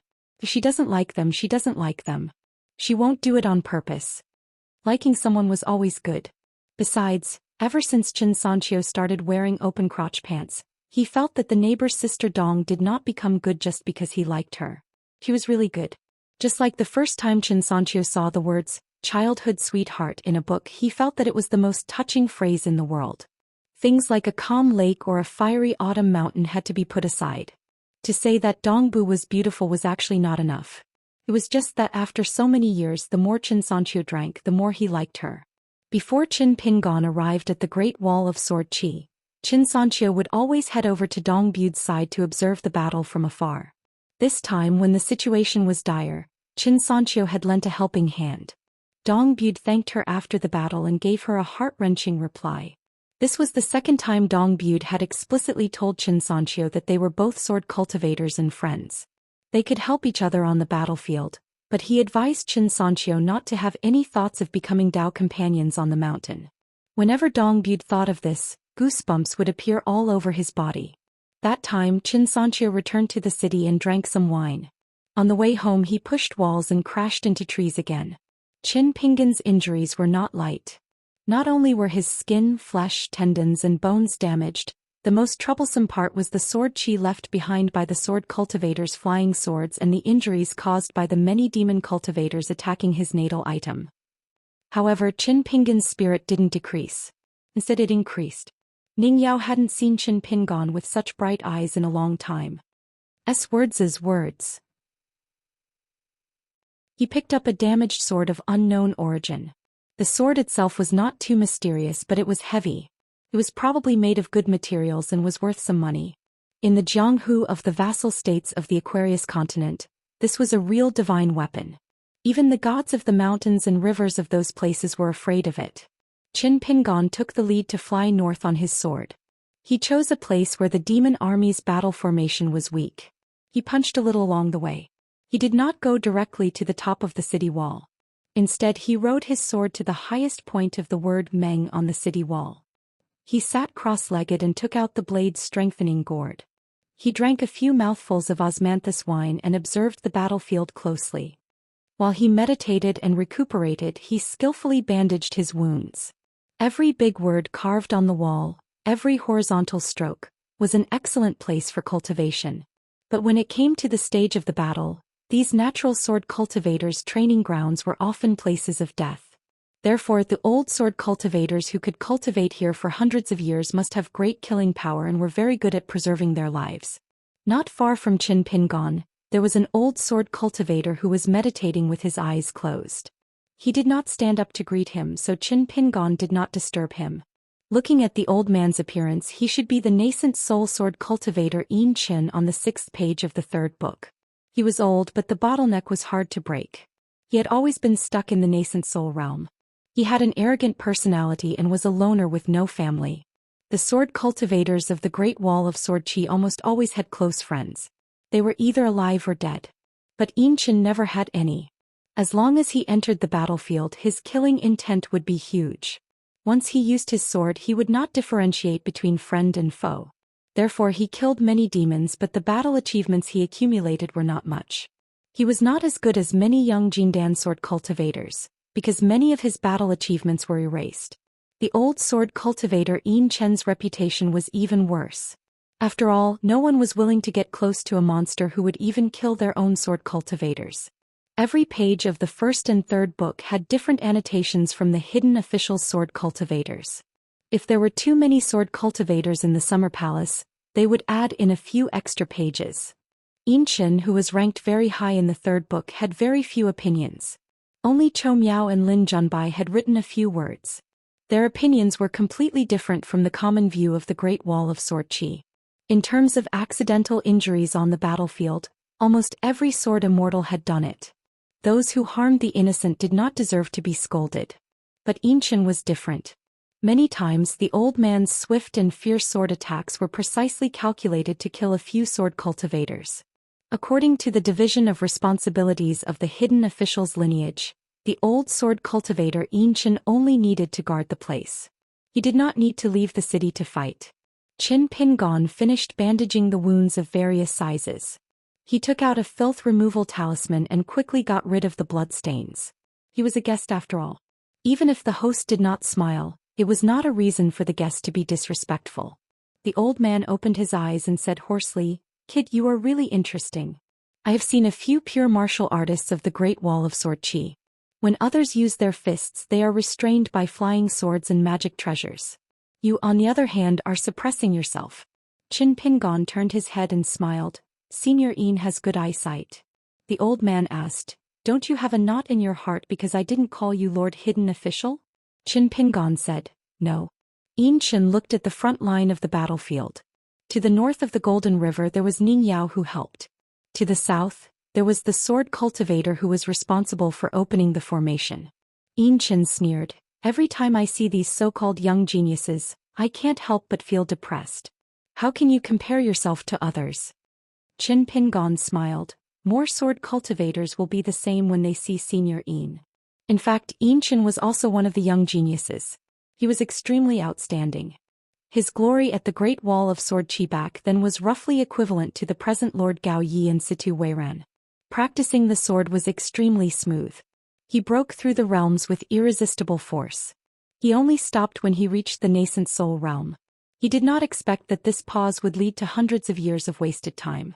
Yin Qin sneered, "Other than looking up at people and secretly drooling, what else can trash do? Take me for example. I have been sitting here all year long.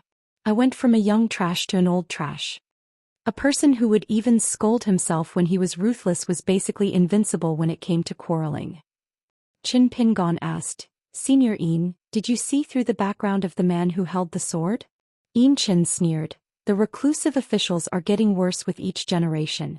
You are just an outsider whose realm is not high anymore. You relied on your connections to take over Senior Xiaochua's summer palace. There are countless secret records in the archives. In the end, you don't even know this little bit of information?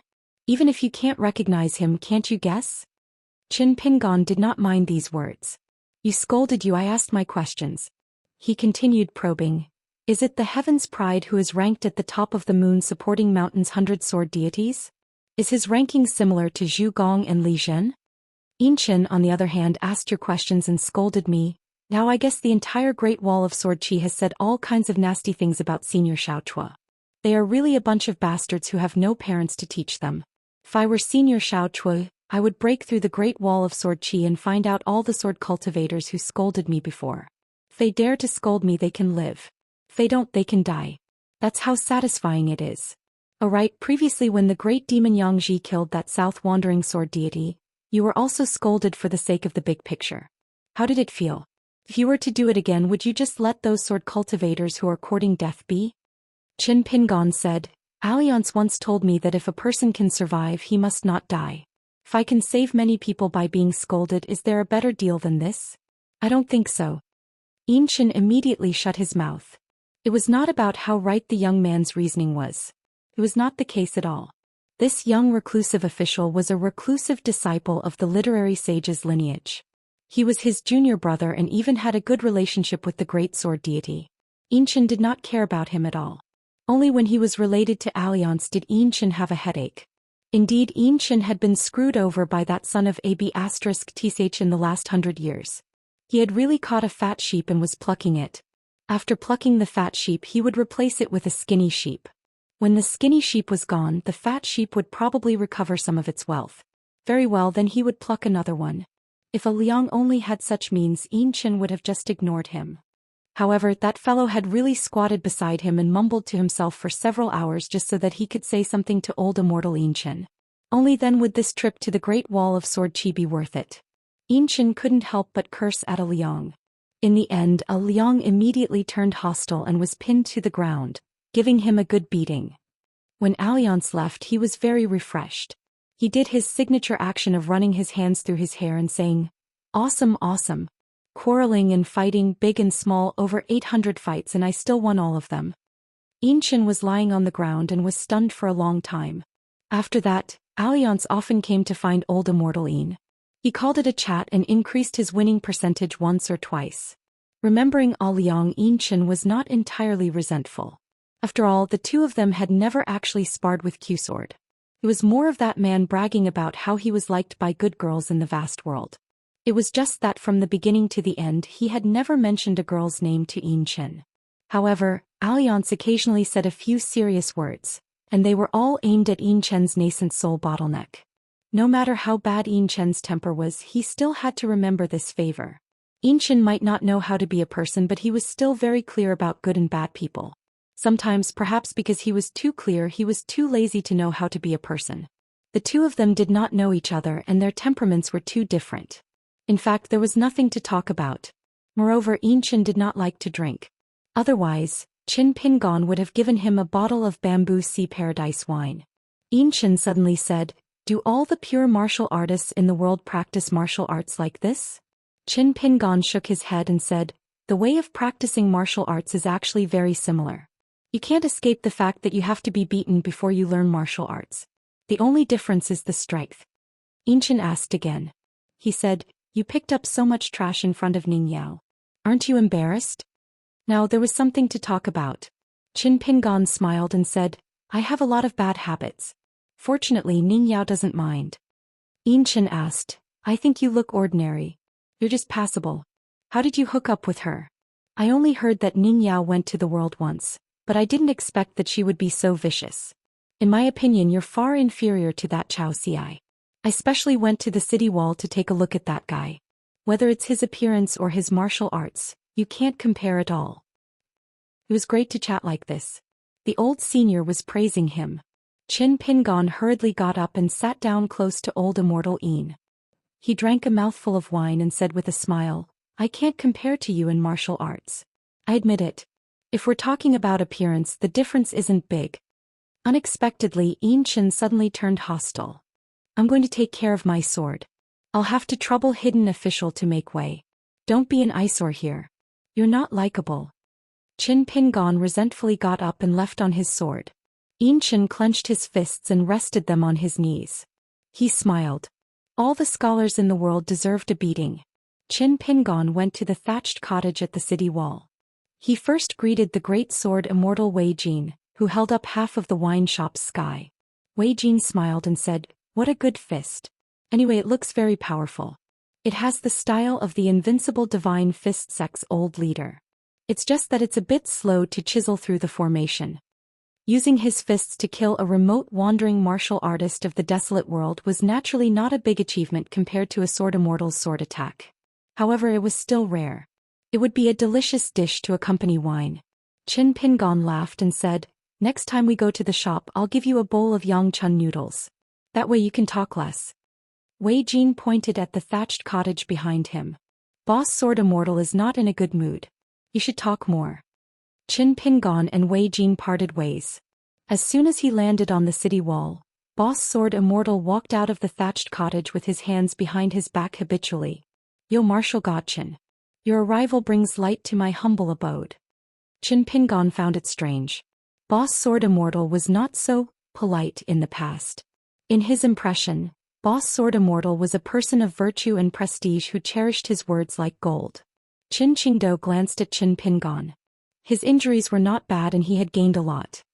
He said in his mind, "I owe you 2 secrets. Now I can tell you." Qin Pingon restrained his expression. However, Boss Sword Immortal's 2 so-called little secrets were bigger than the other. One was about the Great Wall of Sword Qi, the hometown of all the felons. Half of the earliest ancient felon's hometown was from the desolate world, and the other half was from the 5th world that was now opened. Qin Pingon was stunned. So, half of the felons and their descendants were actually in their hometown from the beginning? So, they were born in the Great Wall of Sword Qi, died in the Great Wall of Sword Qi, and were all in their hometown? Then, if the remaining half of the felons' descendants wanted to return to their roots, it had something to do with the 5th world? As long as they could survive, they would at least have a chance to return home? The second secret was even bigger. Big Brother Sword Immortal's words were extremely shocking. The path of martial artists to the heavens was actually a path to becoming a god, and it would also involve military cultivators. Although Qin Pingon had some guesses before, when Boss Sword Immortal said it himself, he immediately understood a lot of things. For example, he no longer found it strange that there was a golden body on the path of martial arts. And all the gods in the world created a golden body, which was the foundation of the great Tao. Putting aside the fact that the heroic spirits had become gods, the process of a living person becoming a god was similar to the experience of the Iron Talisman River's water deity Yanghua. Emaciated body and bones was a path that one had to go through. This was actually similar to a martial artist's tempering of the body and bones. Qin Qingdu did not say it out loud. Anyway, this kid liked to think. He would have plenty of time to ponder over the first pages of this old almanac. He walked slowly with Qin Pingon. Since they had started walking, they could not turn back after a few steps, so the old man said a little more. Since ancient times, there has been a difference between gods and immortals. First gods, then immortals. But according to today's saying, if a person's soul does not dissipate after death, that person is a god. Enjoying the incense offerings of the mortal world, one does not need to cultivate to be able to stabilize their golden body. Immortals who do not die are those qi cultivators who are now lying in the mountains. When scholars write history books, they always delete and subtract. Over time, they get further and further away from the truth. If you have the chance in the future, you can go to the 3 great academies and become the reclusive disciple of that old scholar. You can flip through a few worthless old books. You still have the face to do that. Qin Pingon only listened and remembered these sayings. They were not significant for the time being. If he were to be more pragmatic, it could be said that they were meaningless. However, the following statement made Qin Pingon's ears perk up obediently, afraid that he would miss a single word. First you travel far away, then you reach the peak, then you reach the 10th realm of martial arts. It is divided into 3 levels: vigor, purity, and godly arrival. What is godly arrival? I remember there is a saying in your hometown. What is it called? Arrival. Qin Pingon blurted out. If a person's skills are good enough, whether it is farming or making porcelain, others like to praise him as arrival. Qin Qingdu nodded. Arrival, arrival, arrival. How do you walk? Who will guard the door? The answer is in your hometown. What is it again? Qin Pingon said, me. Qin Qingdu smiled and nodded. He then explained in detail the 3rd level of the 10th realm. But for the first time the old man had a nostalgic expression. In the Aquarius continent he had an old friend. He had also drawn a circle on the ground and imprisoned himself for 10,000 years. So Qin Qingdu said something off-topic. Embroidered tiger Cui Dong is really powerful. Qin Pingon said, that year in the first round of the Truth Heart game, because Mr. Qi was there, I passed it safely. When Mr. Qi was not there, I could not pass the 2nd round no matter what.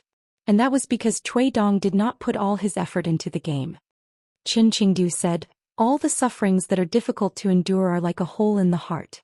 The bigger the hole, the more it can hold in the future. Qin Pingon nodded. But it was also possible to make up for that hole for the rest of one's life. For example, the more the world owes a person's childhood, the more that person will make up for it when they grow up. Leaving the city, Qin Pingon flew on his sword to the private residence of the Summer Palace. He began to recuperate in peace. After a short 2 days, Qin Pingon made a trip to the Summer Palace. He came and went as he pleased. He held the jade token in his hand and did not need to use a contraction talisman. Qin Pingon chose a secluded place and watched Grandma Bai teach the children martial arts. She was talking about what the whole body is a fist meant, how to learn and how to practice. Qin Pingon was familiar with one of the children. It was the tomboy called Yuan Zhaohua. He gave her 2 folding fans. She was the only girl in the Great Wall of Sword Qi who could use her real ability to cheat the second shopkeeper of his money. As for the other children, Qin Pingon was familiar with them. This was because they were the martial arts seeds that he and the hidden official had carefully selected. One of the children had already been brought to the Central Divine Continent by Yu Zhuanfu. The others who were not too late to learn martial arts were all here. The Great Wall of Sword Qi had many sword cultivators, but there were very few pure martial artists. If the Great Wall of Sword Qi was breached and the world changed, it would be reduced to a piece of land in the wilderness. Would the fortune of martial artists be left for the wilderness? Of course not. However, Qin Pingon also knew that there was little hope for this group of children to compete for the title of strongest, if they were to make a last-minute effort. Moreover, there was a natural pressure in the Great Wall of Sword Qi. The Great Tao clashed violently. He did not understand before, but after being pointed out by the eldest sword Immortal on the city wall, he understood. The female martial god of the Central Divine Continent, Pei Wan, had most likely come prepared. As for Chao Xiai, she was purely focused on martial arts. She never needed martial arts fate. Qin Pingon admitted that he was far inferior to Chao Xiai in this aspect.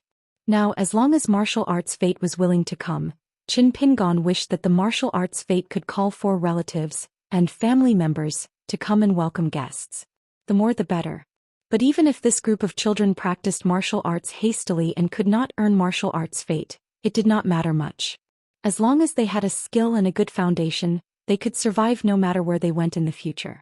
Or rather, their chances of survival would only be greater. In a chaotic world, if one wanted to settle down, one had to fight for a place to stay.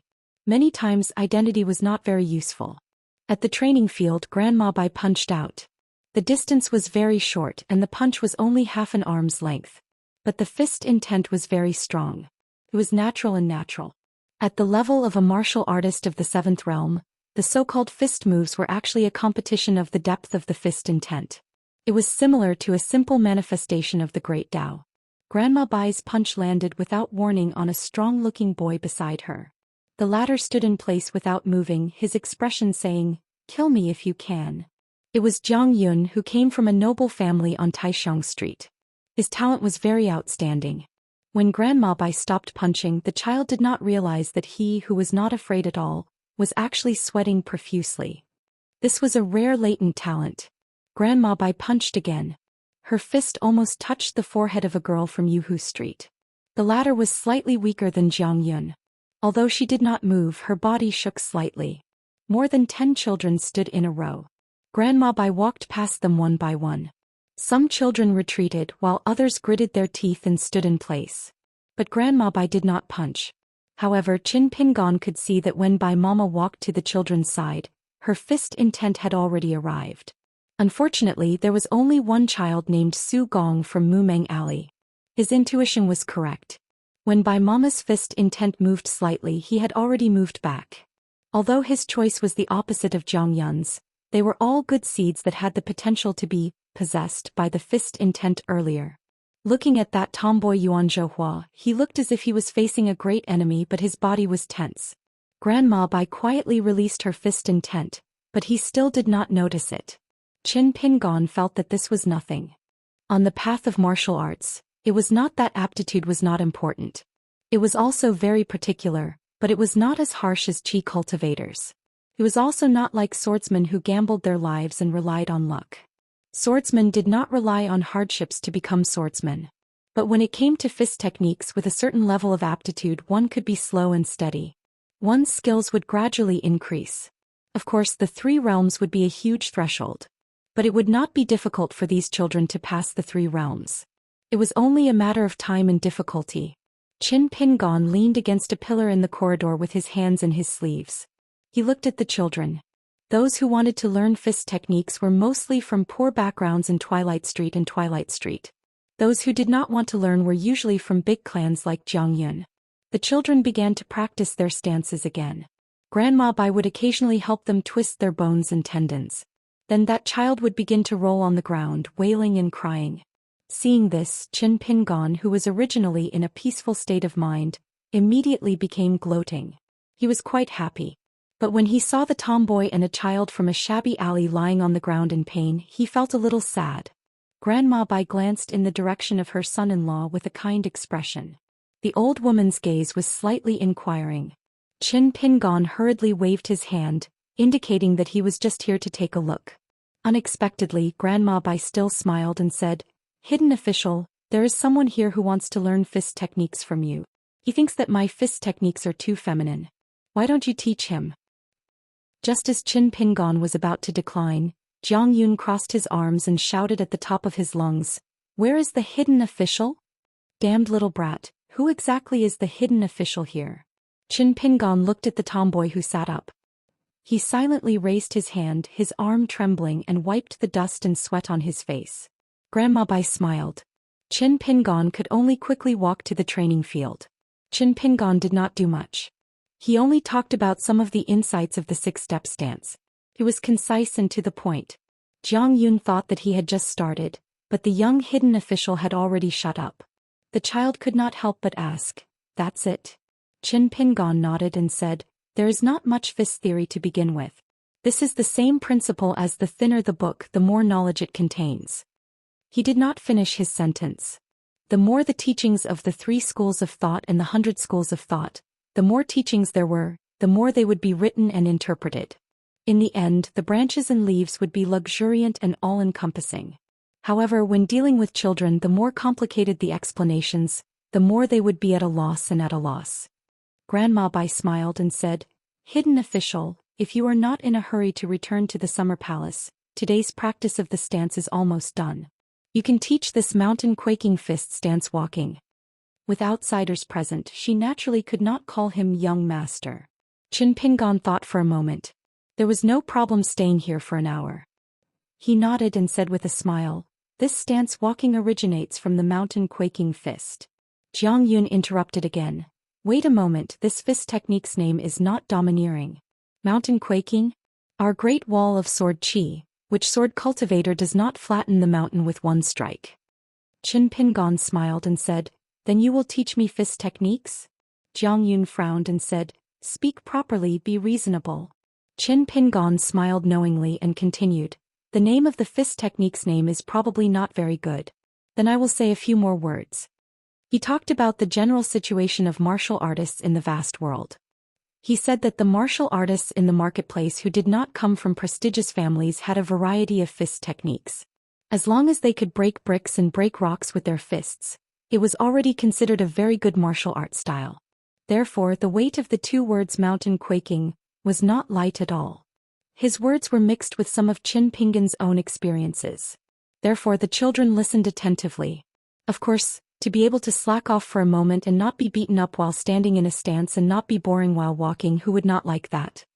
After he finished speaking, Qin Pingan practiced walking a few times and then helped the children point out some flaws in the walking. After the time it took for a stick of incense to burn, during the break, Qin Pingan talked about the streets and the scenery of the martial path peak of the 9th and 10th realm martial artists. The children loved to listen to this. Anyway, hiding in the cold palace was like a cage. They could not escape even if they wanted to. Jiang Yun had once urged the little girl from Yuhu Street to escape with them.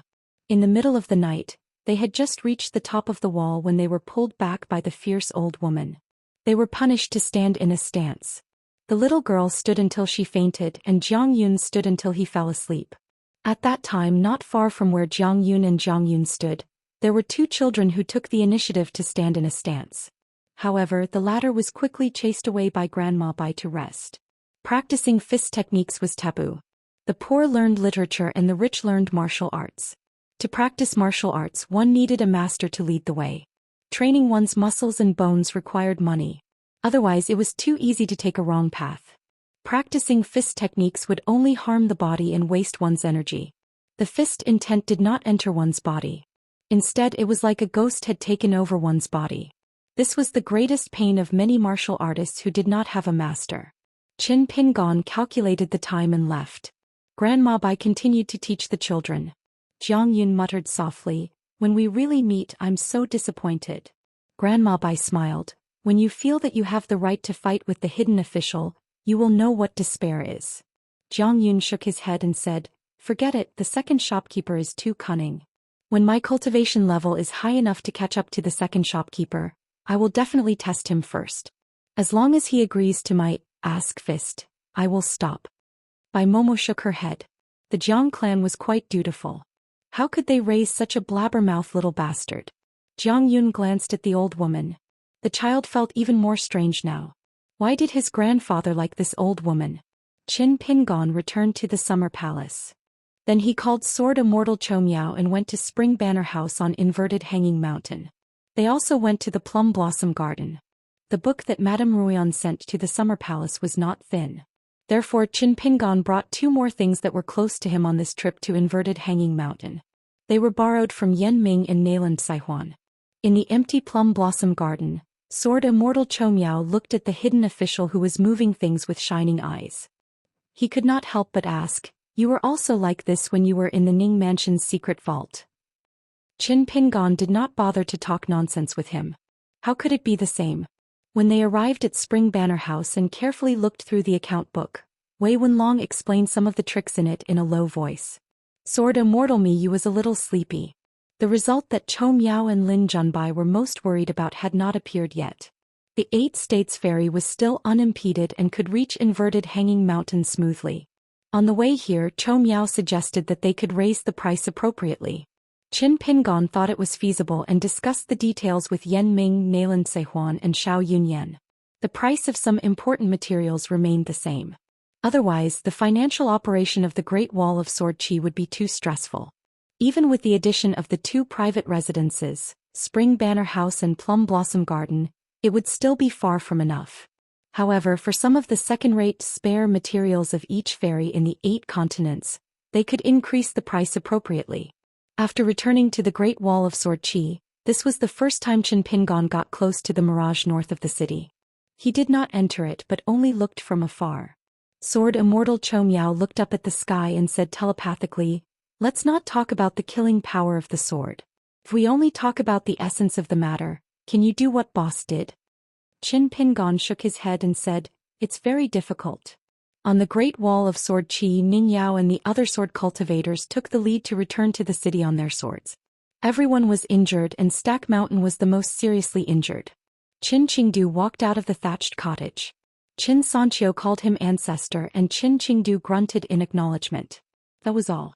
If an outsider met Qin Sanqiu when he was drinking, it would be very hard to imagine that this handsome young drunkard was Qin Qingdu. The old sword immortal Qin Shi, who was able to carve the character Qin on the city wall, had once privately asked ancestor Qin Qingdu if he could let Xianxia leave and follow a certain scholarly sage to study in the vast world. Qin Qingdu only asked one question.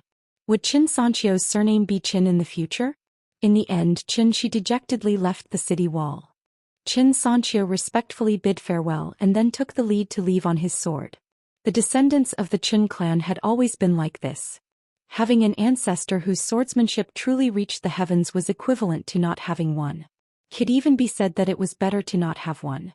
Dong Huafu Yenzhua and the others also left. They would return to the city to recuperate for a few days, and Stack Mountain needed even more time to recover.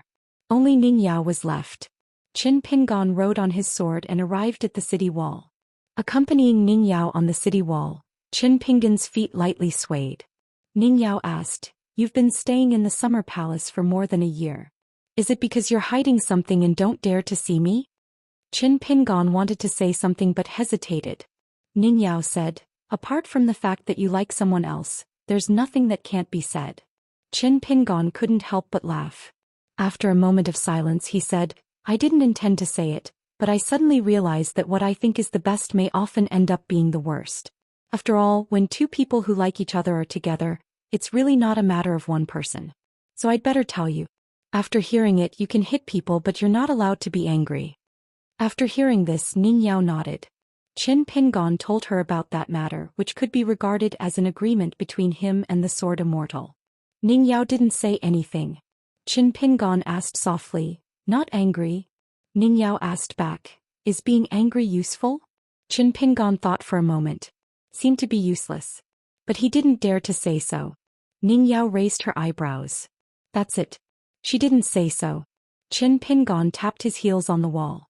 Being together with Ning Yao as well as before, from meeting her, falling in love with her, to coming to Ning Yao's side, traveling across mountains and rivers and practicing martial arts, he would feel a little tired, but he would never feel tired mentally. Ning Yao said, "If you have something on your mind in the future, just tell me. Even if I'm angry, I'll let you know." Qin Pingon held her hand gently. Then the two of them looked into the distance quietly. Qin Qingdu was taking a stroll. Every time he didn't walk far. He walked slowly and then went back the way he came. He glanced at the backs of the young man and woman in the distance. Qin Qingdu laughed because he thought of a very interesting thing. The reason why he had a good impression of Qin Pingon when they first met had nothing to do with anything else. It didn't matter that he dared to punch Cao Ci and admit defeat in 3 rounds with Qin Pingon. It didn't matter that he traveled all the way to the Great Wall of Sword Qi alone to deliver a sword to his beloved girl. It didn't even matter that Qin Pingon was involved with that senior. Back then, Qin Qingdu looked at the young man who had the potential to be an Earth Immortal but had his bridge of longevity broken. Especially when he looked at the young man's eyes and the vitality in him, Qin Qingdu didn't know whether to laugh or cry. Unlike many old men in the Jianghu and seniors on the mountain, Qin Qingdu was probably the only one who saw Qin Pingon without any lethargy and was full of vitality instead. Back then, Qin Pingon, who was still a young man, seemed to be silently asking questions. Moreover, he was asking the world in high spirits. Can I really become a great sword immortal?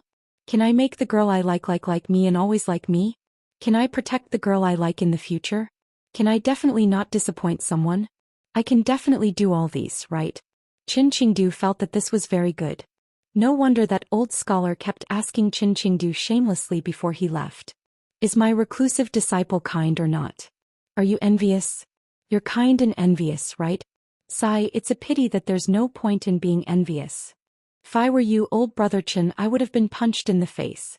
Otherwise, it would be hard to quell the jealousy in your heart. 651. At the Oxhorn Mountain Ferry, there were no longer only Dali military ferries coming and going. More and more commercial ferries were coming and going. Pei Qian's eyes lit up when he saw this. It was all divine money rolling into his master's pocket. Because this long trip was on their own territory, the little girl in black beside Pei Qian felt that she couldn't be more impressive with a pole on her shoulder and a walking stick in her hand. Zhou Mili felt a little regretful that she couldn't stick 2 pieces of paper on her forehead, one for the right guardian of Luopa Mountain and the other for the mute lake monster. Qin Wanshu was not far away, talking about trivial matters with Qin Lingjun, who was about to leave for the North Continent. Qin Lingjun kept yawning as he listened. Pei Qian crossed his arms and looked around. Looking at his master's great rivers and mountains, he nodded in satisfaction. Zhou Mili asked softly, Qin Lingjun is about to leave. Shouldn't we say a few words? If we squeeze out some tears it will seem more sincere. Pei Qian rolled his eyes and said, Did you eat the principles of Luopa Mountain like rice in your bowl? Pei Qian freed up his hand and rubbed the short man's head. He said earnestly, My master once said that the principle is the big white bowl. Other external objects are the food inside. As long as the bowl is not thrown away there will always be food to eat. I can't figure out what principles are. Mili, you're so muddle-headed you can't figure it out either. So we just need to remember the rules of Luopa Mountain and there won't be any mistakes. Zhou Mili frowned but soon her brows relaxed. She understood and said softly, Once we talk to Qin Lingjun we have to give him a parting gift. Anyway, our relationship is so good so let's not make empty promises. Pei Qian pulled Mili's cheeks and said with a laugh, What are you talking about? Zhou Mili chuckled as well. Pei Qian stood on the spot and took a deep breath. Then he punched a very short distance away and muttered to himself, Pinch a needle with the finger, sweep a large area with the fist, punch like an arrow, punch like a flying sword. Zhou Mili asked, What? Pei Qian continued to punch out slowly and said seriously, After the mad demon sword art I created another unique fist art. The incantations were all written by me and they are extremely powerful. Then Pei Qian began to spout nonsense. Other than my master's fist technique, there are 2 other fist techniques in the world that are also very strong. One is a self-taught tortoise fist, and the other is a technique that was secretly learned from the Flying Passage sect. Zhou Mili didn't think she was stupid but she was still skeptical. How powerful is this fist technique of yours? Will you be able to fly if you practice martial arts? Pei Qian said in annoyance. That's something only a martial artist at the far roaming realm can do. I'm still too young. I won't be able to do it without a few years of effort. Stomping her foot, Zhou Mili said in annoyance, It's been so long. How many melon seeds do you have to eat? Pei Qian said helplessly, It's very easy for you to become an 8th-tier martial artist. Zhou Mili was stunned. She held her walking stick and scratched her cheek. But you are Pei Qian. Pei Qian was all smiles. Retracting his fist, he held on to little Mili's head and shook it. You little brain. You don't look big but why are you so smart? Zhou Mili shook her head for a long time then suddenly sighed. Why isn't the mountain chieftain home yet? Pei Qian smiled. Didn't I tell you? Over at the Great Wall of Sword Qi because of my master's help in spreading the news, there are many stories about the Mute Lake monster circulating now. That's a whole new world. You're just secretly happy. Zhou Mili scratched her cheek again. But I'd rather he stop telling stories and come back sooner. Pei Qian made a face. Are you going to treat my master to pickled fish when he comes home? Zhou Mili frowned and said timidly, Not a big bowl but a small bowl? Pei Qian was happy but also a little sad. After growing up it was difficult for him to be like before with all his worries and worries. He was always like a guest who came and went quickly. In the past, Pei Qian didn't quite understand why his master didn't want him and sister Baoping to grow up quickly. Now looking at little Mili, Pei Qian understood. Qin Lingjun was about to board the cross-continent ferry. Pei Qian patted Zhou Mili's head. Let's go and say goodbye. Remember, master said that if a friend takes the Immortal ferry to travel far away, we can't say that it's a smooth journey. Zhou Mili nodded vigorously. I know. A stupid melon seed, Nuanshu, Pei Qian and little Mili all said goodbye to him. Qin Lingjun was a little uncomfortable but at the same time he was also a little happy. However, he didn't want to show his feelings on his face. After Qin Lingjun left, Pei Qian and the other 2 waited until the ferry passed through the Sea of Clouds before returning to Luopa Mountain. Qin Nuanshu turned to look at the Sea of Clouds. Pei Qian said softly, Don't worry, it's fine. Qin Lingjun might not be serious usually but he's actually very smart. Qin Nuanshu smiled. Pei Qian held the hands of a little girl. Now Pei Qian's height had surpassed them by a lot. He finally looked like a young girl. Qin Lingjun was in the room on the ferry. With nothing to do he lay on the table in a daze. In fact, at the crossing of Oxhorn Mountain, Qin Lingjun regretted it the moment he boarded the cross-continent ferry. He really wanted to jump off the ferry and sneak back. Anyway, now that Luopa Mountain was big and had a lot of territory he could just find a place to hide. Wei Pai would probably be annoyed to see him and might not be willing to talk to old chef and Pei Qian about this. In a few days he would go to Luapa Mountain to show his face and find a random reason to fool them.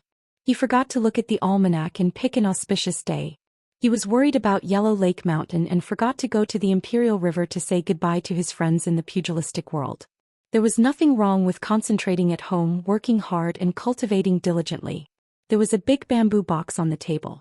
In fact, it was rare for Lord Wei Shan to be so generous and lend him something close to him. In the bamboo box there were many maps of the North Continent. There were maps drawn by the Immortals on the mountain, as well as many secret treasures of the imperial court. In addition, there were a lot of messy local chronicles and a few booklets written by Qin Pingan.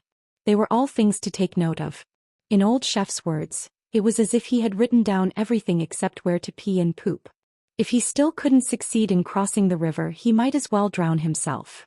Qin Lingjun was actually still afraid. In the past, when he was at the imperial river of the Huangting nation, he didn't like to move. He acknowledged the imperial river water god as his brother and acted like a tyrant together. When he arrived at Luapa Mountain, he still didn't move. Pei Qian and Xiaomi would occasionally go to Red Candle Town for a stroll. Qin Lingjun only went around the mountains of Luapa Mountain, touring the scenery and chatting with the old immortals. He brought the black snake with him and patrolled the various places in a carefree manner. Ever since the blind old Daoist named Jia Qing moved from the Dragon Riding Alley to the Yellow Lake Mountain to cultivate, Qin Lingjun often went there as a guest. They hit it off very well. If bragging really worked, the entire vast world would be their private garden. However, Qin Lingjun now knew that the other party was flattering him so much. It was still because of Qin Pingan. Qin Lingjun didn't dislike this kind of thing. He quite liked it. No matter how good the wind in Luapa Mountain was, it was inevitable that there would be distant relatives and distant relatives.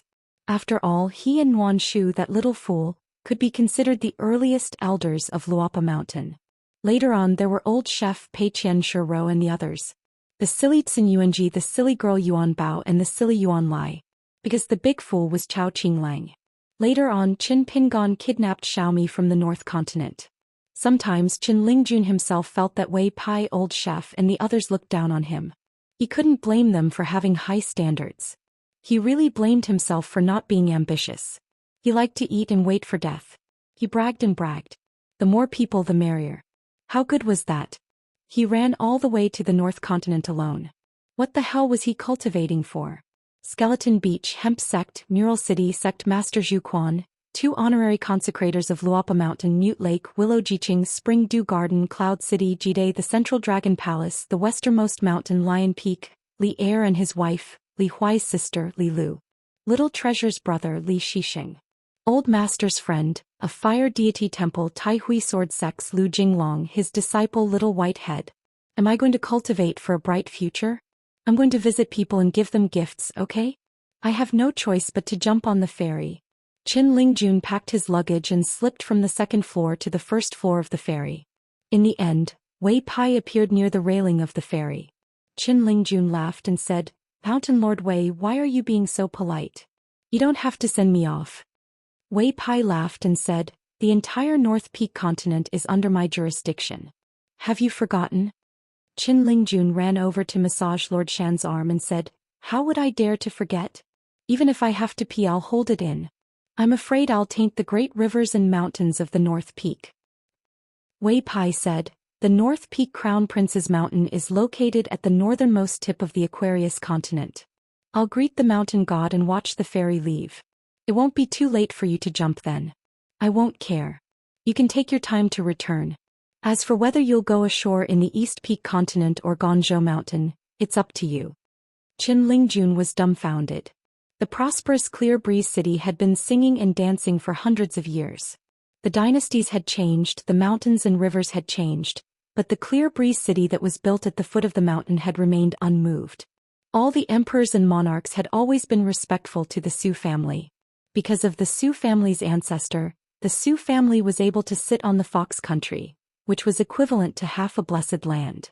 It was rumored that the fox immortal that the Su family's ancestor met had 7 tails, but no one knew if there was an additional one now.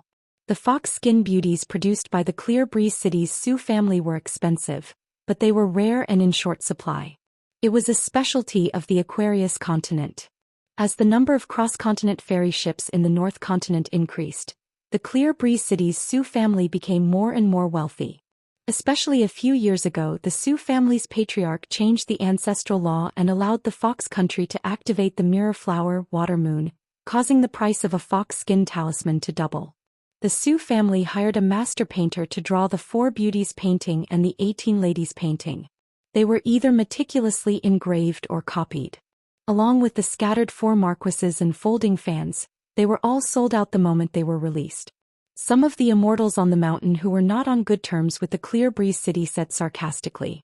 The Su family was only short of selling erotic paintings. If Su Hun dared to sell them, he would be a true hero. They purposely belittled Su Hun as a man who rolled in a pile of women. However, this man was indeed a true nascent soul realm military cultivator. After obtaining the strange Swansea armor, he was like a tiger that had grown wings. His combat power was extraordinary. He was one of the few people below the upper 5 realms in the Aquarius continent with outstanding killing power. In a private room of a restaurant in the downtown area of the Clear Breeze City, a young man continued to eat. A scholar in a green robe had already put down his chopsticks and got up to stand by the window. He looked at the bustling crowd outside. There were indeed many good-looking women. Lu Qiqing waved his folding fan and smiled. This couple in the Clear Breeze City, one concentrates on cultivation while the other manages the household to earn money. They are a perfect match. The young man just buried his head in eating. Lu Qiqing rarely moved his chopsticks but ordered a large table of dishes. There was a lot of food left on the table. Lu Qiqing turned to look at the young man and asked with a smile, "Guken, you didn't say why you came here and deliberately left Xing Yi and Ma Di out. Can you tell me now?" Guken wanted to talk to someone, so he put down his chopsticks and swallowed the food. He looked up and said, "I have a friend who was almost beaten to death by a man named Lu Jingchun. This Lu Jingchun is a descendant of the Lu clan on Fortune Street. He seems to be doing well in the Su clan in the Clear Breeze City." In the Pearl Grotto Heaven, the Song, Li Zhao and Lu were the top families of the 4 great clans. However, the Lu clan in the small town had too much to do with the destroyed dynasty, so they had the most miserable ending. After the Pearl Grotto Heaven fell, the Lu clan in the small town had no achievements to speak of. Only Lu Jingchun had followed Mistress Su of the Clear Breeze City and left the town together. The Su family had treated him well and had given him quite a lot of cultivation resources, and had even given him the status of a direct disciple of the Ancestral Hall as a protective talisman. All of this had been given to Mistress Lu. Lu Qiqing was not interested in Lu Jingchun. He just asked curiously, "Someone like you also has friends?" Guken nodded and said, "Yes, I do." Lu Qiqing smiled and said, "In fact, there is only one Qin Pingon?" Guken shook his head and said, "Since I was a child, he has never treated me as a friend. The age gap between us is too big. I am the same. I can be considered half a relative. As for Lu Xianyang, who is more generous than the sky, he is close to me only because of Qin Pingon. Otherwise, he and I have never been on the same path. We were not in the past and we will not be in the future. We can barely be considered friends." When Lu Xianyang returned from the Qin clan in the South Sa continent, he should be the direct disciple of Wan Qian of the Dragon Spring swordsmanship sect. Lu Xianyang was taken away because his ancestor was the tomb keeper of the Qin clan. There was one thing about Lu Xianyang that Guken admired the most. He was born to do as the Romans do. He never had any situation where he was not acclimatized. As for himself, after arriving at the Bookslip Lake, even his greatest strength patience had been completely lost. Guken looked back at the seemingly glorious years on the verdant canyon island and found that he was walking on the road to death step by step. Being young was not an excuse at all. Guken looked at the dishes on the table and continued to pick up the chopsticks to eat. Lu Qiqing suddenly said, "When you go to the White Emperor City in the future, you should break these relationships if you can." Guken looked as usual. He just ate without saying anything. Lu Qiqing didn't think that he could change Guken's temperament. He was afraid that it would depend on his senior brother's teaching methods. So he changed the topic. "What do you mean by doing okay? Since he is the same age as you, is he a Jindan sword cultivator? Or a nascent soul chi cultivator?" Guken said, "Now he is a level 4 chi cultivator. Within 10 years there is hope for him to reach the cave realm. He helps the Su clan to manage a small part of the business in the Fox country. If his cultivation is not fast, he can use the immortal money to make up for it." Lu Qiqing put away the folding fan and knocked on his head. He said with a smile, "My future junior brother, are you kidding me or telling a joke?" Gukin looked calm. He didn't drink, ate slowly and liked to chew slowly. "If I have to run away after killing someone, can I really have a stable place to stay in this life?" Lu Qiqing couldn't help but laugh and shook his head. "Is a good-for-nothing with such a weak cultivation worth you killing him and running away? I'm very easy to talk to. Just nod and I'll help you solve it. Suhan. He is not even in the upper 5 realms. It's a small matter." Gukin asked, "What if? Why bother?" Lu Qiqing was speechless. Gukin put down his chopsticks and said with a smile, "But if I really attack my mortal enemy, I have to make sure that no one can even collect his corpse. Secondly, others couldn't find fault with him. As for others, there were only 2 types. One was Qin Pingon and the others. If he had to make a choice, he didn't have to care about the latter. In short, Qin Pingon could forget about completely cutting ties with him in this life." Lu Qiqing smiled brightly. The more he looked at this kid, the more he liked him. It was the first time that she had become a Dao protector. However, she was willing to do it and felt very comfortable. This made Lu Qiqing want to take him in as a disciple. Gukin asked, "If I really become your junior brother, can I learn the best magic arts and divine powers?" Lu Qiqing couldn't help laughing. "White Emperor City is very rich. If you become my junior brother, of course you can learn whatever you want. But it's hard to say if you can learn it." Gukin said, "I want to learn all of them." Lu Qiqing pointed at Gukan with his folding fan and said with a smile, "You are young and ignorant. You are dreaming." It wasn't that he didn't know Gukan's excellent cultivation talent. Otherwise, he wouldn't have thought of taking him to the central divine continent as a stepping stone to return to White Emperor City. However, White Emperor City established by his senior brother was not an ordinary Daoist field. It was true that Lu Qiqing had a deep hatred for his senior brother. But putting these old grudges aside, his senior brother was indeed Lu Qiqing. This chapter is not finished. Please turn the page. He was the most respected person in his life. Then there was the great celestial master of Longhu Mountain, and then Cui Dong, who played the Rosy Cloud chess game with his senior brother. There were only 3 of them. Lu Qiqing couldn't help but remind him, "My senior brother's temperament is unpredictable. You may reach the sky in 1 step or you may become an ordinary person. Even worse, you may lose several lifetimes. Don't think too lightly of it." In order to find a potential candidate for a closed-door disciple, senior brother had stared at that pitiful worm for 600 years.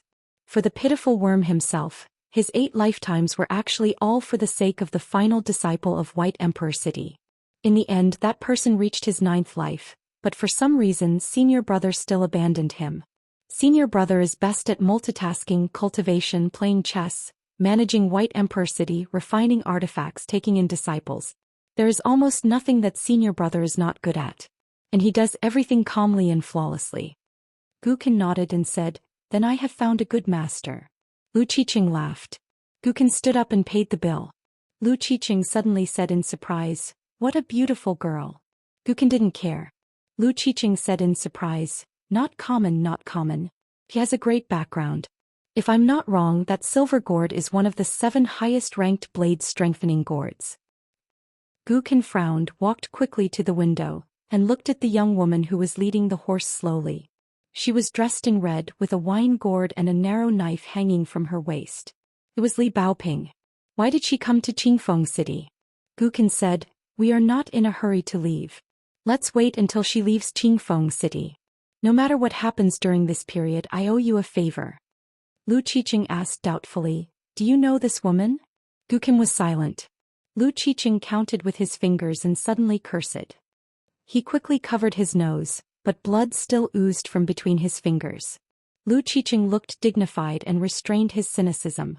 He said in a deep voice, "Don't get involved. Just take it as a suggestion from me to your future junior brother." Gukin stared at the back of the woman in red and said, "If you want to get involved, if something really happens, you save her and I will take care of myself." Lu Qiqing said angrily, "What do you want?" Gukin closed his eyes and began to calculate all the inside stories about Qingfeng City. Lu Qiqing leaned against the window and said self-deprecatingly, "Alas, I have a hard life." Before Jing Dafeng went to the Yang family's shop, he went to the wine shop. He was familiar with the woman who was selling wine, but he was still not close to her. The woman was shrewish and the people in the town called her Huang Ernyang.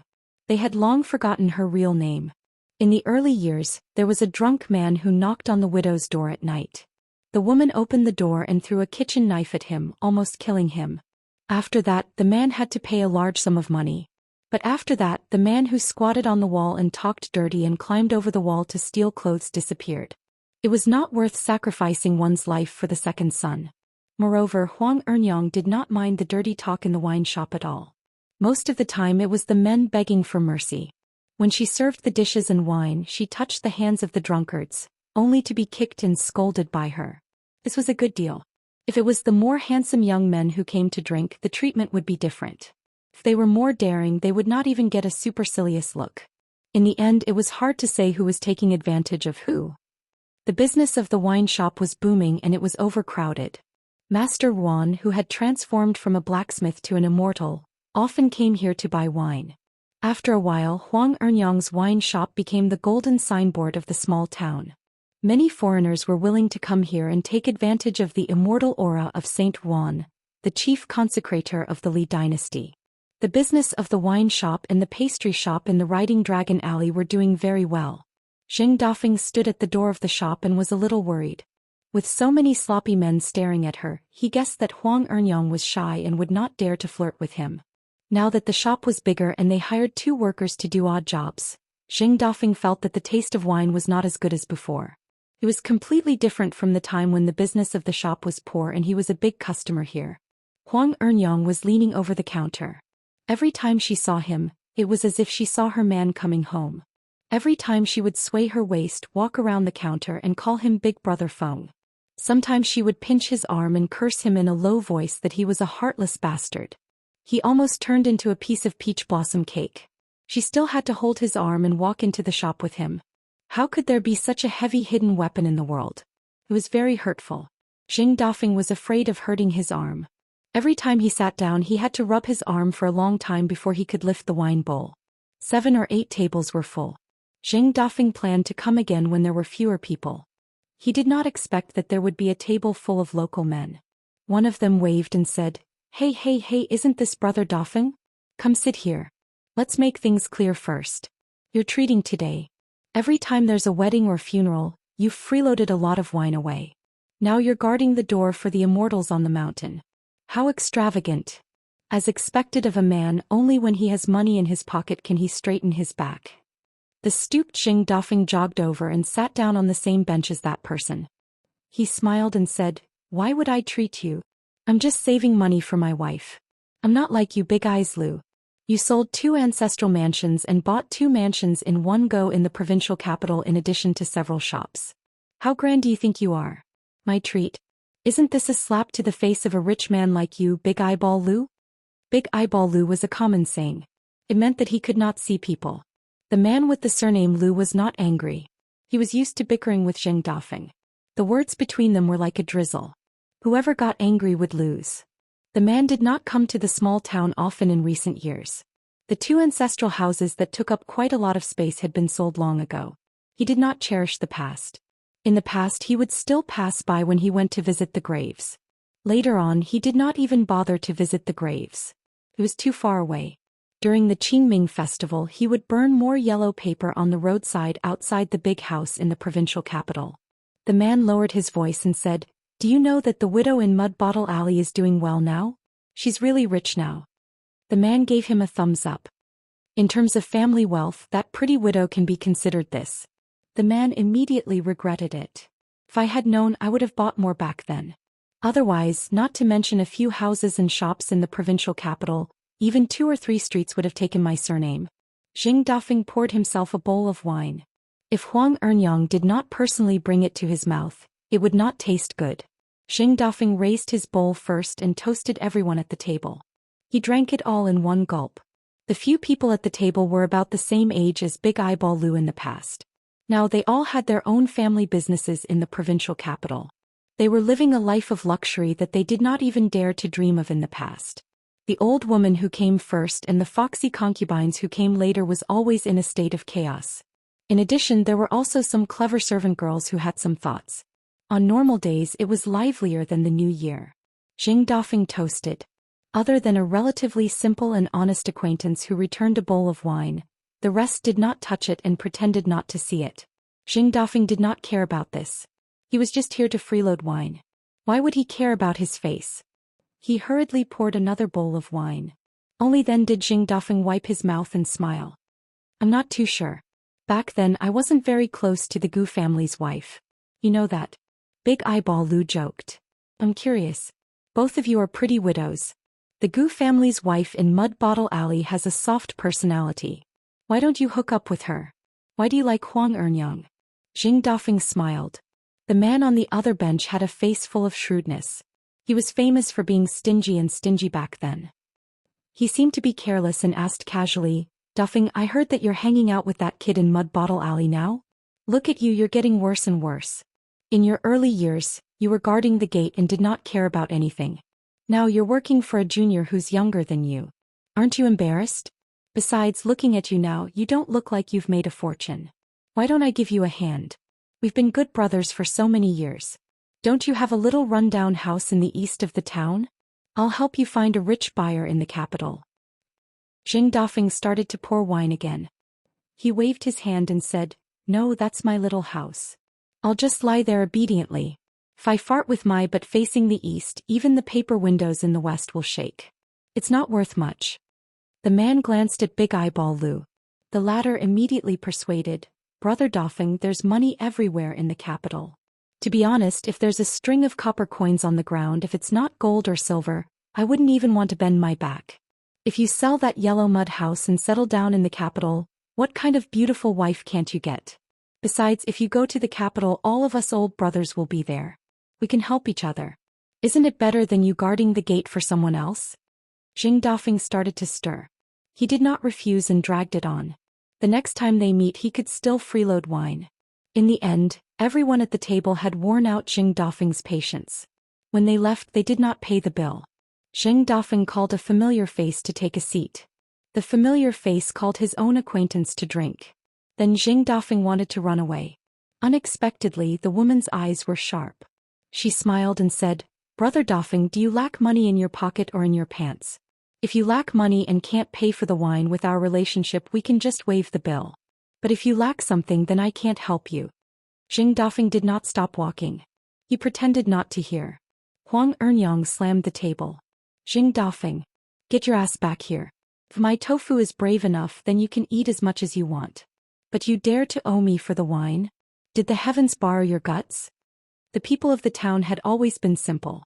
Jing Dafeng turned around and sauntered to the counter. He laughed softly. If I lack money, I lack money. When will I not lack money? Huang Ernyang, don't you know? Brother Dafeng is full of vigor. His reputation is not undeserved. Huang Ernyang leaned against the counter and munched on sunflower seeds.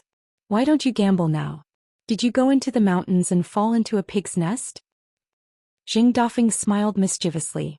I gamble for fun. I never ask for money. Have you ever seen me win? Then Jing Dafeng said earnestly, tens of millions from gambling is just a plot of land by the river. The money of life and death goes around in circles for 60 years. One skill, craftsmanship, passed down for 3 generations. Palm land, crop money, thousands of years. Huang Ernyang rolled her eyes. You're the only one who likes to pretend to be a scholar. Jing Dafeng glanced at the woman's clothes and extended his hand. Sister, what kind of cloth is that? So sturdy. Let Brother Dafeng take a look. The woman only munched on sunflower seeds and did not dodge. She did not believe that this guy would dare to touch the cloth on her chest. Sure enough, Jing Dafeng resentfully retracted his hand and pretended to find a way out for himself. He wiped the table and complained, Sister, it's not that I'm nagging you, but you don't even know how to find a diligent worker. Look at this table, it's so oily that even a fly wouldn't be able to move its feet. If you're not careful, wouldn't you be crushed to death by 2 mountains? The woman only sneered. You have the nerve to call me sister? Count with your fingers. How long has it been since the shop took care of business? Jing Dafeng leaned on the counter and glanced at the noisy table. He laughed. What's there to take care of now? You don't need my few bowls of wine. The woman took advantage of the stooped man's turn to look elsewhere. Her eyes reddened, but she quickly covered it up. It was as if many years had passed in the blink of an eye. When she first opened this shop, she was still a young woman. She was even prettier than she was now. She didn't have wrinkles at the corners of her eyes, and her hands were very tender. Thinking back to those days when she mustered up her courage to serve wine to the customers, almost all of the drunkards' eyes would glance at her chest. Only one young man also looked at her chest, but he also liked to look at her small hands. He would say a lot of pleasing words, just like the words in books. She didn't really understand what he said, but it made people feel happy. The reason why the shop was able to survive the early bleak years was because of this man in front of her. It was not as simple as drinking wine. It was just that when she was at her best, she was embarrassed by those words. Now that she was older and knew more about the ways of the world, she was not as beautiful as before. She only felt that Jing Dafeng was different from ordinary men. His eyes and mouth were not honest, but his hands were honest. The woman only found out much later that this was a truly honest man. Jing Dafeng turned his head. Same old rules. Put it on the tap.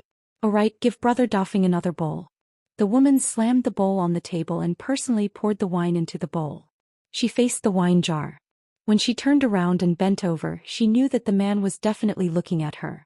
Huang Ernyang poured the wine and leaned against the counter again. She looked at the man who was sipping the wine and said softly, "Big Eyeball Lu, this group of people is after your house. Be careful. Maybe he came back to town this time because of you." Jing Dafeng nodded. "You really know how to care for people. I'm talking to you about serious matters." Huang Ernyang's tone became slightly more serious. She frowned and said, "Don't be careless. I heard that after this group of people became rich, they started doing business in the state capital. When money is in the hands of good people, it's courage. When it's in the pockets of these people, it's evil. Your shabby shop is small, but it's in a good location. Walk east of the town and you'll find the Immortal graveyard. Now it's a martial temple. Over the years, how many officials have gone there to burn incense and worship? How grand is it? Don't you know? But I have to give you a piece of advice. Once you find a suitable buyer, sell it. Don't hide it too much. Be careful that the yamen wants to buy it from you. When the time comes, the price will be too low. Are you going to sell it or not? If you don't sell it, how can you live peacefully in the future?" Jing Dafeng grunted in agreement. Therefore, when it came to dirty and troublesome matters, there were many in the marketplace. Every household who didn't have chicken shit or dog shit. But when it came to intelligence and kindness, there were also many. Every household who didn't have a few bowls of clean rice. The woman suddenly felt sad. "I'm getting old." Jing Dafeng smiled. "That's right. Your son is now a scholar. I heard that he has the nickname of Little Xiaotsai. What do you think? Your big brother Dafeng never lies to you. That kid looks like a good material. He's a serious scholar. The spring festival couplets in the wine shop were written by that kid and they look very good. Sister, you can just wait to enjoy life in the future. The family heirloom isn't about money, it's about doing good deeds." Huang Ernyang glanced at him. Jing Dafeng pretended to be shy and blocked her gaze with his wine bowl. "Sister, your gaze isn't very proper. Brother Dafeng looks like he's naked." Huang Ernyang was helpless. She really had to thank him for teaching the child. In the early years when she was a widow with a child, she really wanted to cut off her own flesh to let the child eat, drink, and wear warm clothes. When the child grew older, she couldn't bear to scold or beat him. The child became wild and even dared to skip school. She only felt that it wasn't good, but she didn't know how to teach him. She tried to persuade him, but he wouldn't listen. Every time the child would agree verbally, but he would often go down the river to catch fish and snakes in the mountains. Later on, Jing Dafeng was drinking and among a bunch of vulgar words, he hit a sentence about how to earn money. Huang Ernyang listened to him and gave him a good beating. Soon the child became obedient. Huang Ernyang suddenly said, "Two minds at the same time, no 3, no 4, 5, no 6 people, a total mess, 8 or 9 out of 10, a coward." This was what Jing Dafeng used to scold people in the wine shop. In fact, it didn't have much strength. It was too sour and didn't hurt or itch. However, Huang Ernyang found it interesting and remembered it. Compared to these women who scolded first and then scratched their faces, as well as those country bumpkins, it was a different way of scolding people. Jing Dafeng pretended not to understand and instead began to feel sorry for himself. "It's chilly to be single. How poor can I be? Rats starve and have to move. Mosquitoes and lice can barely drink a few mouthfuls of wine. Once I've saved enough money, which girl would be willing to visit me?" Huang Enyang smiled and asked, "How old is the girl?"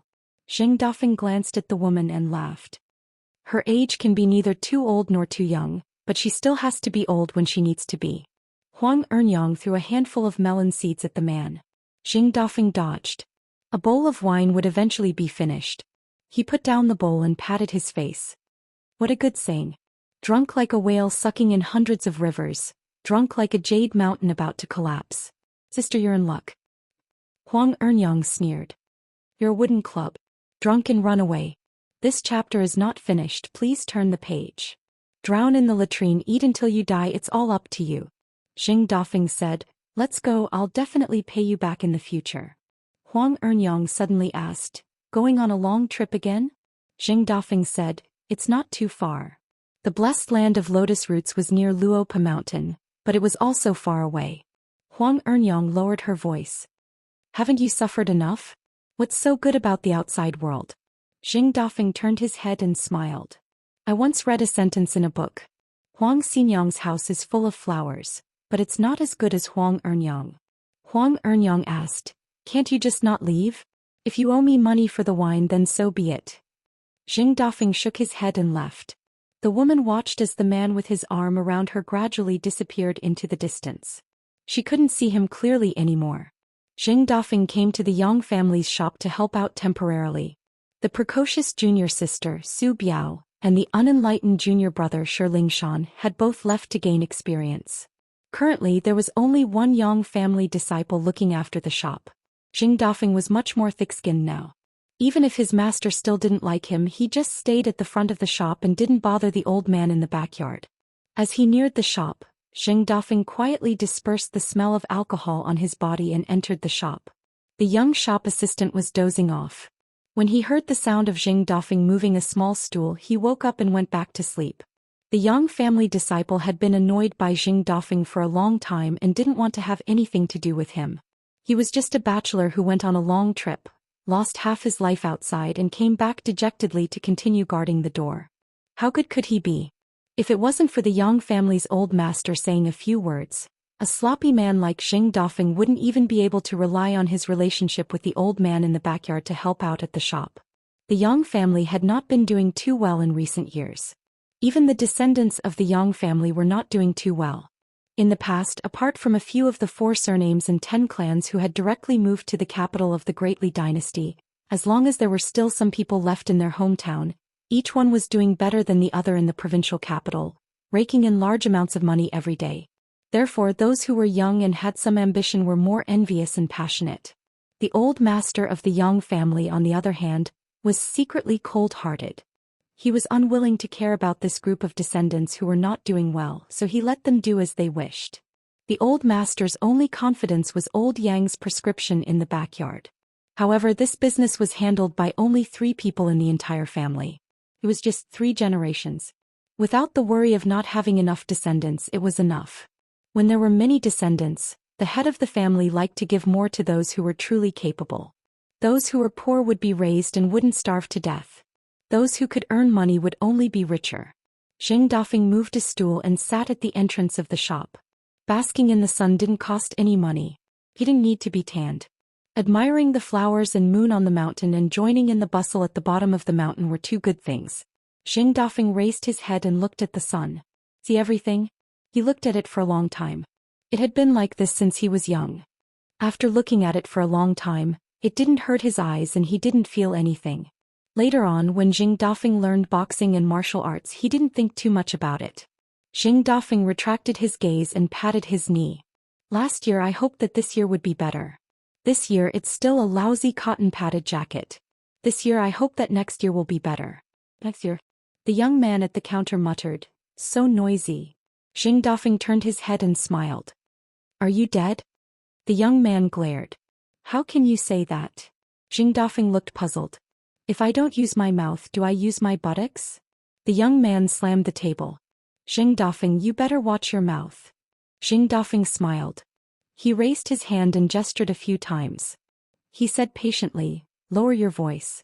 The tables of us commoners are either used to place rice bowls or incense burners. It doesn't matter what other things are used for. For example, the abacus. It doesn't matter. So don't slam the table. It's disrespectful to the gods of heaven and earth. That's unacceptable. The young man sneered. Don't *king spout nonsense here. You're a cripple with a rotten hunchback. You'll be a lowly watchdog your whole life. Do you really think this shop is your own home? Stabbing someone with a sharp knife was worse than stabbing someone with a sharp horn. However, Zheng Dafeng didn't spar with his senior brother Li Er the most. Instead he sparred with his mouth. There weren't many commoners in the town, but there were many experts in the art of talking. Clay Bottle Alley and Apricot Blossom Alley were places full of outstanding people and experts. That taciturn Qin Pingon didn't make any moves during his youth. In fact, this skill was accumulating internal energy day after day. Zheng Dafeng was immediately happy. Su Dian was too stubborn, Shi Lingshan was too simple-minded. Finally, there was someone who knew how to talk. Zheng Dafeng moved a stool closer to the door and laughed. Xianxia, I heard that you love to burn incense at the Tiefu River Water God Temple? Don't you know the real rules of burning incense? Let's not talk about other things. For this kind of thing, do you have to pay attention to the rules? Do you know why you have to hold the incense with your left hand? Do you know that you're left-handed? If that's the case, it won't be good. The young man named Xianxia was a little shaken, but his face was still full of disdain. He was too lazy to talk. Zheng Dafeng laughed. 15 loves the woman next door. 30 loves other people's children. 50-60 is his good daughter-in-law. The third branch of the Yang family has good family style. Xia's face immediately flushed red. He picked up the abacus and threw it at that bastard. The head of the Yang family's third branch indeed had a bad reputation in Falu Street and Peachleaf Alley. He was the kind of rich person who didn't have a knot in his belt. Zheng Dafeng reached out and caught the abacus. This is your Yang family's money-making tool. It can't be lost. If it's broken, who will pay for it? I'm a barefoot man and you're a little rich. Even if you throw dirty water at me, will it work? Who do you think will pay in the end?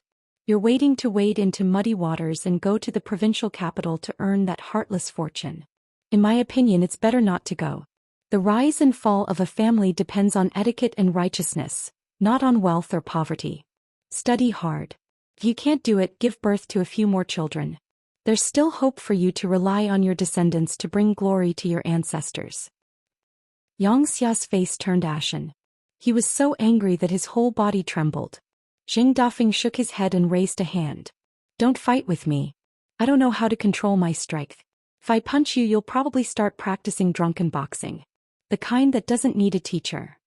Xianxia was about to walk around the counter. It wasn't a fight. It was time to go home. Suddenly the curtain was lifted. The old man said, Xianxia, you're competing with a doorman. Don't you find it embarrassing? Xianxia snorted coldly. However, now that he had a way out, he still had to leave the Yang family's shop. He just slowed his steps and walked more steadily.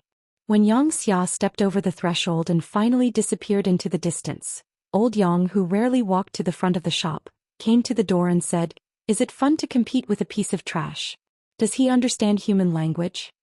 Zheng Dafeng had already stood up and straightened his back as much as possible. When an old man took in a disciple, it was of utmost importance to respect his master and his teachings. Zheng Dafeng followed the old man to the backyard. The old man lifted the curtain. When he passed the threshold, he casually put him down. Zheng Dafeng gently supported him. When he passed, he still supported him and gently put him down. Old Yang sat on the steps of the main room. He tapped his pipe and picked up the tobacco pouch at his waist. Soon he began to puff again. The thin bamboo pipe had been given to him by someone else, while the tobacco leaf had been given to him by that little brat Li Huai. After all these years, the pipe had changed from its original verdant color to a faint bamboo yellow. Old Yang said, It's just a tiny lotus root paradise. Even if you go, what's the point? Zheng Dafeng said, It's still a vast world. Old Yang gave his disciple a sidelong glance. Being too smart was never a good thing. Zheng Dafeng helplessly said, I'll listen to master. Great. This time he really did have to go on a long journey. Old Yang said, When you get there, you'll have to start all over again. The road will be even harder to walk, but as long as the road isn't hard to walk, there will be more people. There's a reason why Fan Junmao was made Mountain Lord Nanyue and not you. In any case, Zheng Dafeng just listened to the teachings. Old Yang asked, Why do you think the Confucians opened up a fifth world at this time? You have to know that the world was discovered long ago. Xing Dafeng replied, it's to prevent the 100 schools of thought from not helping when the war is imminent. Instead they'll be a hindrance. Now that a world has appeared out of thin air, we'll fight for it if we have the ability. Old Yang asked again, do you know why the vast world is the most tolerant of Daoists and Buddhists? Is there a place for the Confucian academies and Buddhist temples to stand in the green world? Xing Dafeng's expression was solemn. He definitely couldn't think of an answer to this question by himself. Old Yang waved his hand and dispersed the smoke. He asked, I once scolded the saints of the 3 schools of thought as Pishio, right? Xing Dafeng nodded. The old man smiled and said, I just don't know who will be the first to slap me. Now that his master was on his side, he didn't mind saying more. However, Xing Dafeng missed the bleak days when his master didn't talk much. Xing Dafeng was suddenly stunned. Old Yang sneered and said, you finally remembered? You thought that you weren't as smart as Li Er and were never convinced. Li Er had once reminded Xing Dafeng to think carefully about why his master never spoke more than 10 words to him. Back then Xing Dafeng felt that his master felt that he was an eyesore and wasn't willing to speak more. 10. Martial Artist 10 Realms. Back then, as a martial artist at the peak of the far-wandering realm, he had traveled south to Old Dragon City and guarded that dusty shop. Later on he had met Qin Pingon and broken through. He had almost broken through 2 bottlenecks consecutively and directly advanced from level 8 to level 10. Old Yang sneered and said, if you had the ability to make me speak more, you would have reached realm 10 long ago. There wouldn't be so much trouble now. You wandered to the east and wandered to the west, asking questions to Qi Jingchun, chatting with that old man Yao. So what? Are you realm 10 or realm 11 now? Yes, multiplied by 2 it's almost enough. Xing Dafeng was still more used to such a master. However, Xing Dafeng rarely talked back. Mr. Qi and old Yao are still very knowledgeable. It's my own poor comprehension that can't learn the subtleties. Did I say that your comprehension is good? Old Yang twisted out some tobacco shreds, his face full of sarcasm. What's the most damaging thing about a house? The window paper is torn? The door is rotten? Is that a big deal? Even a poor family in Clay Bottle Lane and Apricot Blossom Lane can't afford this little bit of repair money? Let's just say that Qin Pingon's ancestral house can be replaced with a new one every time a child goes up or down the mountain with a hatchet. No matter how well you learn other people's principles and think you understand them thoroughly, it's just the work of putting up door gods and hanging spring festival couplets. In just a year the wind and rain will weaken it. Xing Dafeng said, it's changing beams and pillars. It's making a big fuss. Old Yang nodded and said, do you think it's so easy to learn other people's principles? You have to tear down the original beams and pillars. That's the real meaning of cultivating the mind. You have to endure it when you're competing with yourself. Old Yang sighed. Let's not talk about the distant ones. Let's talk about Qi Jingchun. He's been in Lizhu Grotto Heaven for 60 years, but he still can't think of a great Tao that's right and proper. Look at Qin Pingon. How many principles do you think he knows? Not many. Just a few. What kind of person am I? How should one understand the world through scholarship? How should one establish oneself in the world? How should one live in harmony with the world? How should one live better? Just these 3 things and a few principles. Whether one is a good person or not, many little things make an ocean. Is it complicated to be a truly good person? It's very simple, but is it easy to do? It's very difficult. Old Yang could roughly guess Qi Jingchun's knowledge in the past. The Daoist ancestor once said that losing the Tao was followed by virtue, losing virtue was followed by benevolence, and losing benevolence was followed by righteousness. Qi Jingchun was probably trying to think of a way to solve this problem. He might be trying to push it back. It was not the order, but it was the order. In fact, Qi Jingchun's concerns were even greater than this. Unfortunately, it was all in the past. Xing Dafeng asked, then what about me? Old Yang asked in return, the master leads the way. Do I need the master to teach me how to eat and poop? Xing Dafeng said, I'll go to that world. I'll think about it carefully. Old man Yang raised his hand and shook his sleeves, throwing out the small temple that he had refined and put away. The old man waved his hand and specks of golden light flashed and disappeared into Xing Dafeng's forehead. Xing Dafeng did not move.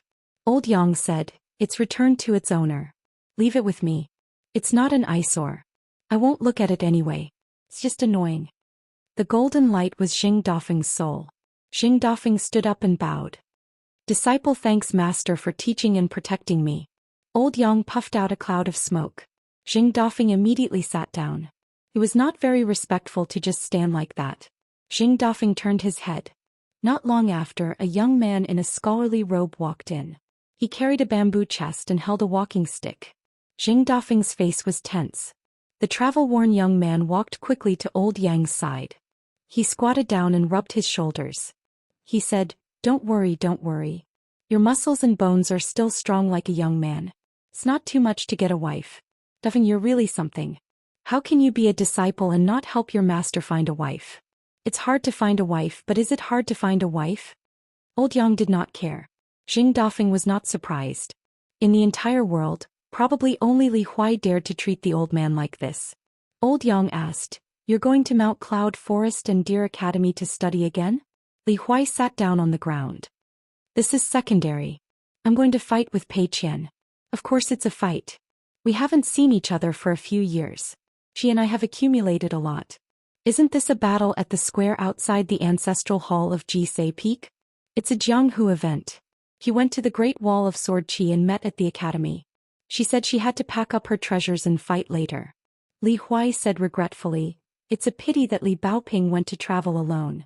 It's fine if I lose to her, but if I win against her without Li Baoping's help, I'm afraid I won't be able to leave Luopa Mountain. Xing Dafeng laughed. There's someone you're afraid of? Li Huai nodded. Yes, I'm afraid of Mr. Qi Baoping Pei Qian. There are so many teachers in the academy. I'm afraid of them all. Xing Dafeng joked. Is Qin Pingon afraid? Li Huai thought seriously and said, with him I'm not afraid. Falu Street. There was the scholar Li Shixing who traveled to North Continent. Li Baoping who was studying in the Cliff Academy of the Great Sui Kingdom. Zhao Yao who went to Central Continent. Peach Leaf Alley. There was Xie Ling, a direct disciple of the Dragon Spring Sword sect. Tao Ya, a servant of the Wei family who went to the capital of Dali. There was also Lin Shui who cultivated and studied peacefully. Clay Bottle Alley. There was Qin Pingon who went to the Great Wall of Sword Qi. Guqin who started a storm at Book Slip Lake. There was also Song Jisun who became the king of Dali. There was also the servant GQ. Apricot Flower Alley. There was Ma Kuxuan who was known as the young genius leader of the continent. There was also Li Lu and Li Huai. There was Dong Shuijing who was a businessman. There was also the shop of the Yang family. There was also the shop of the Su family. Rock Spirit Mountain. Those who were the luckiest in the town were usually the ones with strong foundations. For example, Li Huai and Gukan. Back then, the one who had the most leaves on the old locust tree was actually Gukan. No one knew.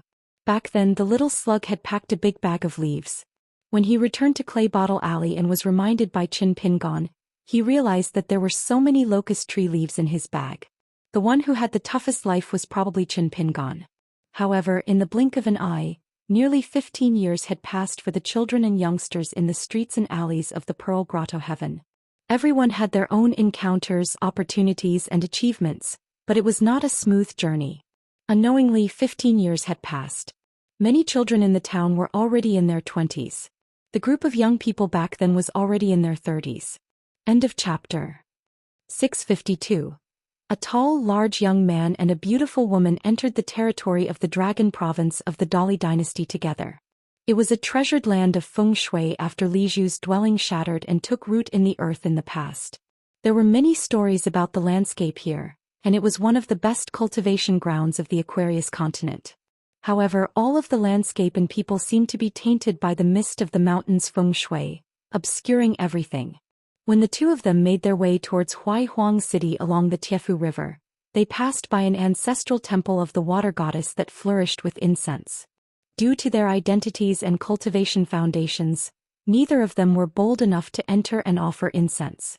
When they finally saw the eastern gate of the city after so much difficulty, the young man felt like he had been relieved of a great burden. He sighed emotionally, "We're finally here. Miss Ma, should we pay Mr. Qin a visit first, or should we visit Gukan's home in the provincial city? Luopa Mountain might be a little harder to find, but the provincial city is relatively easier to find." The couple's journey north through the Dragon Province this time had not been easy. It was mainly because Gukan had suddenly told them to head north by themselves. He and the strange scholar called Lu Qiqing wanted to visit the Su clan in Clearwind City, which made the timid Xingyi extremely uneasy. In his early years, the caretaker of Green Gorge Island, Zhang Yi, had dragged him out of the fiery pit on Reedy Moon Island and brought him to the thatched hut at the entrance of the mountain. After meeting the accountant, Xingye's life underwent an overwhelming change. Afterwards he met Gukan. From fear to intimacy and now to dependence, it had all happened in just a few years. To cultivators who liked to meditate, it was like the snap of a finger. Before he knew it, Xingyi, who would have nightmares from a casual glance from Gukan, instead felt uneasy without Gukan by his side. He went on a sightseeing tour, feeling unsteady every step he took. In reality, Xingyi, who was naturally suited to the path of ghost cultivation, had broken through quite quickly in the past few years. As a matter of fact, it could even be described as extremely fast. It was only because he had Gukan by his side that he did not stand out. Xingyi was now a true sea-viewing realm qi practitioner. In the Jianghu and mountains of regular vassal states, he could be regarded as an immortal of the middle five realms. Due to the fact that Xingyi had cultivated unorthodox techniques, her yin qi was rather heavy. Therefore, when Xingyi traveled to the north with Gukan, she was still able to get close to the mountains, rivers, temples, and immortal mountains. However, when she parted ways with Gukan, she did not have the guts to do so. In addition, Ma Duyi, who was by her side, was even more ghostly. She was only able to walk in the human world by relying on the fox skin talisman. In the eyes of the immortal masters on the mountain who had profound Taoism, whether it was Xingyi or Ma Duyi, they were easily regarded as disgraceful and filthy existences. Ma Duyi had a jade pendant hanging from her waist. It was the peace and peace jade pendant that Gukan had given them as a protective amulet. She thought for a moment and smiled. Let's go to Luapa Mountain first. We are so familiar with Mr. Qin, so we shouldn't be rejected. Even if Mr. Qin isn't there, it shouldn't be difficult to ask someone for a cup of tea, right? Xingyi grinned and said, Okay, I think so too. There were always some people who would feel more at ease when they thought of this. After passing Huaihuang County, they asked the local people for directions. However, they couldn't understand each other. They finally found a shopkeeper who could speak Dali's official language. However, the shopkeeper didn't know the specific address of Luapa Mountain. He only gave a general idea. After passing the small town, they first found Jinju Mountain, which was just a small hill. Then they would find an opportunity to ask the immortals in the mountain for directions. After entering the continuous mountains full of spiritual qi, the two of them searched for a long time before they found Mount Huimeng, which was the territory of Luapa Mountain. After going south, they reached the foot of Luapa Mountain's cliff, which was not too far from the southern gate. However, Xingyi and Ma Di saw an incredible scene. First, they saw a little girl in black with her back to them. She was looking up at the sea of clouds hanging on the cliff like a snow-white belt. The little girl carried a small golden pole on one shoulder and a green bamboo walking stick on the other shoulder. She shouted loudly, Pei Qian, don't jump wrong this time. It's so troublesome to fill the hole." Xingyi glanced around the little girl. The ground was full of potholes. The green bamboo walking stick on the little girl's shoulder was very familiar. The little girl in black suddenly turned her head and looked at the two foreigners who had stopped in their tracks. She slipped away as fast as lightning. Xingyi suddenly looked up. A black dot broke through the sea of clouds. With a whistling sound, it suddenly fell. In an instant, a short thin figure fell heavily on the ground. There was a loud noise. The earth trembled and dust flew. Xingyi concentrated and stared into the distance. He saw that in the big hole there was a girl with dark skin and a thin figure. She bent her knees slightly and slowly got up. She turned her head and looked at the little girl in black who was holding her head and squatting at the edge of the big hole. She complained, "Little Mealy, what's going on? If I didn't have sharp eyes and changed my landing route, you would have fallen into the hole. What if you got hurt? Didn't I tell you not to move?" As she spoke, the girl with a shocking demeanor walked casually to the little girl's side. Then, intentionally or unintentionally, she stood between Zhou Mealy and the two foreigners. Ma Di noticed that the girl was wearing a pair of sloppily woven straw sandals. Fresh blood was flowing out. Ma Di couldn't help but glance at the cliff and then at the girl. Was she jumping off the cliff to commit suicide or was she playing around? Xingyi and Ma Di were not pure martial artists. They didn't know the many subtleties of the girl jumping off the cliff. Ask fist. The girl was using the ask fist with her body in the earth. She had to restrain all her godlike fist intent. She had to rely on her physical body to deliver the heaviest punch, as if she was falling from heaven to the mortal world. In the girl's words, she was going to give the little girl on the ground a hard blow to the head. This was a method that the girl came up with herself. Wanshu obviously didn't agree. He felt that it was too dangerous. Pei Qian was still at the bottleneck of the fifth realm. His physical body wasn't strong enough. Little Mealy felt that it was feasible. Just as Qin Wanshu was about to ask the old chef, Pei Qian stepped on the 6 green bricks on the ground outside the bamboo building, opened up a path with the 6-step walking stake, and leaped into the air, disappearing from sight. Zhou Mealy was lying on the cliff with her but sticking out. Qin Wanshu was very anxious. Old chef had appeared at the edge of the cliff unknowingly. He glanced at the ground and clicked his tongue. Qin Wanshu was relieved. It seemed that everything was fine. Later Pei Qian quickly climbed up the cliff. Then limping, his eyes shining, he laughed and said, "Awesome. Awesome." Zhou Xian didn't say anything. He turned and left. Then there were many big holes on the ground. Zhou Mealy secretly made a fierce gesture to Pei Qian. Qin Wanshu, who was rarely angry, scolded her. Then there was the scene that Xingyi and Ma Di saw today. This was how Luopa Mountain treated their guests. It was a new experience. Pei Qian looked at the 2 strangers who came from afar and asked, "Is the sound of the abacus on the left or the right?" Xingyi was confused. Ma Di answered, "Facing the mountain gate.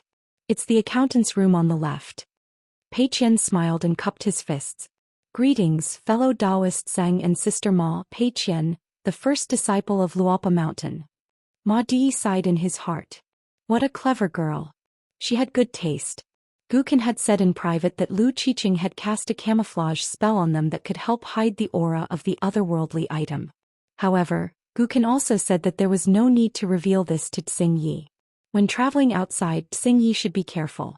Ma Di laughed and scolded at that time. She was worried that he would cause trouble by wandering around, right?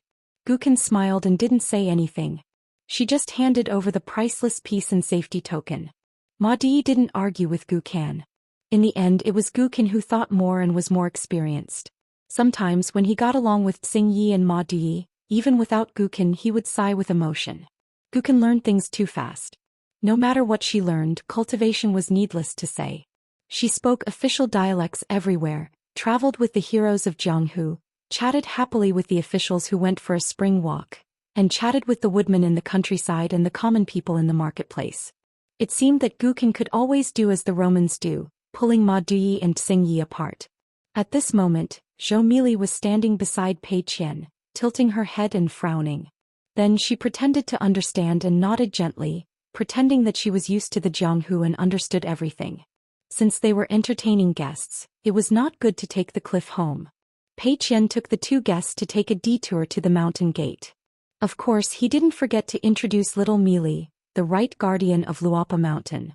Zhou Mealy reminded in a low voice, "It's the right guardian of Luopa Mountain. She used to be the right guardian of Dragon Riding Alley, but now she's..." Pei Qian coughed. Zhou Mealy immediately shut up, tiptoed, and stretched out her hand to cover her mouth. Don't record it, don't record it. I haven't let it slip yet." Pei Qian rubbed her little head and didn't say anything. What record? In fact, little Mealy and Wanshu only had merit books. There was no account book at all. It was just that this kind of thing couldn't be said. Otherwise, little Mealy would be arrogant. After Ma Di heard this, his expression was normal. In fact, he was stunned for a long time. Xingyi, on the other hand, was fine. Mr. Qin had always been calm when looking at things in the world as long as there was no reason. When they arrived at the mountain gate, Xing Dafeng was no longer there. Now young Yuan Lai was temporarily staying there and was in charge of guarding the gate. Sun Yuanji just happened to practice martial arts from the top of the mountain to the foot of the mountain. She was now a 4th realm martial artist, but breaking through the 3rd realm bottleneck was a bit difficult. It was not good either. Old chef said it was very good, but Sun Yuanji was not very satisfied. No matter how good her relationship with Yuan Bao was, both of them were pure martial artists. There would definitely be competition. Women were often like this. No matter how good their relationship was, there would be a little competition between their cute eyes and sweet smiles. This was human nature. Compared to the competition between men, it was more graceful and moving. Moreover, Yuan Bao and Yuan Lai's master was Liu Baixiang, and Sun Yuanji had always regarded old Mr. Zhu as her teacher. Old Mr. Zhu and Liu Baixiang seemed to be of the same generation in Luopa Mountain. The two seniors didn't compete for anything, but as their disciples she and Yuan Bao still had to compete. The green-robed youth, Yuan Lai, took advantage of his sister's absence to sit by the wall and read. When Sun Yuanji reached the foot of the mountain, he was no longer in the mood to read and looked at Miss Xin. Before Uncle Jing left, he left a lot of books for Yuan Lai in the study room of the house. He also told the young man that when he was older he could go to Old Chef's private library. The books there contained a lot of knowledge. The youth was somewhat fascinated. Seeing Pei Qian and the others, the youth could only pull his mind out of Miss Xin's beautiful eyes and hurriedly walked to the Mountain Gates Memorial Arch. After listening to Pei Qian's introduction, he bowed to the two guests who were old friends of the young mountain lord. The youth suddenly realized that this was the etiquette of a scholar. If his sister knew, he would be scolded again. Yuan Lai hurriedly cupped his fists and smiled. After Sun Yuanji greeted them, she continued to practice her martial arts and climb the mountain alone. Old Mr. Zhu had once told her that if she walked on the right path, she could make up for it with hard work. She could not practice until she was dead. If she wanted the fist intent to enter her body, she had to find a source of fresh water in the fist technique. This was the so-called martial artist who practiced martial arts to reach a high level. In the end, old Mr. Zhu asked Sun Yuanji to think carefully about what she wanted from practicing martial arts. If she understood, practicing martial arts would not be a difficult task. When they reached the mountain, Pei Qian realized that old chef was not at home. Fortunately, Qin Wanchu was there, so she did not have to worry about neglecting the two guests. As long as they were guests of Luopa Mountain, there was no difference in status. Zhu Lian went to the sword prayer platform. Sword cultivator Cui Wei, youth Zhang Zhezhen and Jiang Chu were all staying here. Wei Pai stood at the foot of the mountain and slowly climbed with Zhu Lian, who he had called over at the last minute. Wei Pai smiled. Fortunately, the person in charge of the Dragon Spring Sword sect is not Master Wan, but Miss Xiao. Otherwise, even I might not be able to cover everything. Zhu Lian's expression was not relaxed. That woman's identity has been confirmed? Wei Pai nodded. She is the fairy woman that Qin Pingon asked us to find. She is called Chun Shui. Back then, after the cross-continent ferry crashed into the territory of the Zhuang dynasty, she was lucky enough to survive. She changed her name to Shiqiu and exposed the collusion between the heavenly lord Xie and the Song clan of the Great Li through the catoptric deflection on a small immortal mountain. She framed the Zhuang dynasty. Regarding this matter, Emperor Dali's imperial study had a special discussion. If not for the imperial tutor Cui Dong, who felt that this matter was a leak, it did not matter if the matter was exposed. Or rather, Cui Dong was hoping to use this matter to lure the big fish to take the bait. Otherwise, even if the fairy maid was secretly taken away with the interwoven web of Dali's spies, a female cultivator of the lower 5 realms would not be able to escape death even if she was rescued by an expert. Zhu Lian asked, "This matter is very troublesome." Wei Pai smiled. "Of course. Why would I ask you to come if it was not troublesome? This kind of matter may seem big or small, but it is ultimately a taboo." Zhu Lian said, "It is not troublesome. I just need to confirm one thing." Wei Pai nodded. "As long as you know. Anyway, my reputation is terrible. I am not afraid of this matter." Zhu Lian shook his head. "It is not that simple. Right, I know the way. I will walk on my own. You go back to the cloud-padding mountain and pretend that you know nothing." Wei Bo furrowed his brows. Zhu Lian said, "Don't ruin the relationship if you want it to last. Brother Wei, we are friends and business is business. Since we are friends, there are some things that I should not involve you in." Wei Pai smiled. "Then I will keep an eye on the surroundings of the sword prayer platform. If there is any movement, we will discuss and come up with a plan." Zhu Lian nodded. A friend was honest and kind, so he should return the favor. This was the righteousness of the Jianghu. Wei Pai, who had previously detained the group of people from the border of the northern peak to the sword prayer platform, disappeared. Zhu Lian saw the travel-worn group of people. Cui Wei, who was at the golden core bottleneck of the Great Wall of Sword Qi, was confused. He could only watch over the group of people who had mysteriously appeared on the mountain top. There was a young master surnamed Dugu, a maidservant named Meng Long and a girl named Xianxia. After Zhou Xian arrived, he nodded to Tui Wei, who left on his sword. Zhou Xian looked at the girl whose real name was Zhou Xian and asked, "Miss Zhou Xian, I have 2 questions. Please answer them honestly." The maidservant Meng Long looked somewhat displeased. The pale-faced young master, however, looked calm. Zhou Xian nodded. Zhou Xian had a kind expression. He smiled and asked, "First, did Miss Zhou Xian want to find my young master? Second, when did you have this idea? Did you want to find the only person you can trust in a foreign land after the ferry crashed? Or did you have no choice but to do so now that you have no other choice?" Zhou Xian's eyes were clear. She said, "I have never thought of finding Qin Pingon before.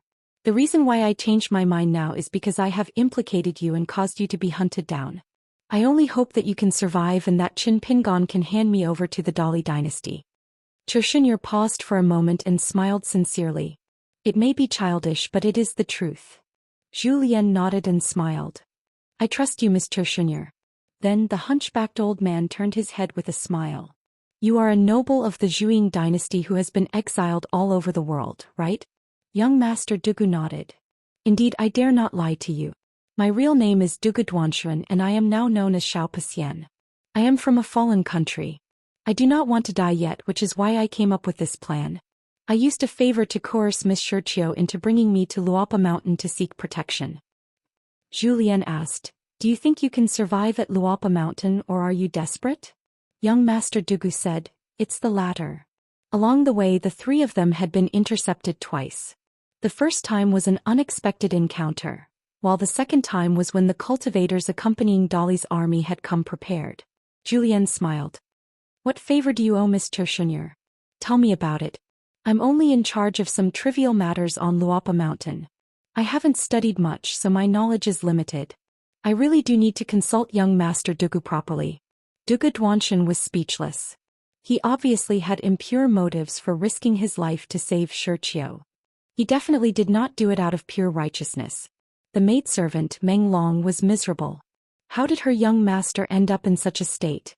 After a moment of silence, Zhou Xian asked, "Where did the final battle take place?"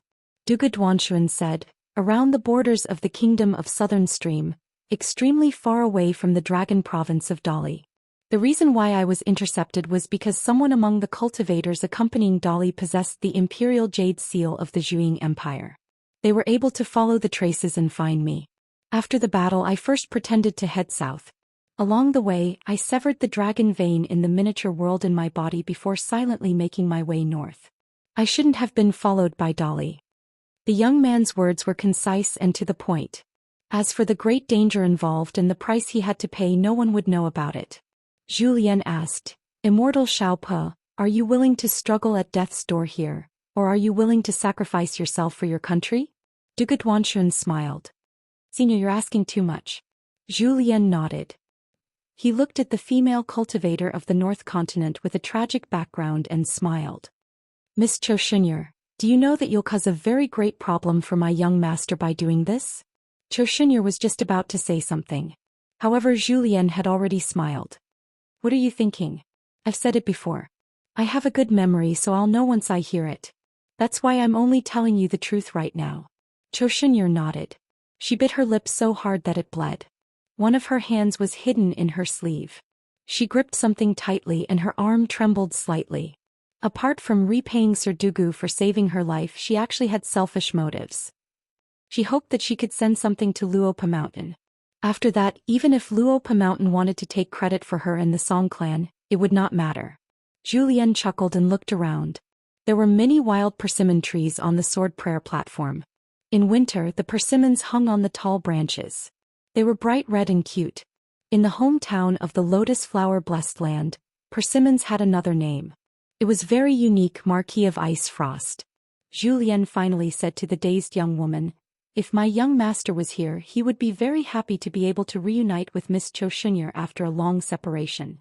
After saying this, Zhou Xian left the sword prayer platform. The maidservant Meng Long asked softly, "Sir, what's this?" Dugu Duanshan smiled broadly. "It's not bad to live under someone else's roof and beg for food." After Zhou Xian walked down the sword prayer platform, Wei Pai appeared. Zhou Xian laughed angrily. Is there a great mountain lord like you who is so unlucky? Wei Pai laughed. I have nothing better to do. Zhou Xian put his hands behind his back and said slowly, that Miss Xianxia must be saved. As for the other two, we just need to understand one thing. Wei Pai said, that is, whoever tells him to come to this unknown Luopa mountain will be able to live. Zhou Xian said with a shocked expression, Brother Wei is wise. Wei Pai gave a polite smile. Zhou Xian scratched his head and laughed. That's good too. I can find something to do.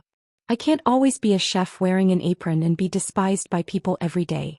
It's time for our Luopa mountain to take the initiative to solve our problems. Otherwise, unnecessary trouble will only increase. Zhou Xian sneered. Pick on a soft persimmon? Wei Pai smiled knowingly.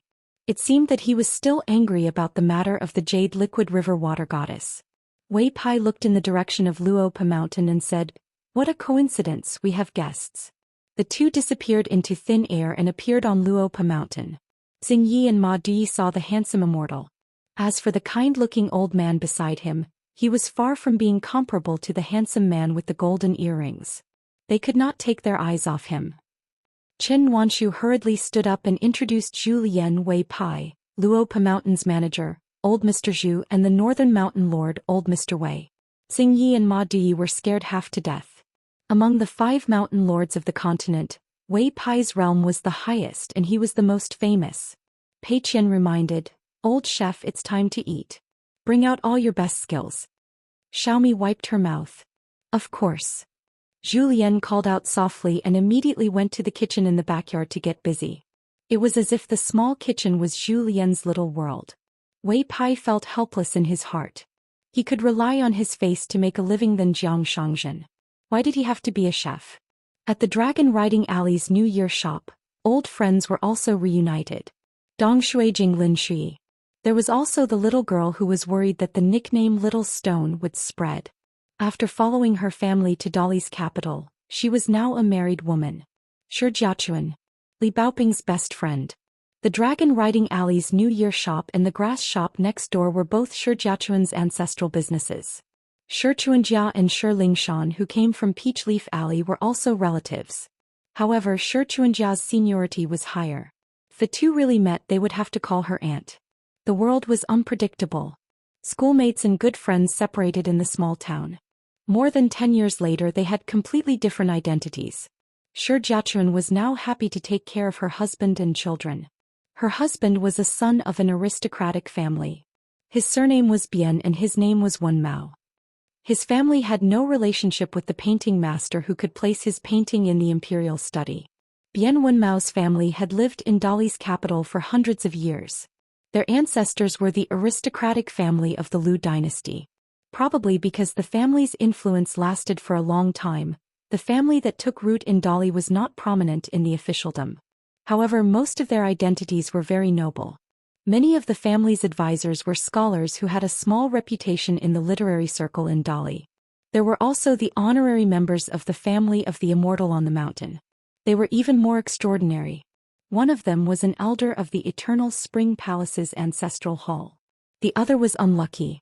In his early years, he and a few good friends who had lived in the mountains for a long time passed by the sky above Liju Grotto heaven. For some reason they had a conflict with Saint Wan Jiao. Their ending was not good. However, they managed to keep their lives.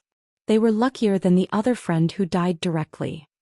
This time they met because Dong Shuijing went to Dali's capital to do business and looked for Shi Jiachuan. Shi Jiachuan wanted to arrange a time for her schoolmates and good friends to gather in her hometown, Huaihuang Town. However, this time, Li Baoping went to the south to travel and missed it. Therefore, Shi Jiachuan was now complaining about Baoping. The group sat in the backyard of the shop and reminisced. The shopkeeper, Shi Rou, moved the table and stools, brought tea and pastries and quickly left. Dong Shuijing listened to Shi Jiachuan's nagging and laughed. Baoping didn't even give you face. She shouldn't have. Lin Shi nodded. I'll let Li Huai talk to her later. Shi Jiachuan rolled her eyes and said, Li Huai? Forget it. Your guts are the size of a needle's eye. How dare you kick up a fuss in front of my Baoping? Suddenly realizing that her husband was sitting beside her, Shi Jiachuan quickly sat up and restrained her expression. Bian Wen Mao was a distinguished and elegant scholar. His elders gave him an excellent name. Now he was compiling history books in the Hanlin Academy. He was an outstanding talent among Dali's native officials. Although he was not considered outstanding, he was able to gain a foothold in the literary world of Dali's capital at such a young age. He was also working in the Hanlin Academy, which was known as the place of Prime Minister. Once he was sent out, his official position would not be small in the future. It was only in Huaihuang County, where the Chao and Yuan surnames were bound to compete.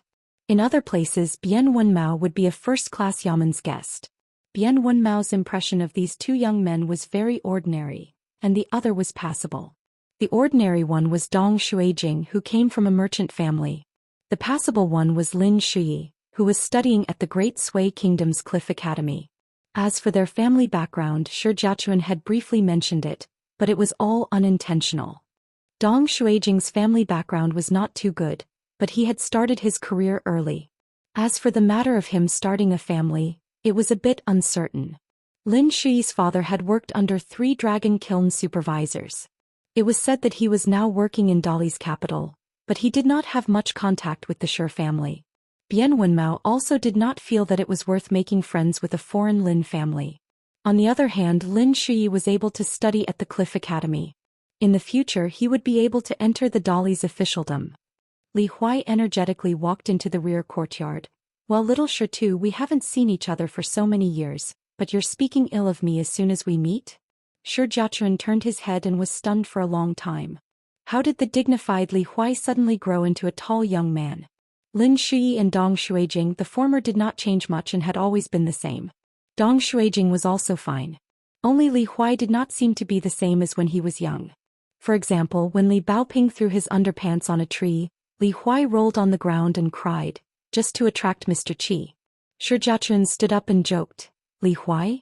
You must have eaten a lot these past few years." Bian Wenmao slowly stood up and smiled without saying anything. Li Huai was one of his wife's classmates who talked a lot with his wife. He spoke without restraint and said a lot of embarrassing things. Therefore he was also the one that Bian Wenmao was least interested in.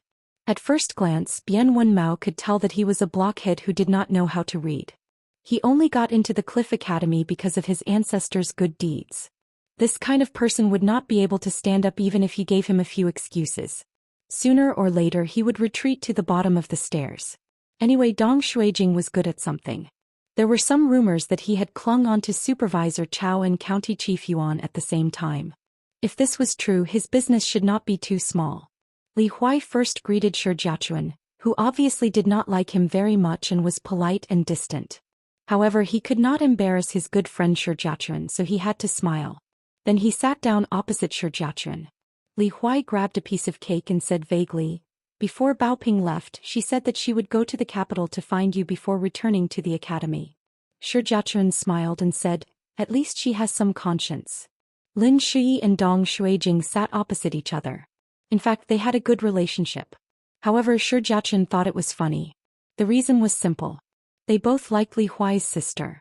Shi Jiachuan did not think that Lin Shui had a good family background. He was also a scholar, so Li Lu would definitely like Lin Shui. Shi Jiachuan always felt that Li Lu, who often went to the private school to pick up her younger brother from school, was strange. However, he could not tell what was strange. Logically speaking, Li Lu was older and was already a young girl. She was gentle and weak in front of everyone. Compared to GQ, who was by Song Jisun's side in the mud bottle alley, they had completely different temperaments. They were both beauties. However, Shi Jiachuan felt that if he really got along with Li Lu, the maidservant GQ who did not smile in front of anyone, might not be as difficult to deal with as Li Lu. Bian Wenmao still had a social gathering with friends in the provincial capital. However, it was rare for his wife to leave the capital and return home. Moreover, they were all her childhood friends. This Tanhua scholar restrained himself and did not show the slightest bit of emotion. Shi Jiachuan was very considerate. After about an hour at the shop, he got up and left for the provincial capital. His husband's friend's carriage was waiting for him at the Dragon Rider Alley. Li Huai and the others saw him off at the door of the shop. Coincidentally, Yu Lu and Xianxia had also come down the mountain from Linlu Academy. They came to the Dragon Rider Alley, planning to go to Luopa Mountain with everyone. Earlier, Li Huai had gone there alone. When he returned to the Cloud Peak Academy, he repeatedly talked about how he had lost. Bien Wenmao did not take it to heart. He politely said goodbye to everyone and helped his wife into the carriage. Finally he bowed and said goodbye. After watching the carriage leave, everyone went to the backyard of the shop to chat. Li Huai held the back of his head with both hands. This Bien Wenmao is so arrogant. Lin Shuyi said indifferently, sure Jiachuan is looking for a husband. As long as Bien Wenmao really likes her it's fine. Sure Jiachuan is not looking for a good friend for us. Dong Shuijing nodded. Li Huai pursed his lips. I just think that sure Jiachuan can find someone better. Lin Shuyi shook his head. It doesn't make sense. Li Huai suddenly became worried. Is it really okay for Baoping to wander the Jianghu alone? She is not a cultivator. Lin Shuyi thought about it but still did not reveal the secret. Yu Lu and Xianxia had similar thoughts. The only one who was kept in the dark was probably Li Huai, who was unlucky and could only see if there was dog shit on the ground. Before Lin Shuyi went to Luopa Mountain he asked Li Huai and the others to wait for a while. He went to the ancestral house to clean the courtyard and the ancestral hall. The young scholar was alone, silently reciting his family's teachings. Finally he lit 3 incense sticks and murmured, "Thank you to the ancestors." Li Huai was impatient. He said that he would go to Jinju Mountain first and wait. When he arrived at the small hill not far from his ancestral house, Pei Qian and Zhou Mili were already waiting there. Pei Qian said, "The general of a defeated army." Li Huai quickly said, "It's an honorable defeat. I don't dare to say that I'm brave." Pei Qian nodded and said. Pei Qian asked, "Where are the 2 minions of our branch?" Li Huai said guiltily, "They wrote the wrong articles and were scolded badly by the headmaster. Now they are chewing their pens." Pei Qian shook his head and then pointed to Zhou Mili beside him. "Zhou Mili will be the deputy chief of our branch from now on." Zhou Mili was stunned on the spot. Good news. Now she had a lot of official titles. Li Huai was overjoyed. The branch, which originally had a total of 3 people, finally had a strong army. Then everyone went to Luopa Mountain in a mighty manner. When they reached the mountain, Yu Lu stopped at the mountain gate and said that he would go up the mountain later to chat with Yuan Lai, who was guarding the door and flipping through books. Xianxia also wandered alone. At the mountain god temple at the top of the mountain he met Sun Yuanji who was practicing martial arts, and the girl Yuan Bao who was practicing martial arts. Xianxia looked a little absent-minded. It was as if he saw himself in the early years of his carefree cultivation on the mountain. After that, Pei Qian brought Xiaomi to Lotus Root Blessed Land after Old Chef and Wei Ba nodded their heads. They followed the path they had taken before, trekking through mountains and rivers until they reached the capital of the Nanyuan Kingdom. They passed by Zhuangyuan Alley and went to the temple to burn incense. Then they sat in the corridor in a daze. Zhou Mili just accompanied Pei Qian. When Pei Qian was happy Zhou Mili would talk more. When Pei Qian was not happy she would be silent. In the end, Pei Qian chose a private house which she secretly bought with money. Old Chef also knew about it and turned a blind eye to it. That was the quiet house where the great demon Ding Yingye and Zhou Shi of the Spring Tide Palace stayed. Pei Qian sat there cross-legged and rolled up her sleeves like her master. She closed her eyes to rest and nourish her fist intent. The reason why she came here was to break through the bottleneck of martial arts. Pei Qian wanted to take back as much of the martial arts fate of Lotus Root Blessed Land with her own ability. And when the time came, Wei Pai would open the gate of the Blessed Land. Pei Qian would also follow her master and scatter all the martial arts fate she won from the vast world to nourish Lotus Root Blessed Land. Grandpa Cui had left and there was no way to go home. Then she would take the martial arts fate left behind by Grandpa Cui back to Luopa Mountain. In the central area of the Aquarius continent, they had already started to dig an unprecedented path into the sea. It involved dozens of rivers and dozens of mountains with mountain shrines and local temples. Such a big project made even the elders of the fallen country sigh. That Dali barbarian really dared to think about things that no one else dared to think about. The Dali imperial court was so wasteful and the young emperor was so greedy.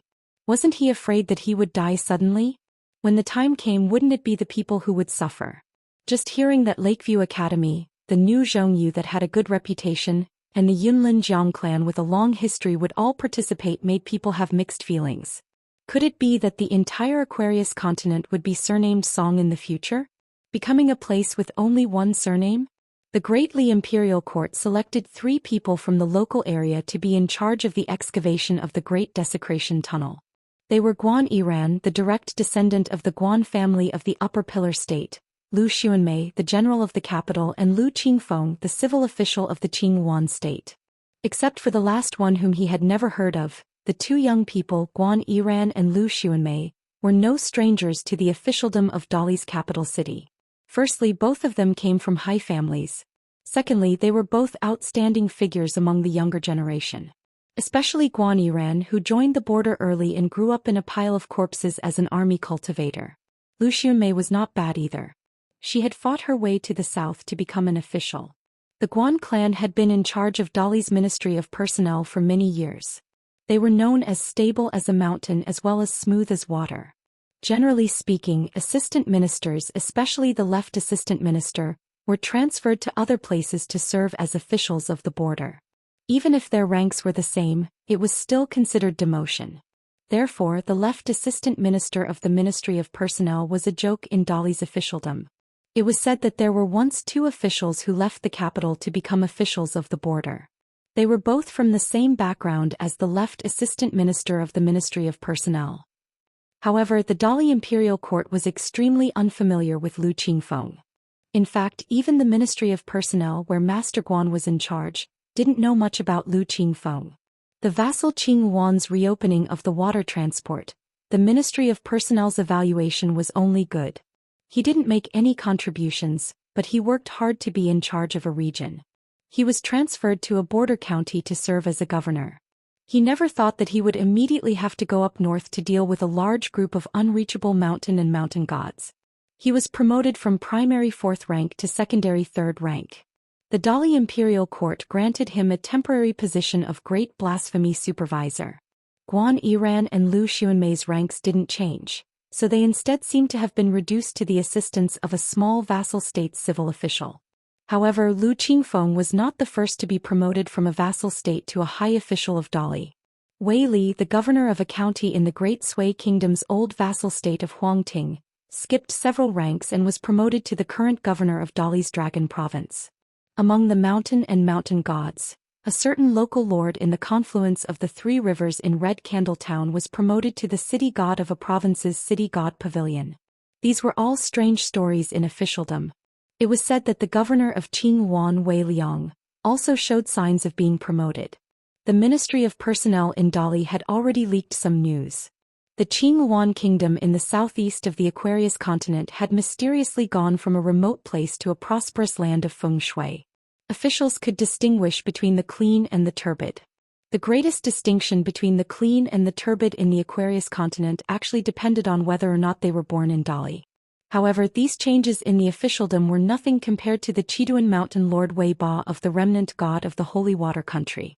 Wei Ba's promotion to the mountain god of the Pailuan mountain and his subsequent promotion to the mountain lord Beiyu of the continent was nothing. It was not worth making a fuss over. The Dali Iron Cavalry had been fighting in the south for many years now. There were actually even more young faces who had risen to the ranks of generals.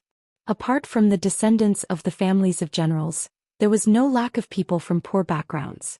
It was just that the people of Dali border army died quickly and were promoted quickly.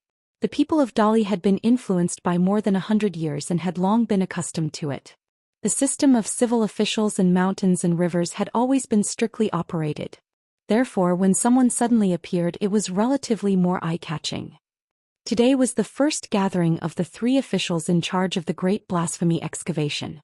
There was no welcoming banquet, just on the banks of a large river. Lu Qingfeng, retainer Wang Yifu. Guan Yiran was confused. This descendant of the surname of Pillar Country was also baffled. According to his great-grandfather, he was supposed to be in charge of a north-south mountain ferry route. He had even arranged for his friends. In the end, he ran over here and naturally got scolded. Lu Xuanmei, 2 guards by her side, Chao Jun and Wei Xian. Wei Xian followed Chao Jun, whose ancestral home was in Mud Bottle Alley. Following Lu Xuanmei, who did not look like a descendant of a noble family, he could be considered to be doing well. Wei Xian, as a cultivator accompanying the army, relied on his real military achievements to obtain a military merit officer. Now he had real power in his hands. Together with Chao Jun, he was Lu Xuanmei's right-hand man. It was rumored that Wei Xian had an impression of Dolly's second hunting inspector, Chao Gui. As for Chao Jun, he was extremely famous in Dolly's army. The three of them introduced themselves. In fact, Guan Yiran and Lu Xunmei were best friends. Therefore the only person they needed to know was Lu Qingfeng, who appeared out of nowhere. Then not far away a young man in white came riding on the back of a child holding a branch in his hand and shouting, "Go go go go." Approaching the crowd, the young man laughed and said, "I have a little donkey that never says it's hungry." In Qingfeng City, a woman in red led a horse out of the city. In the night she walked into a mountain valley 30 miles away from the suburbs. In the middle of winter, peach blossoms bloomed along the way. Li Baoping led the horse slowly, looking around. The scenery was pleasant. There were green mountains on all sides and white clouds were constantly rising from the mountains. Not far ahead was the destination of this trip to Qingfeng City, which was a thatched cottage with a green water and a firewood door. Li Baoping looked up at the sky. A big round jade plate hung high, which was the largest mooncake. At the thought of this, Li Baoping suddenly laughed. It seemed that she had become the little girl who walked through the mountains and rivers with her martial uncle. Her mind was full of these thoughts. But at that time she was still swinging a small bamboo box behind her and wearing small straw sandals. The little girl in the red cotton-padded jacket liked to circle around her martial uncle. The mountain was high and the road was long. It seemed that no matter how far it was, she was not afraid.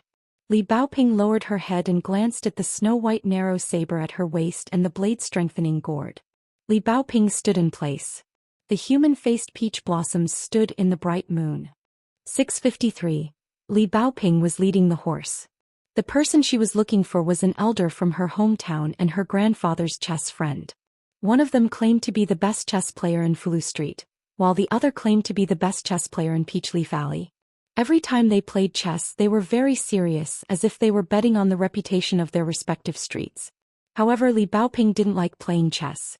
It was hard to tell whether the two elders were good at chess, but they always changed their excuses and couldn't be compared to Mr. Cheese. Back then the old man's ancestral home was at the end of Peachleaf Alley, not far from Fulu Street. Of course, for the little girl in the red cotton-padded jacket at that time, the town was not far away.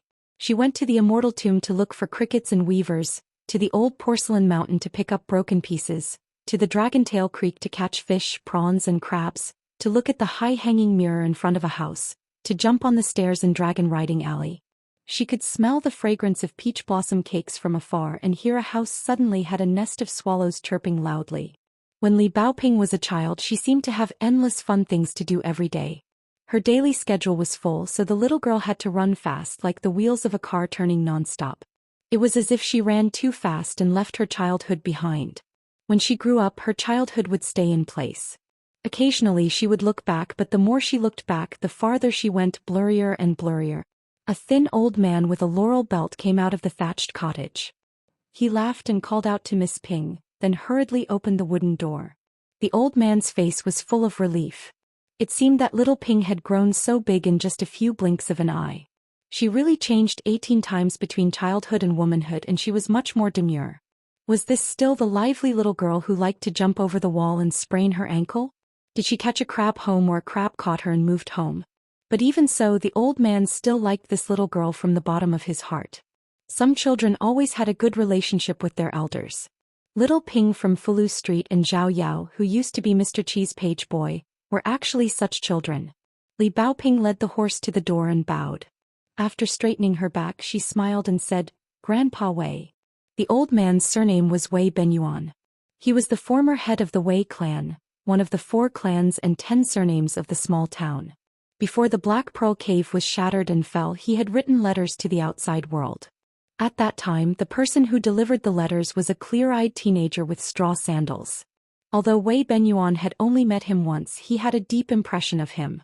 Sure enough, after the teenager grew up, less than 20 years later, he had already built up a huge family business and even became Bao Ping's junior uncle. When Wei Benyuan saw Li Baoping, his smile did not diminish. He said, "You don't have to tie the horse. Just let it go." Li Baoping then let go of the reins and gently patted the horse's back. The mystical horse then went to the stream to drink water.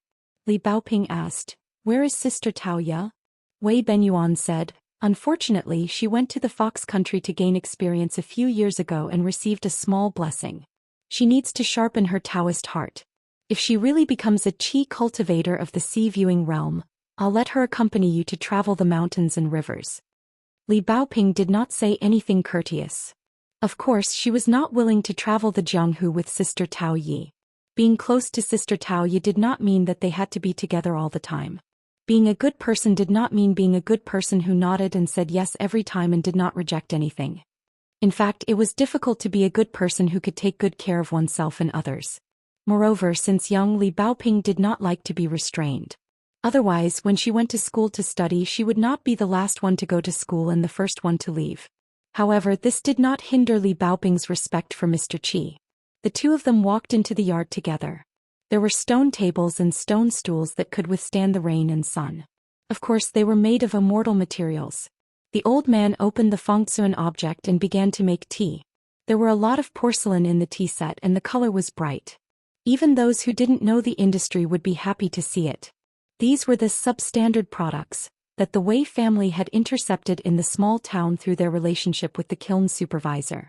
The so-called flaw was actually just a sentence from a real supervisor. It wasn't easy to pick out a small mistake. The supervisor just had to nod casually and turn a blind eye to it, and they would be able to get a favor from the old masters of the big families for free. Why wouldn't they do it? Wei Benyuan was the same as Li Baoping's Yuanying grandfather. They were very rare cultivators in the small town in the early years. However, Li Baoping's grandfather was more of a talisman and had high attainments. But for some reason he declined the invitation of the late emperor of the Song family and did not become a minister of worship in the Dali imperial court. Wei Benyuan, on the other hand, was good at alchemy and left his hometown early. Other than the Wei family's ancestral house that was left idle in the small town, the Wei family's descendants also went to other places to spread their family. The Wei family's feng shui was good and their descendants' character and aptitude were not bad. They had the potential to study and cultivate. Wei Benyuan himself chose a place with feng shui on the outskirts of the Qingfeng city. The peach trees and streams were specially chosen and suitable for making alchemy furnaces. Wei Benyuan hoped to break through the bottleneck of the Jindan stage. This paradise was exchanged between Wei Benyuan and the Su family of the Qingfeng city. Back then, the late emperor of Dali treated the big families in the small town generously and could buy the Immortal mountain in the west at a very low price. Wei Benyuan complained that cultivating there was too noisy and not peaceful. It would inevitably make people feel uncomfortable. Therefore, he exchanged it with the Su family for this 1,000-year-old ancestral land. However, Wei Benyuan did not agree to become a minister of worship of the Su family. The Su family's wife pestered him several times and the family head, Su Hun, personally went there, but Wei Benyuan did not agree to become a minister of worship of the Su family. Wei Benyuan was a little worried. Li Baoping's horse and the snow-white saber in the scabbard at her waist were too eye-catching. The old man could not help but ask, "Traveling alone this time, are there any accidents?" Without waiting for her to answer, the old man said angrily, "Old Li really dares to be so careless? Bad chess skills, half a bucket of ink in his stomach. Not only that, but now his brain is also muddled." Li Baoping smiled and said, "Grandpa Wei, I'm not young anymore." Wei Benyuan said, "I don't care what old Li does. If someone bullies you, tell Grandpa Wei. Grandpa Wei's realm is not high, but there are a lot of messy relationships. So waste not to use them. Many of them can't be handled by my descendants. I can't bring them into the coffin." Li Baoping shook her head and said, "Grandpa Wei, there's really no need. I didn't make any enemies on this trip." Wei Benyuan joked, "Are all the lechers blind? Can't you all see that our little Ping is so beautiful?" Li Baoping said helplessly, "Grandpa Wei, please show some of the demeanor of an elder." Wei Benyuan smiled and said, "That grandson of mine, you really don't like her?" Li Baoping shook her head. Wei Benyuan suddenly laughed and said, "My little Ping won't like that guy." In fact, although the old man was never the kind of strict elder with a straight face and put on airs, he wouldn't laugh like this either. The old man was stunned for a moment as he heard Li Baoping's voice. The old man nodded and replied with his mind, indicating that there was no trouble here and there were no spies of the Su family in Qingfeng City. The peach garden itself was a protective array. Even a normal nascent soul cultivator might not be able to enter quietly. Even if Su Hun was not a normal nascent soul cultivator, the head of the Su family had a strong physique and was proficient in attacking spells. He also had the mace armor and was known for his fighting skills. Therefore, there was no need to worry about someone using the Mountain View Abijna in the cottage. Li Baoping then took out 2 green talisman and handed it to the old man. She explained, "My brother sent this from the North Continent." The letter didn't say much except for the names of the 2 talisman. One is the Core Formation Talisman and the other is the Mud Pill Talisman. My grandfather should have sent it personally, but since I was going to travel, he asked me to bring it with me. Wei Benyuan took the talisman. After hearing the name of the talisman, he put it on the table and shook his head. He said, "Little Ping, although you're a cultivator, you might not know that these 2 talismans are priceless. I can't accept them. If I accept them, I'll never be able to repay them in this life. It's a good thing to have a high level of cultivation, but it makes me feel awkward. After weighing the pros and cons, I decided to give up my cultivation and keep my heart." Wei Benyuan smiled and said, "I'm the one who's being awkward. I appreciate your brother's kindness. You're indeed the sage she who I've been teaching since I was young. I'm not being polite on purpose. Little Ping, don't you know what kind of person Grandpa Wei is?" The 2 green Taoist talisman on the table, the Core Formation Talisman, and the Talisman Gallbladder were like a small house blessed by fortune. Golden light overflowed and filled the room. The Mud Pill Talisman was painted with a lotus talisman pattern. It looked like a high throne in a Dharma sect. Purple qi lingered around it, creating a grand atmosphere. Li Baoping seemed to have expected this result. She smiled and said, "My brother said that if I don't accept these 2 talisman, I'll never come to Grandpa Wei again. I'll listen to my brother." Wei Benyuan waved his hand. The cultivation of the Great Path involved the fundamentals. It was not a child's play. It was not a child's play. Li Baoping said, "I'll really listen to my brother." Wei Benyuan frowned and asked, "Sage, she is traveling alone in another continent. It must not be easy for him." It was not easy for him to come across such a great fortune. Why would he give it away? Wei Benyuan could not bear to scold Li Shixing, who was traveling far away in the North Continent, and Li Baoping, who was right in front of him. They were both the best juniors. How could he bear to scold them? So the old man began to scold Old Man Li again. "Old fool, you're really old fool. You're muddle-headed. No wonder your chess skills are so bad and your chess character is so bad."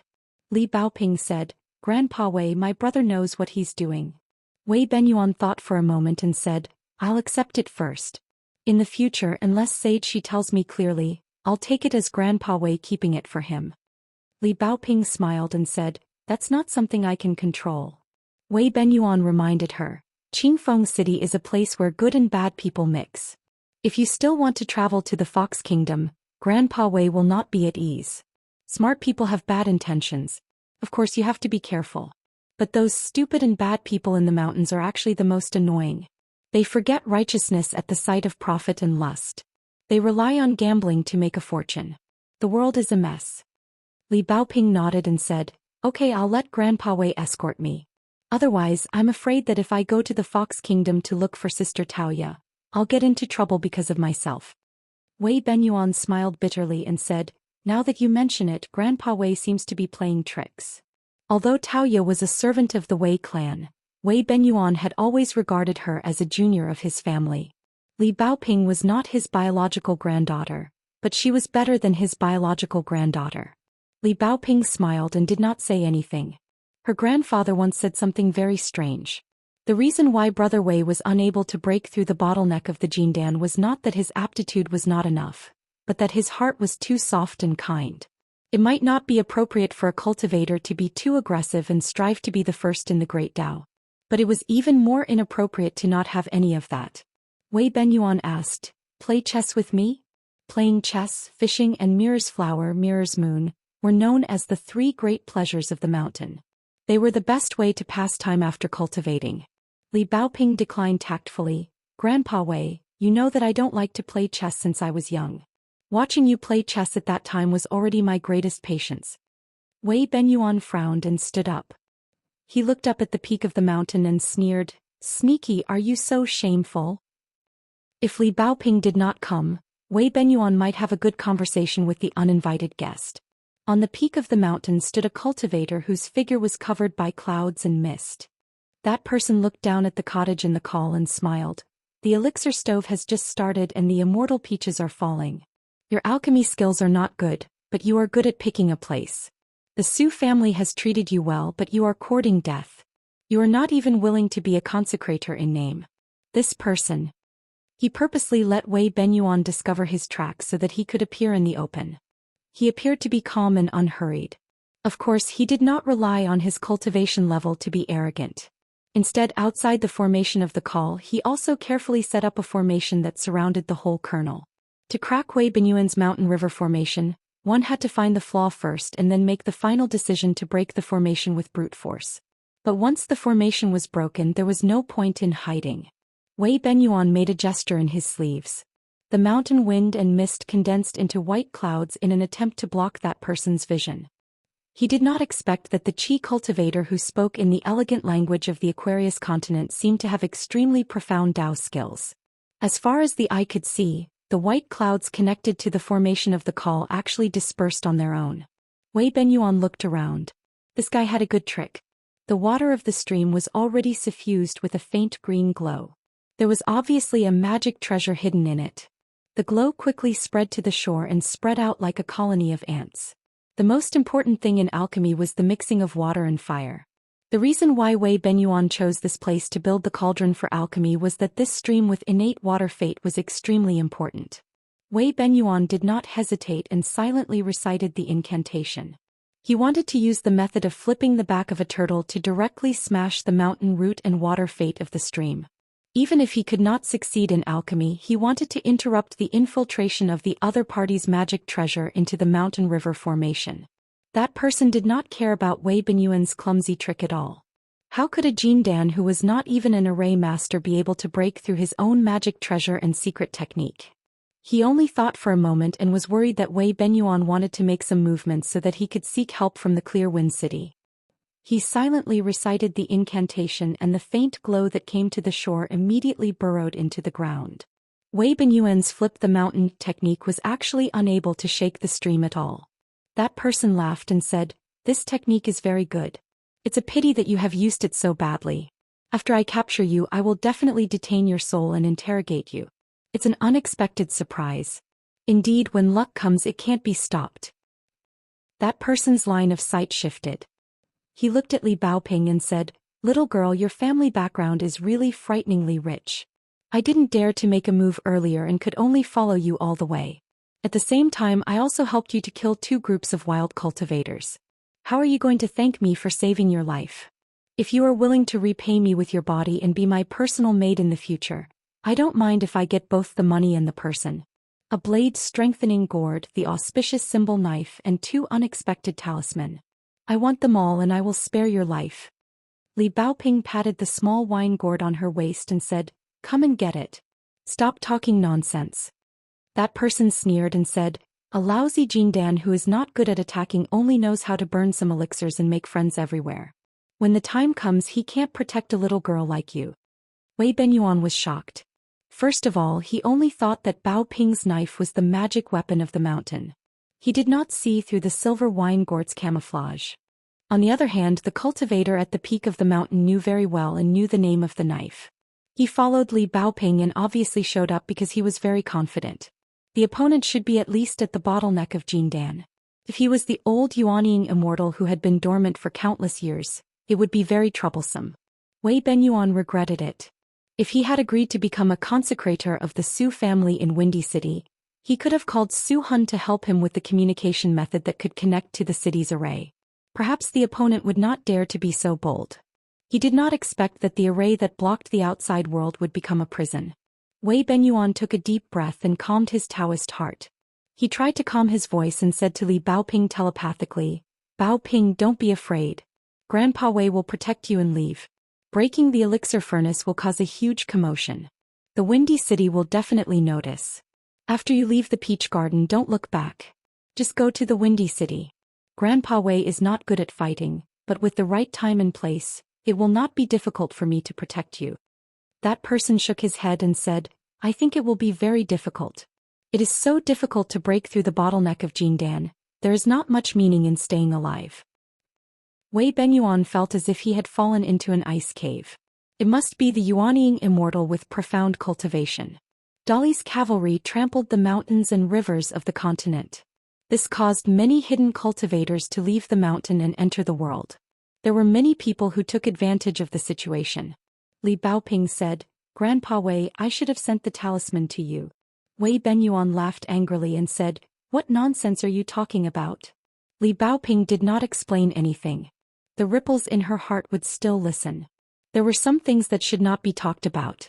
That cultivator's gaze was more focused on Li Baoping's narrow saber. The beauty of the mortal world, compared to the Tao of immortality, was as small as a mustard seed. It was not worth mentioning. He happened to recognize that narrow saber. It was called the auspicious symbol. It was the trump card of the divine water country of the ancient Shu kingdom. It was a well-deserved national treasure. It could suppress and gather martial arts fate. This magic treasure could already be classified as a national treasure. Although it was a magic treasure, it was actually a half-immortal weapon. The blade's strengthening gourd could only be seen to be of high quality. It was hard to say how good its appearance was. Anyway, after he got it, he might as well travel to other continents. Anyway, the current Aquarius continent did not look like a place suitable for wild cultivators. Li Baoping said softly, "Grandpa Wei, if we fight later, I can't afford to pay for this land of cultivation. It's okay, I'll ask my brother to pay you back." Wei Benyuan smiled bitterly. Was this the time to talk about this? The cultivator on the mountain peak had already found a way to completely break the formation.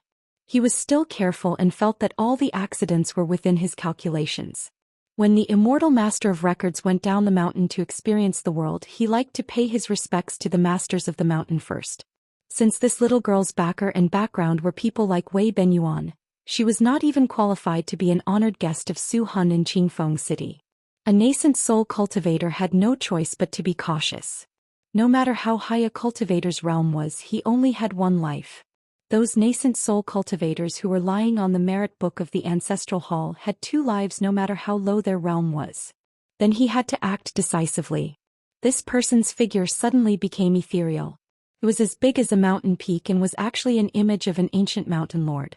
Not only that, the golden body image had green dragons coiled around its arms. It held a halberd in its hand, and the spiritual energy of the mountains and rivers around it was extremely chaotic. This huge god, that had the atmosphere of mountains and rivers, fell from the mountain peak to the thatched cottage by the stream. It had the momentum of a mountain. In midair, the golden body image laughed and said, "Little girl, you talk big. Your brother?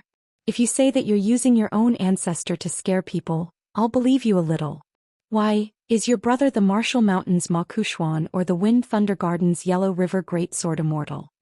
Wei Benyuan was about to take out a golden core and fight with the old nascent soul cultivator.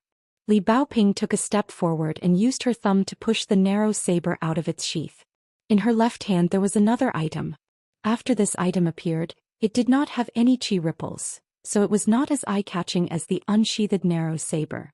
But at this moment, for some reason, the golden body image floated in the air and didn't go up or down. It wasn't a little girl jumping over a wall. How could it have a cramp before it even landed? Li Baoping turned around and looked elsewhere. On the peak of another mountain, a young man in a pink robe was walking slowly in the air. He stretched out 2 fingers and twirled them gently. Every time he took a step, a white cloud would float from the sea of clouds in the distance and fall under the strange young man's feet. The giant golden body image that seemed to have been cast with the fixed body art started to turn upside down and become a puppet in the hands of the young man. Wei Benyuan was shocked. What a powerful person on the peak of the mountain. Was there such a handsome deity in the Aquarius continent? Daoist Gaozhen? Heavenly Lord Qizhen of the Shengua sect? It was impossible. The Daoist deities of that sect were very strict, and their Daoist hats and robes couldn't have any flaws. Besides, Sect Master Qi was so high and mighty that he wouldn't travel to Qingfeng City. The young man's colorful robe was very wide and fluttered in the wind like the clouds in the sky. In the end, the young Daoist jumped lightly and sat cross-legged on the head of the golden body image. He bent his finger and tapped it lightly, like an elder scolding a naughty junior. "You like to pretend to be a big shot, right? You want to pretend to be a deity, right? Your ancestor is right here. What a joke." Wei Benyuan didn't relax at all. Instead, he was even more anxious. He was afraid that this would be a fight between tigers and wolves. If the latter had bad intentions, he wouldn't be able to protect Ping. Wei Benyuan murmured.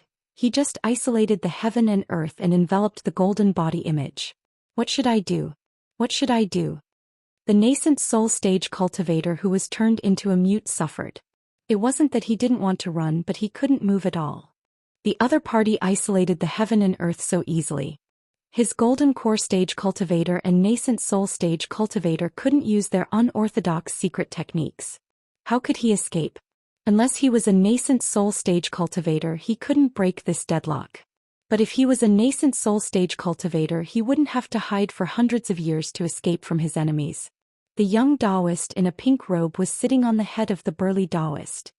He smiled at Wei Benyuan and said, Wei Benyuan, I once owed your Wei family a lot of favors in my early years. I won't go into the details.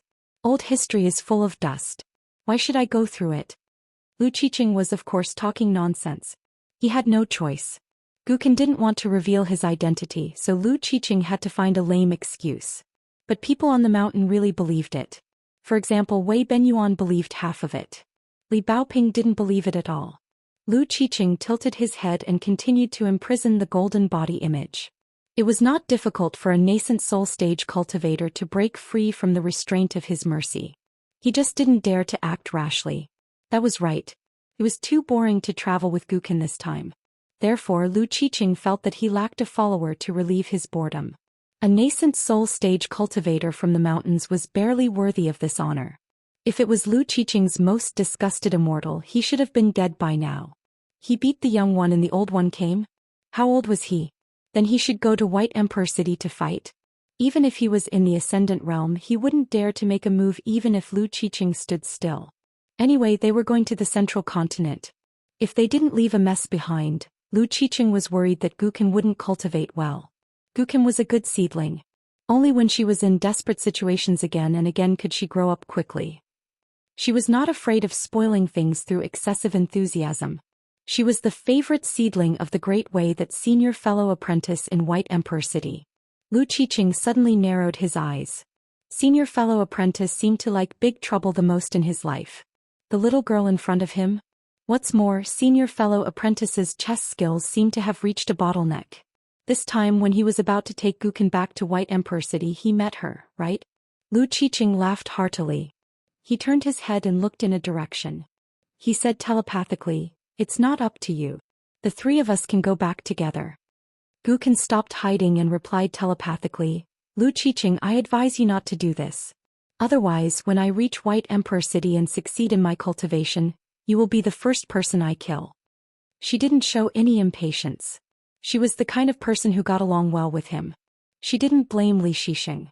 She just blamed little uncle for not being by her side. Li Baoping wrinkled her nose secretly. Forget it. What else could she do? She would dislike little uncle tomorrow. Gukin didn't do anything. It was not that she didn't want to stop him, but it was meaningless. The gap between their realms was too big. Gukin was full of hatred. This unpredictable Lu Qiqing must die in her hands in the future. Therefore, Gukin immediately telepathically said to Li Baoping, "Li Baoping, I am Gukin from Mud Bottle Alley. Don't be impulsive. Survive first." Li Baoping shook her head. "I don't want to die, but I won't live for nothing." Then she smiled and said, "You don't allow me to make a mistake out of kindness? Besides, it doesn't involve anything major. Gukin, I have to thank you. Live well. Remember to tell little uncle that I miss him very much." Lu Qiqing glanced at the paper in her hand. The words on it were flowing. Lu Qiqing frowned and his expression became solemn. If it had something to do with the Learning Palace, it would be troublesome. After all, the whole world was a place for scholars to study. In the peach forest, a man in a Confucian robe was trying to hold back his laughter when he saw Li Baoping shaking the peach talisman. It was rare to see little treasure bottles so childish and cute. At this moment he took a deep breath and stepped forward to Li Baoping's side. He looked up at the golden body and the pink-robed Taoist. Li Baoping said in surprise, "Brother?" Li Qiqing nodded and turned around with a smile. "Your brother is angry. He doesn't want to talk." Li Baoping laughed and said, "My brother can be angry?" Li Qiqing smiled and nodded. Lu Qiqing's intuition told him that something bad was going to happen. It was just that the young scholar in a Confucian robe didn't seem to be in a high realm. It didn't seem to be because of the camouflage. It was impossible for him to be in the immortal realm. As for the ascendant realm, Lu Qiqing was not crazy. After leaving White Emperor City, he had suffered twice in the past 1,000 years. The first time he was suppressed by the Grand Celestial Master. Of course, the Grand Celestial Master didn't need to use a Daoist seal or a sword. It was just a spell. The reason why the Grand Celestial Master of Dragon Tiger Mountain took action in person was to show White Emperor City that Lu Qiqing's senior brother should not interfere. The second time he was inexplicably hit by a sword in that small shabby temple. It was just an ordinary wooden sword, but it easily broke Lu Qiqing's protective array. In an instant, Lu Qiqing's intuition was confirmed. The river of time stagnated. Outside of his own small world, an even larger world had appeared. Li Baoping, Wei Benyuan, the golden avatar Dharma idol, and Gu Ken, who was at the mountain peak, couldn't even move their minds. Except for Lu Qiqing, who was deliberately spared. With a casual glance, the sky was high and the earth was flat for thousands of miles.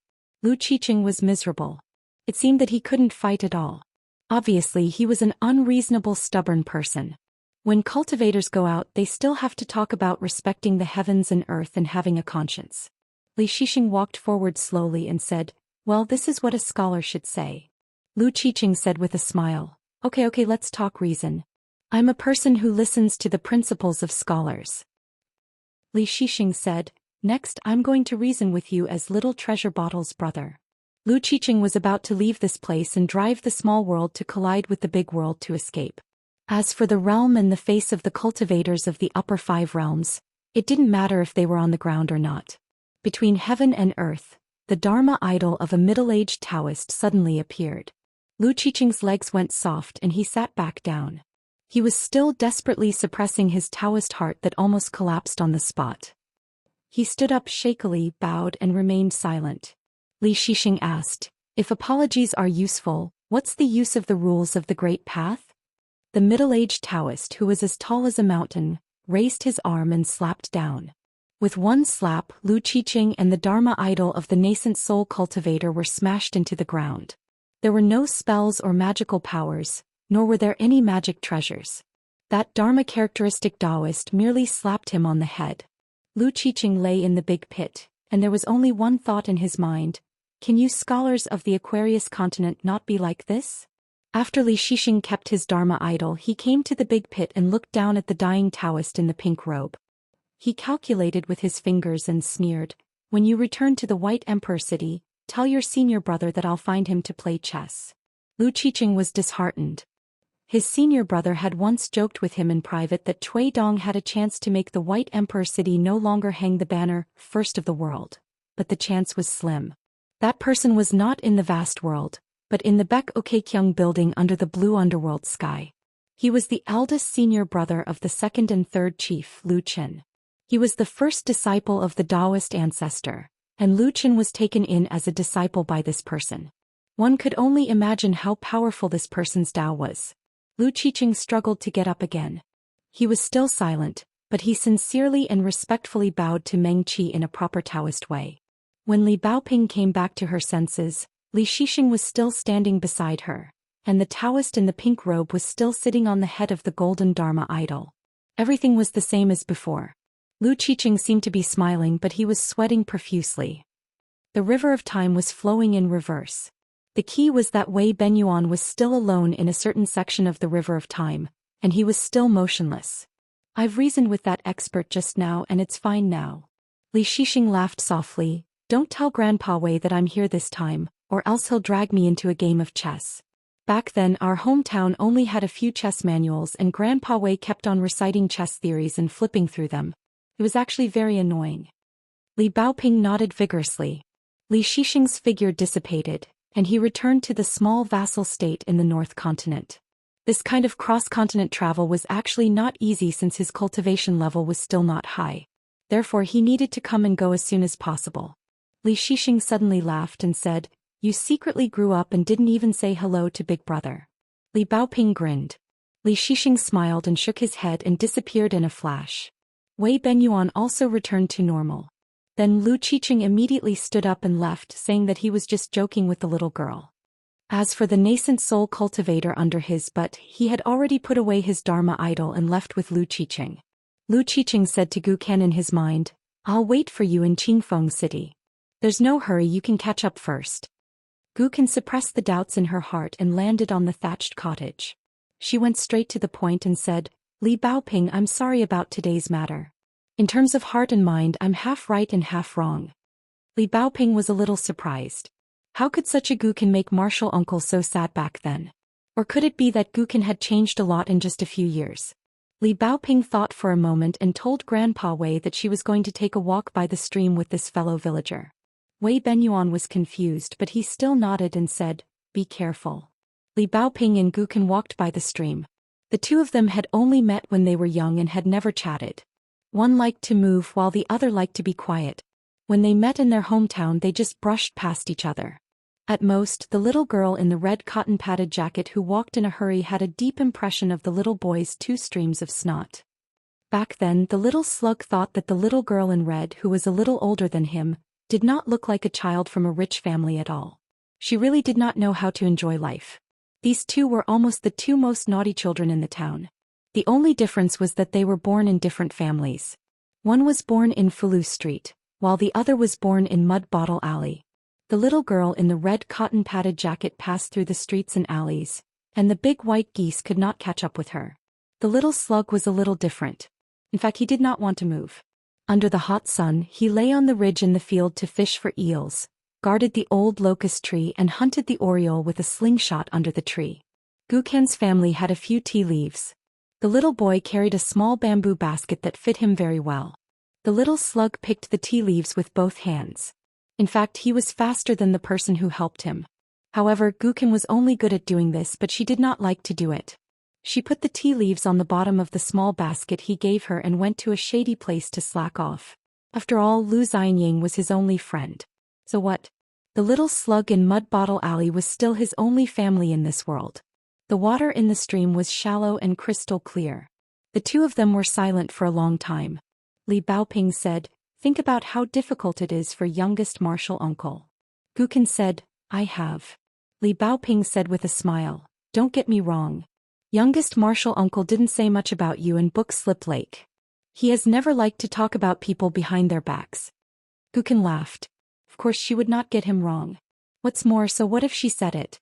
Gu Ken had never liked to suffer, but she was good at being scolded and beaten. Deep in Gu Ken's heart, he still did not care about other people's opinions. Even Qin Pingon did not know that Gu Ken had been to Fulu Street and Peachleaf Alley earlier than him. Lu Xianying said that there were many rich people there. Their money bags were too full and they often dropped money on the ground. Gu Ken had tried to pick up the money, but she didn't manage to pick it up even once. Even Gu Ken had run out of patience. She was so angry that the little slug had been sneaking around Peachleaf Alley, kicking one peach tree after another. From beginning to end, Gu Ken had taken care of all of them.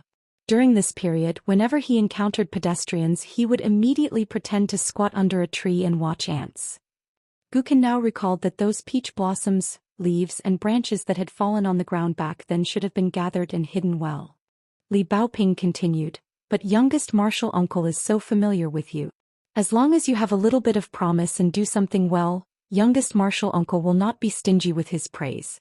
The first time you traveled with youngest martial uncle's topic of the whole hometown almost always revolved around you and Lu Xianying. But after youngest martial uncle came back from Book Slip Lake, he did not talk much about you." Li Baoping raised her hand and pointed at her eyes. "A person is the best at telling the truth." Youngest martial uncle did not say anything, but he said everything. Gu Ken grunted in agreement. Li Baoping said, "Let's call it a day." Gu Ken did not dawdle. He said goodbye and left. Suddenly he stopped and said with a smile, "Li Baoping, thank you." Li Baoping asked with a smile, "You only remembered to be polite now?" Gu Ken's eyes brightened. He shook his head and said, "I'm not being polite. It's because you were the first person to accompany him out of his hometown. If Li Baoping had not been at his side back then, he might not have been able to reach Gu Ken's side." Li Baoping smiled. Gu Ken also smiled. Back then, in that small temple whose walls were covered in names, Lu Xianying stood on a ladder while Qin Pingon held the ladder. Gukin threw some pieces of charcoal at Lu Xianying and wrote down their names. The positions were extremely high. Finally, Gukin said, Li Baoping, you will probably meet Qin Pingon earlier than me. When you meet him, tell him that Gukin is in White Emperor City, cultivating the Great Tao. 654. Outside the Clear Breeze City on a small hill in the wilderness under a lone mountain peach tree, a pair of big eyes stared at each other. Lu Qiqing stared fiercely and wiped the blood on his face. Lu Qiqing's pink Taoist robe was as beautiful as the peach blossoms. The gathering vitality wild cultivator who was detained here was actually a short young man. However, his hair was white and his face was a little old. The strange thing was that there was a long string of ancient jade pendants and small bottles hanging on his white jade belt with dragon patterns. This person was shaking, but he was still trying to maintain a standing posture. He was afraid that he would be killed by the pink-robed Taoist if he tilted his head or swayed his legs. His mood at this moment was like facing a sumptuous meal. He was about to eat, but the table was suddenly flipped. He didn't even get a chopstick and the table hit his head. Until now he still didn't know how he fell. From the bottleneck of gathering vitality he fell all the way to the bleak scene when he just formed golden core. What was more strange was that the other party was so powerful and seemed to be seriously injured. The problem was that he didn't do anything at all. He used to be a hero who dominated a region and was worthy of the title of the retired emperor behind several small countries. He liked to hide his identity and look for treasures everywhere. He was famous in the entire Aquarius continent for being stingy. He fought with Li Tuanjing in the Wind and Thunder Garden and survived several attacks.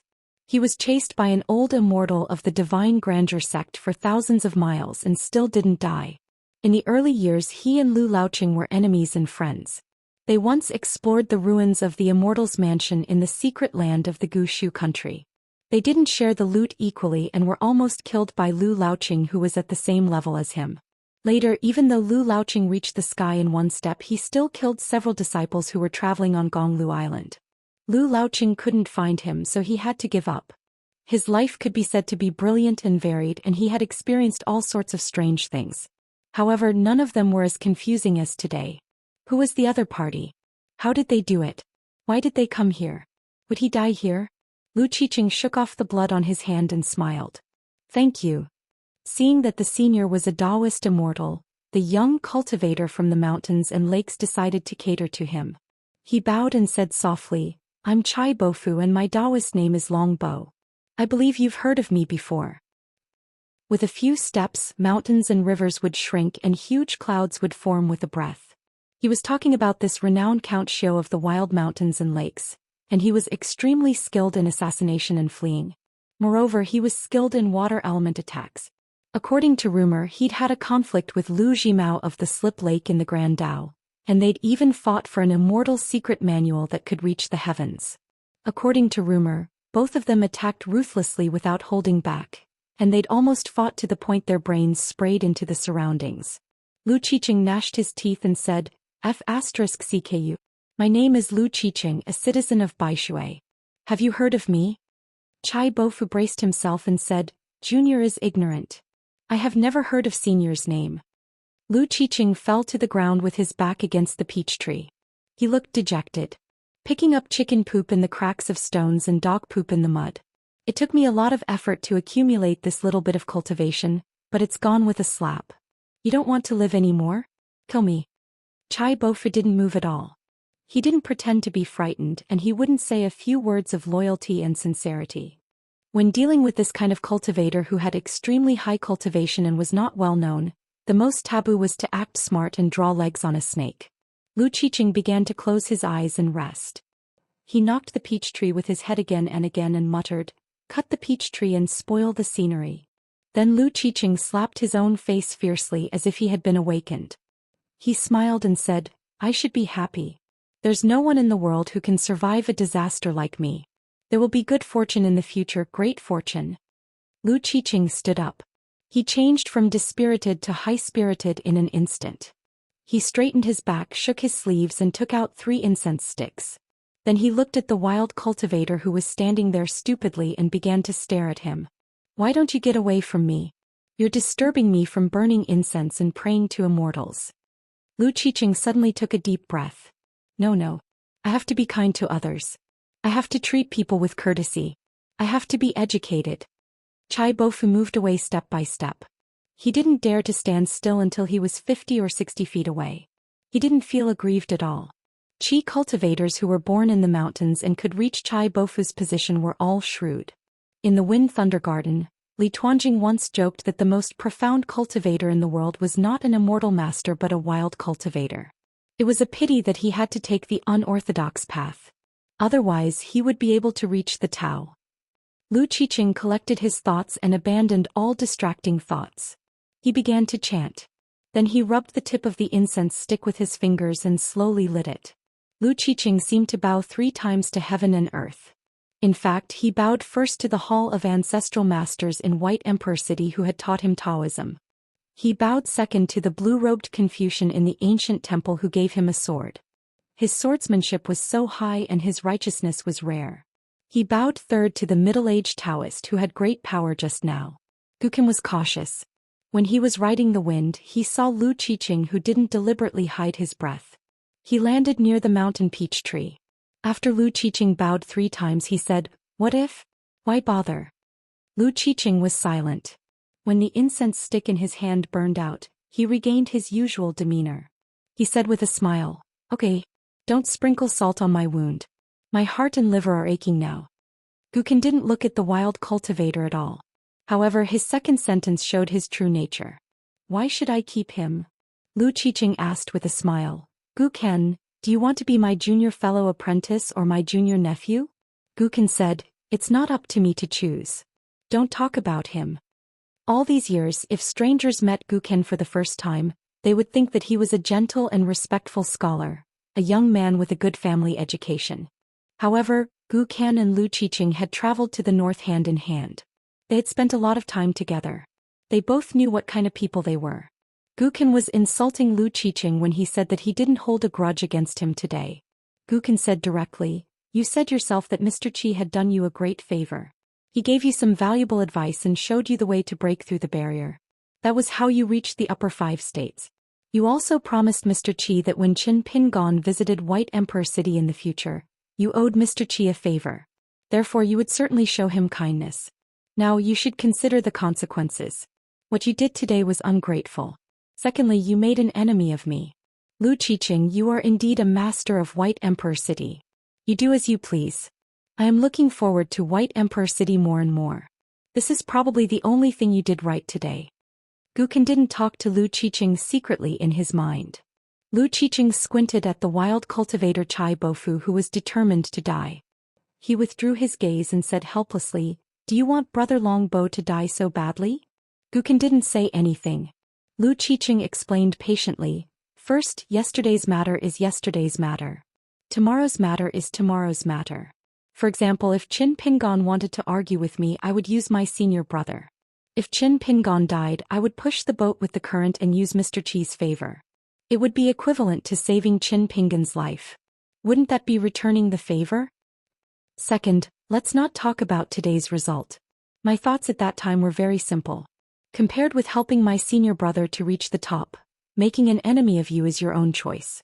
Guqin, if you were me, what would you choose? Finally, I respect and fear my senior brother, but I love and miss White Emperor City. I don't want it to be just a stepping stone. I need someone to appear and give my senior brother a reason to convince himself." Except for Lu Qiqing's last sentence, Guqin understood everything. Regardless of whether Lu Qiqing's reason was wrong or not, it was a reason that Lu Qiqing sincerely agreed with. Lu Qiqing was speaking from the bottom of his heart to Guqin. Guqin could not agree, but he had to show the reason that he did not agree with. Fists, Taoist techniques and words were all acceptable. In the end, Lu Qiqing had been looking down on Guqin. What he thought and what he saw was the highest point of White Emperor City. It was his senior brother and his fellow disciples who were of the same generation as Lu Qiqing. Lu Qiqing wanted to accept disciples on behalf of his master. His biggest enemy, or rather the barrier, was actually his fellow disciples. Chai Bofu felt a chill down his spine. On the path of cultivation he had experienced many ups and downs. It was the first time in his life that he felt so desperate. The 3 words White Emperor City were like a mountain pressing down on his heart, making Chai Bofu unable to breathe. In the 9 continents, there were millions of cultivators. In their hearts, there was only one holy land, and that was White Emperor City of the Central Divine Continent. The city lord was recognized as the #1 figure in the demonic path. Yet this pink-robed Daoist and this young man kept calling him White Emperor City, senior brother and junior brother. Therefore Chai Bofu waited for the two to fall silent before asking, "Senior Lu Guken, how can I not die?" The only person who really asked was the green-robed young man whose cultivation level was not high. Since Lu Qiqing had detained him here, at least his life was not in danger. However, this guy Guken had some old and new grudges with him. Chai Bofu had heard of the name Guken before, mainly because of Lu Jimao's true monarch cutting river. It was rumored that Guken, as Lu Jimao's direct disciple, had a nascent soul realm water dragon when he was still a child. He had killed a lot of people at Bookslip Lake, but for some reason he suddenly fell silent. The water dragon disappeared and Guken disappeared without a trace. Then the entire Bookslip Lake was taken over by foreign cultivators and became a subordinate sect of the Jade sect of the Tongye continent. Those who obeyed were probably fed to the fish by the True Realms sect. Those who understood the general situation seemed to have taken a divine bath in Bookslip Lake, washing away the filth of the wild cultivators. Chai Bofu felt that his recent luck was really terrible. How did he meet this little devil? How did Guken get involved with Lu Qiqing, who had crossed the river, and White Emperor City? Lu Qiqing pointed at Guken. "Whether you live or die, you can ask my future junior brother." The higher Guken's cultivation, the easier it would be for Lu Qiqing to return to White Emperor City. Guken said, "If I die, I won't have to die." Lu Qiqing couldn't help but laugh. This was quite a novel way to put it. Chai Bofu said in a deep voice, "Guken, why are you so aggressive? Why do you insist on killing me? Even if I have some old grudges with your master, you are a wild cultivator and I am even more so. What is this little grudge?" Lu Qiqing said playfully, "Brother Longbo, you and Lu Jimao?"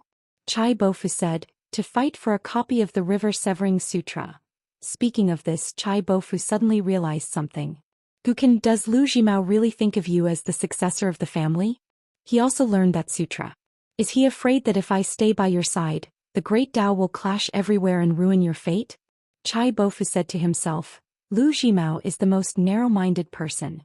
He can't wait to kill all the cultivators in the world. How could he be willing to teach you the fundamental method of the great Tao?"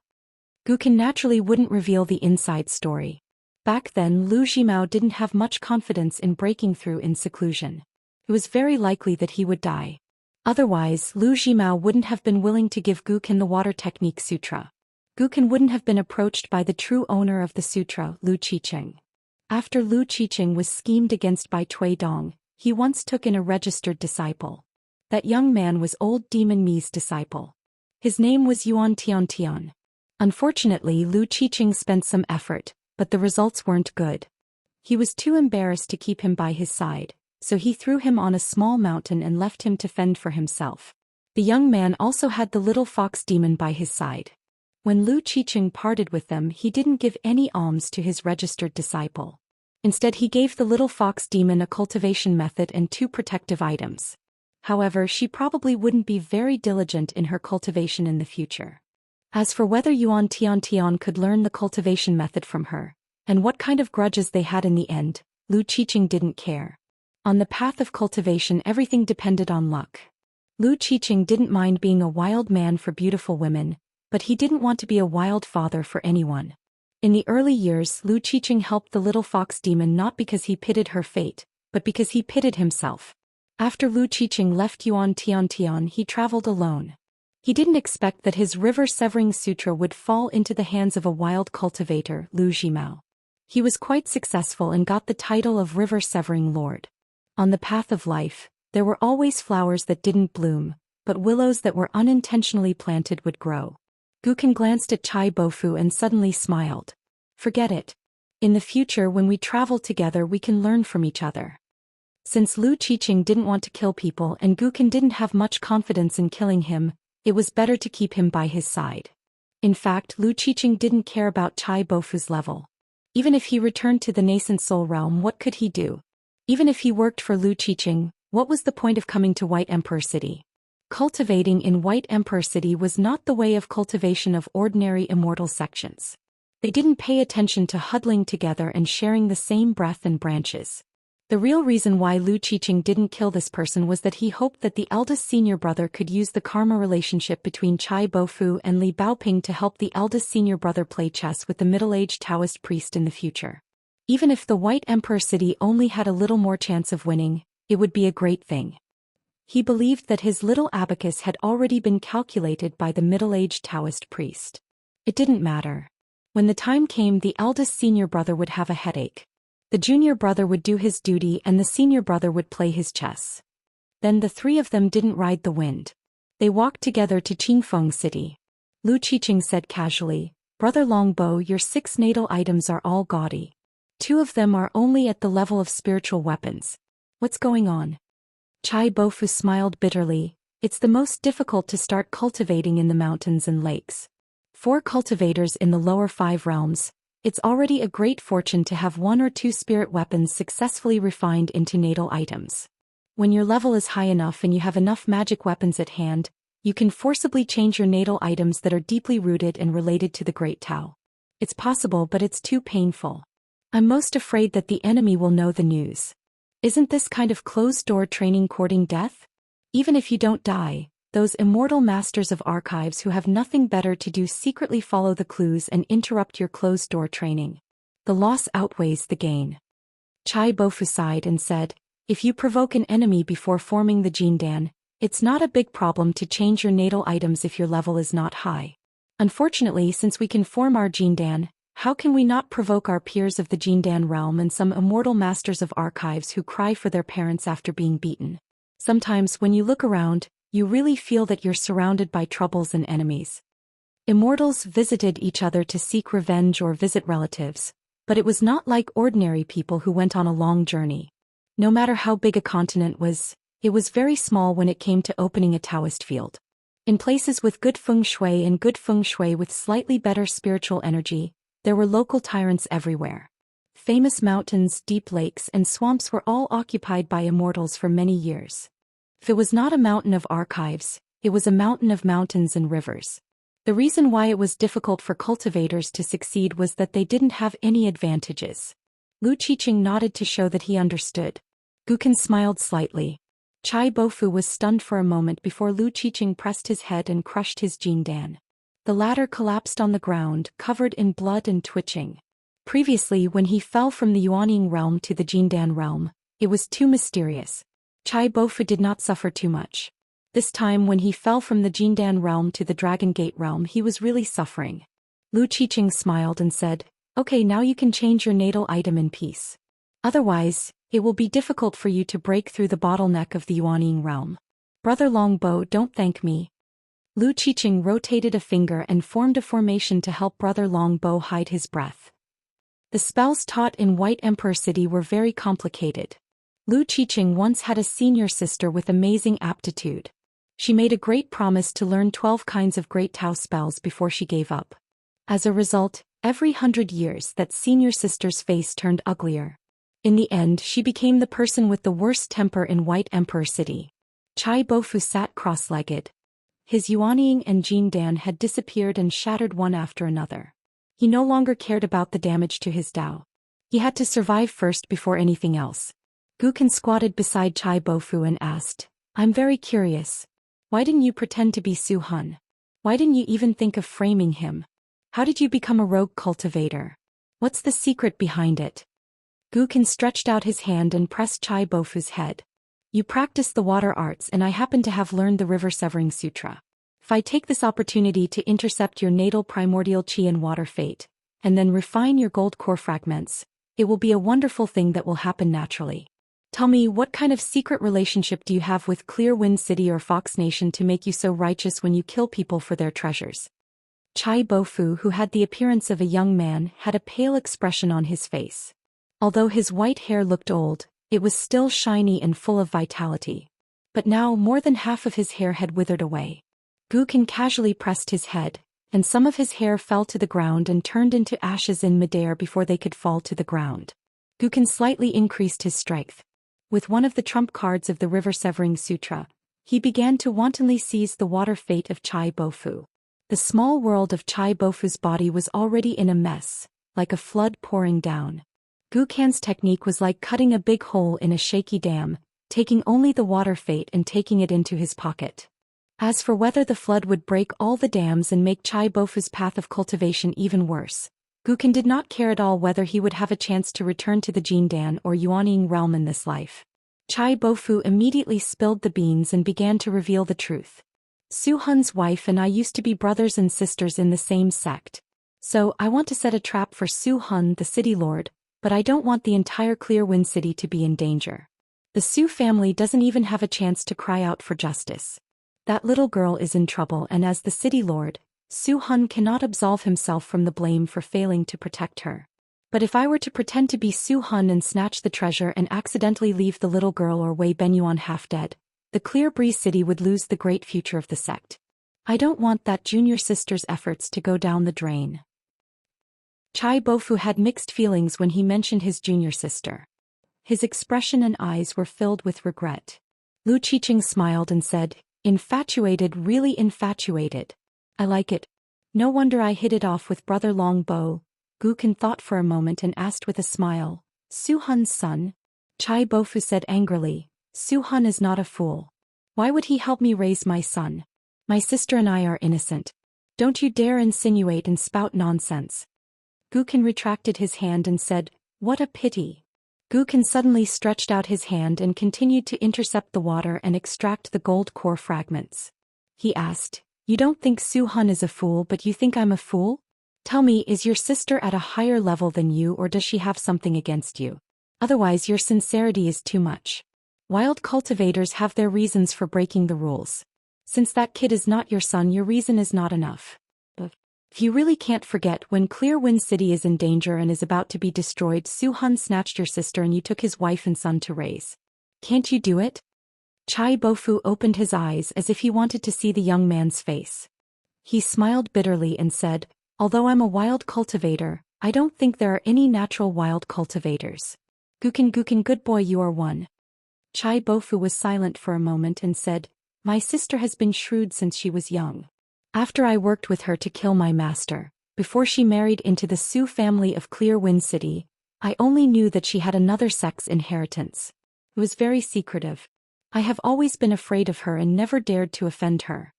Gukan turned to look at Lu Qiqing and said with a smile, "My level is low, so it doesn't matter if I'm a fool. What about you? Do you still think this Brother Longbow is infatuated?" Lu Qiqing said with a smile, "It doesn't matter. I'm a fool." Gukan retracted his hand and stood up. He looked at Clear Wind City, which had a high chance of becoming an immortal sect. Uncle Chai's heart turned to ashes. After being tormented by that little bastard Gukan, even his Dragon Gate realm was going to have holes everywhere, and it was going to be very difficult to mend them. Gukan said, "Let's not go to Clear Wind City. Let's go back to the town." Lu Qiqing said with a smile, "Up to you." Gukan said, "When we're in my hometown, I advise you to take it easy." Lu Qiqing's face was extremely ugly. Back then, Qin Pingon, Qi Jingchun, and today's Li Baoping and the Sage of Lust. In addition, there was Gukan, who was too lazy to hide his killing intent, Ma Kushuan, who had joined Martial Mountain, and Song Mu, the young lord of Dali. They were all F*** king people who had walked out of that **TTY place. Lu Qiqing immediately changed his mind. "Let's go north first. Then Brother Longbow and I will wait for you at the border of Pearl Cave Heaven. We won't go to the town with you." Gukan said with a smile, "As long as you restrain yourself, you don't have to be so cautious." Lu Qiqing said in a heavy tone, "What if? Why bother?" Gukan asked, "What if Li Baoping goes to the Fox Kingdom?" Lu Qiqing said with a smile, "That little girl is not as simple as you think. Let's just talk about her own means. In the small Fox Kingdom, whoever dares to touch her will have his tail cut off." Gukan's face was gloomy. "Lu Qiqing, although I don't know why you changed your mind, don't forget that I'm going back to my hometown. Don't make me go to the Li family's ancestral house on Fulu Street." Lu Qiqing said with a smile, "Oh, your habit of turning your back on me is scary." Lu Qiqing was angry when he said this. He looked down at Chai Bofu, who was still sitting on the ground. He raised his foot and stepped on the head of the young nascent soul. He slightly increased his strength and smashed the young man into the ground, leaving only half of his head above the ground. Chai Bofu didn't dare to move. Lu Qiqing squatted down. The sleeves of his wide pink robe were spread on the ground, as if an unusually beautiful peony had bloomed out of thin air. Lu Qiqing said impatiently, "I'll give you half an hour at most. If you can't stabilize the small Dragon Gate realm by then, I won't protect you anymore." Guqin suddenly asked, "Have you been to the inverted hanging mountain?" Lu Qiqing didn't even raise his head. He said frankly, "I don't dare to go unless I'm with you." It didn't have much to do with the level of cultivation. The key was that Lu Qiqing's identity was not suitable to get close to the Great Wall of Sword Qi. Guqin said, "What about Lu Qiqing?" Lu Qiqing said, "When we reach the White Emperor City, I will return this skin to him. If he is lucky, he will have a chance to become your fellow disciple." In the cottage in the Call, Li Baoping and Wei Benyuan also set off for the Fox Kingdom, which was allied with the Qingfeng City. Wei Benyuan naturally felt that the place where he refined elixirs was too dangerous. If he went to the Su family in the Qingfeng City, he could at least give Ping Mizi a protective talisman. Wei Benyuan summoned the talisman boat, and it was extremely elegant. As it traveled with the wind, illusory jasper lotuses appeared around the boat. They suddenly grew and stood tall and then slowly dissipated. Wherever the talisman boat passed by, it was as if a small boat had crashed into a lotus pond and opened up a waterway. When Li Baoping boarded the boat earlier, she took advantage of the fact that Grandpa Wei had boarded the boat first. With her back to him, she put her feet together and jumped onto the boat. It had been a long time since she made such a witty move. Obviously she was in a good mood. She saw her brother, protected Grandpa Wei's place of cultivation, and could meet her youngest uncle again. When Wei Benyuan sat down at one end of the boat, Li Baoping was already standing and did not sit down. It was such a beautiful scenery. It would be a waste if she did not see it. Riding a horse and looking at the mountains and rivers was different from looking down on the earth. Wei Benyuan and Li Baoping told some hearsay. As for the truth, it was estimated that even the Su family's disciples did not know what was written on their almanac. In the Fox Kingdom, where tens of thousands of fox spirits lived, the seven-tailed fox had been in seclusion for a long time. 700 years ago it was divided into three forces. One wanted to integrate into the Qingfeng City in the Aquarius continent, the other wanted to fight for a small world isolated from the world, and the more extreme side wanted to completely tear up the alliance with the Su family in the Qingfeng City. In the end, in the hands of the current master of the Qingfeng City, Su Hun, it became a confrontation between the two sides. The third force was encircled, killed, and imprisoned. It was also an important channel for the Qingfeng City to continuously produce the fox skin talisman. Moreover, after the woman took charge of the affairs, she had a knack for creating resources and making money. The overall number of fox imps in the Fox Nation had steadily increased. She had signed several secret agreements with the Fox Nation on behalf of Clear Breeze City. One of the agreements had long been a semi-public secret. The Su clan had always provided the Fox Nation with cultivation resources, but if every fox imp failed to break through to the next realm, they had to maintain their fox pelt intact as a form of repayment to Clear Breeze City. Then there was the Qingfeng City in the Fox Kingdom, which built many mansions for tourists to enjoy. There were immortal masters who went down the mountain to travel, pure martial artists who roamed the Jianghu. Husbands, elegant scholars, they were all distinguished guests who did not need to pay out of their own pockets, all for the sake of making the fox spirits fall in love. Within the Fox Kingdom, the Su family had painstakingly built scenic spots everywhere. There were cliff carvings by calligraphy masters, poetry inscriptions by literati, and old residences of immortals who had achieved Tao. Wei Benyuan smiled and said, "The Su family is very good at making money, but their reputation is not very good." Li Baoping bought some books about scholars and beauties in the Qingfeng City. They were beautifully engraved, almost comparable to the books of the secular dynasties. However, she might not read them and planned to give them to Pei Qian in the future. In fact, Li Baoping did not have much yearning for the Jianghu romance and the supernatural beings of the mountains and rivers. She could not compare to Pei Qian and Li Huai. In these years, apart from studying in the academy, Li Baoping had not been idle. She asked Lin Shi and Xianxia about the ways of cultivation, and asked Yu Lu about the martial arts. The three of them naturally told Li Baoping everything they knew without holding anything back. Occasionally they would meet Li Huai on the road, but it was a veritable chat. The Fox Kingdom was located in a broken paradise. The fragmented historical records were not very detailed, and most of them were just rumors and could not be taken seriously. Wei Benyuan landed the talisman boat at an entrance. It was a wooden building hanging a plaque with the words "Intertwined Branches." Most of the couplets on both sides were missing, but the lower half was well preserved. It was, "A pair of infatuated lovers appeared in the world." The upper half was only left with the 3 words, "Home of warmth and tenderness" at the end. There were also allusions, saying that a wandering immortal once cut it with a sword. Some said it was Li Tuanjing in the Wind and Thunder Garden, while others said it was Wei and Jin dynasties in the Wind and Snow Temple. The memorial archway was crowded with people. Most of them were men, especially scholars. Because the Fox Kingdom had a temple and a mountain, it was said that the 2 places were rich in literature. It was very efficacious to come here to pray and burn incense. It was easy to be proud of the exam results. As for some poor scholars who deliberately took a detour, hoping to earn some money in the Fox Kingdom. The beauties in the Fox Kingdom were famous for their preference for scholars. There were also many down-and-out scholars who were willing to die of old age and tenderness in the Fox Kingdom. It was not a lie to say that the Fox Immortals were infatuated. Whenever their beloved man passed away, they would not ask to be born in the same year and month, but they would ask to die in the same year and month. If one wanted to travel to the Fox Kingdom, the rules were very interesting. One had to give poems and essays in exchange for the passage fee. Poems, lyrics, songs, prose, and even essays for the exam were all acceptable. As long as one was talented enough, even a couplet was fine. However, if one's writing was not pleasing to the eyes of the Fox Immortals, one could only return home. It did not matter whether one had to hire someone to write for them.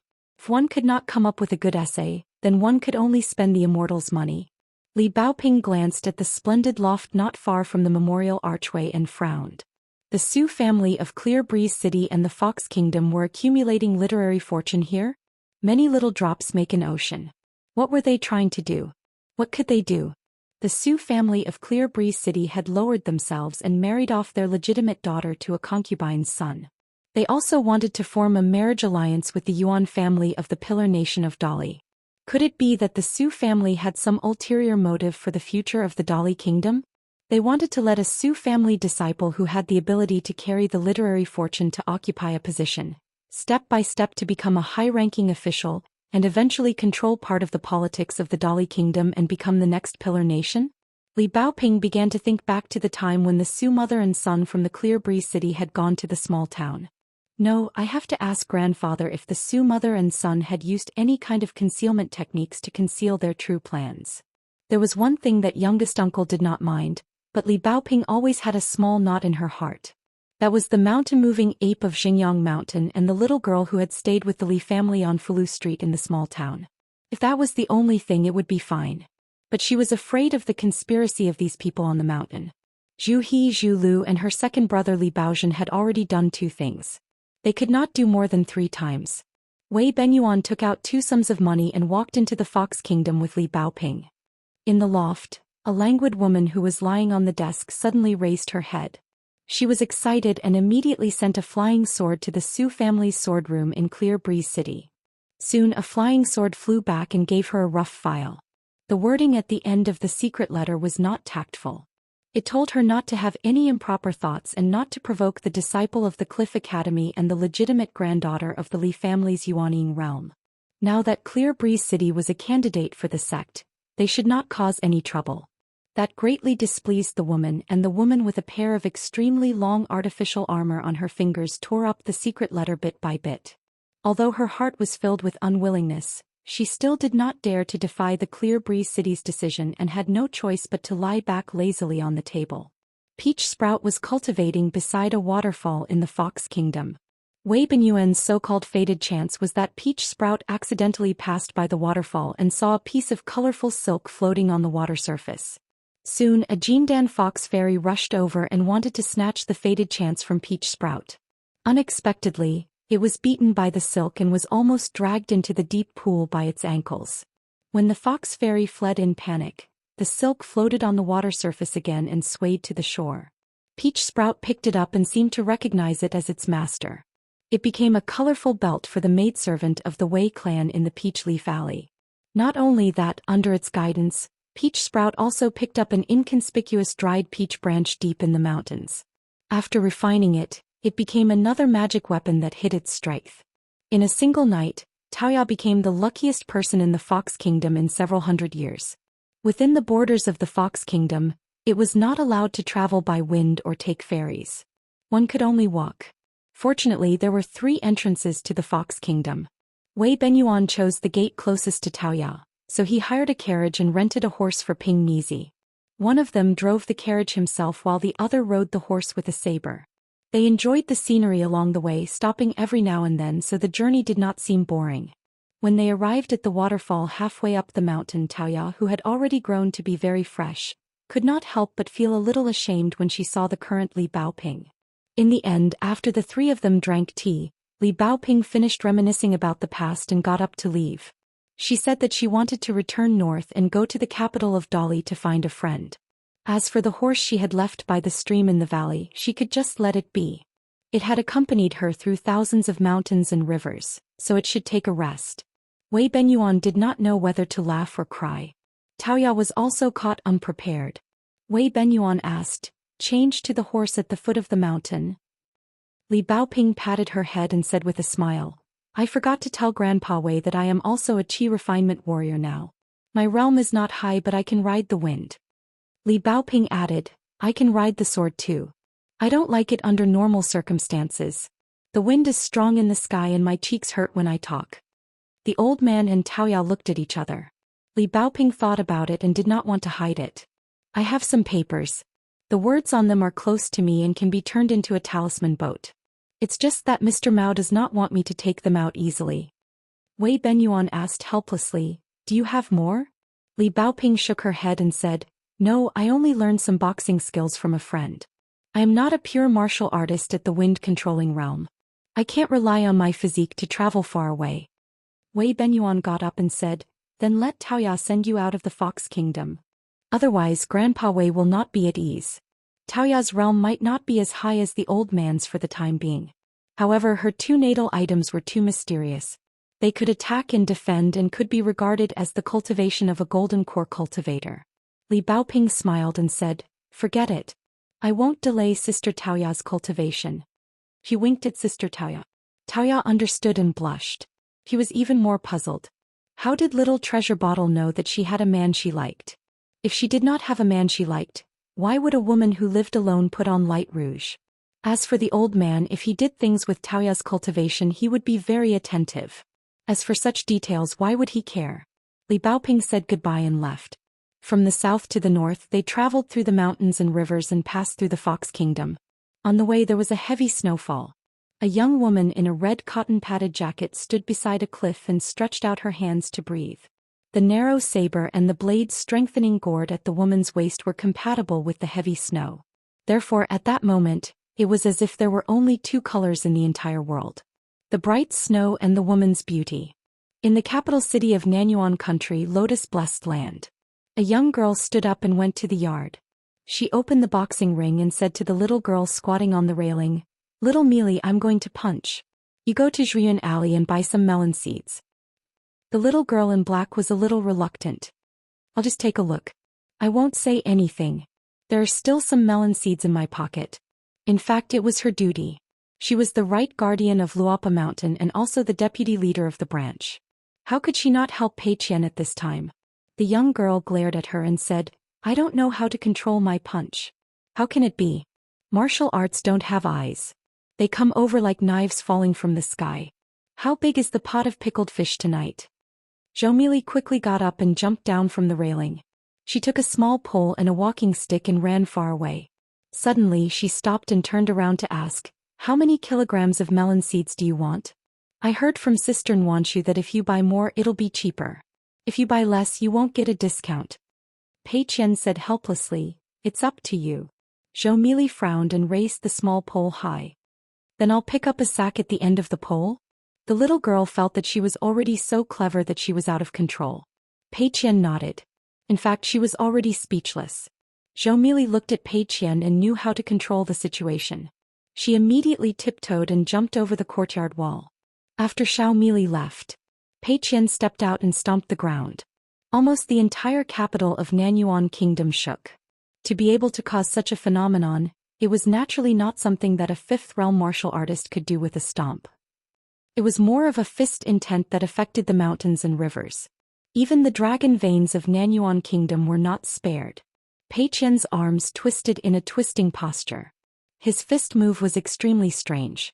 After a slight pause, he gently punched out the deity drum beating style. After a moment, Pei Qian's whole person seemed to be following the fist. He was pulled by the fist intent but also seemed to be punching out from his heart. He wanted to go to the highest point to deliver the last punch. The girl's figure suddenly rose. She stepped on the air and then flew towards the sky. Her figure was as fast as lightning. Finally, she arrived at the sky of the lotus root blessed land. It seemed to be the place where the sun was hanging in the sky. Pei Qian finally delivered the last punch. After the punch, under the girl's feet, the vast golden sea of clouds under the sun suddenly dispersed. Almost all the Qi cultivators in the lotus root blessed land who had stepped on the path of cultivation and were the first to enter the middle five realms subconsciously raised their heads to look at a certain place in the sky.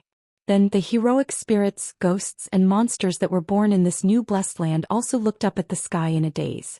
At the same time, the martial temples in Dali, the martial temples in the Aquarius continent, and some of the other large martial temples in the other 8 continents all sensed something. 8 streams of martial fate surged towards the Aquarius continent. In the end, they merged with the martial fate of the Aquarius continent and crashed into the Tongyi umbrella that was held by the mountain lord Wei Pai on Luopa mountain. All the large martial temples in Dali, especially the one in the Immortal graveyard that was closest to Luopa mountain, the golden deities took the initiative to appear. They bowed and cupped their fists towards Luopa mountain. Wei Pai's snow-white robe fluttered. He tried his best to stabilize his body. His feet were rooted to the ground. He actually directly activated the mountain river divine art and connected himself with the entire Luopa mountain. Previously he wanted to help cover up the aura. Now there was no need to cover up. Just standing firmly and holding the Tongyi umbrella was already very strenuous for Wei Pai. This mountain lord of a continent still did not understand why Zhou Xian wanted him to hold the Tongyi umbrella. Now Wei Pai was angry and amused. Zhou Xian. *CK. Regardless of the reputation of the mountain lord Wei who held several night banquets, just the demeanor of a deity was excellent. Who knows how many female deities and fairies fell in love with him. As for the old steward of Luopa mountain, forget it. Once you see his face you will forget it. At most you will remember his identity. Zhou Xian stood on the edge of the cliff near the bamboo building, smiling with his hands behind his back. The martial arts fate between heaven and earth surged and rushed towards Luopa mountain. Even though Zhou Xian had the protection of his fist intent, his long robe was still torn into pieces by the countless flying sword-like martial arts fate. Over time, the skin that had covered Zhou Xian's face for many years peeled off bit by bit, and finally revealed his true appearance. Zhou Xian stretched out 2 fingers and twirled a strand of hair. He smiled with squinted eyes. The young Zhou Xian, with such a face he could charm the hearts of beauties.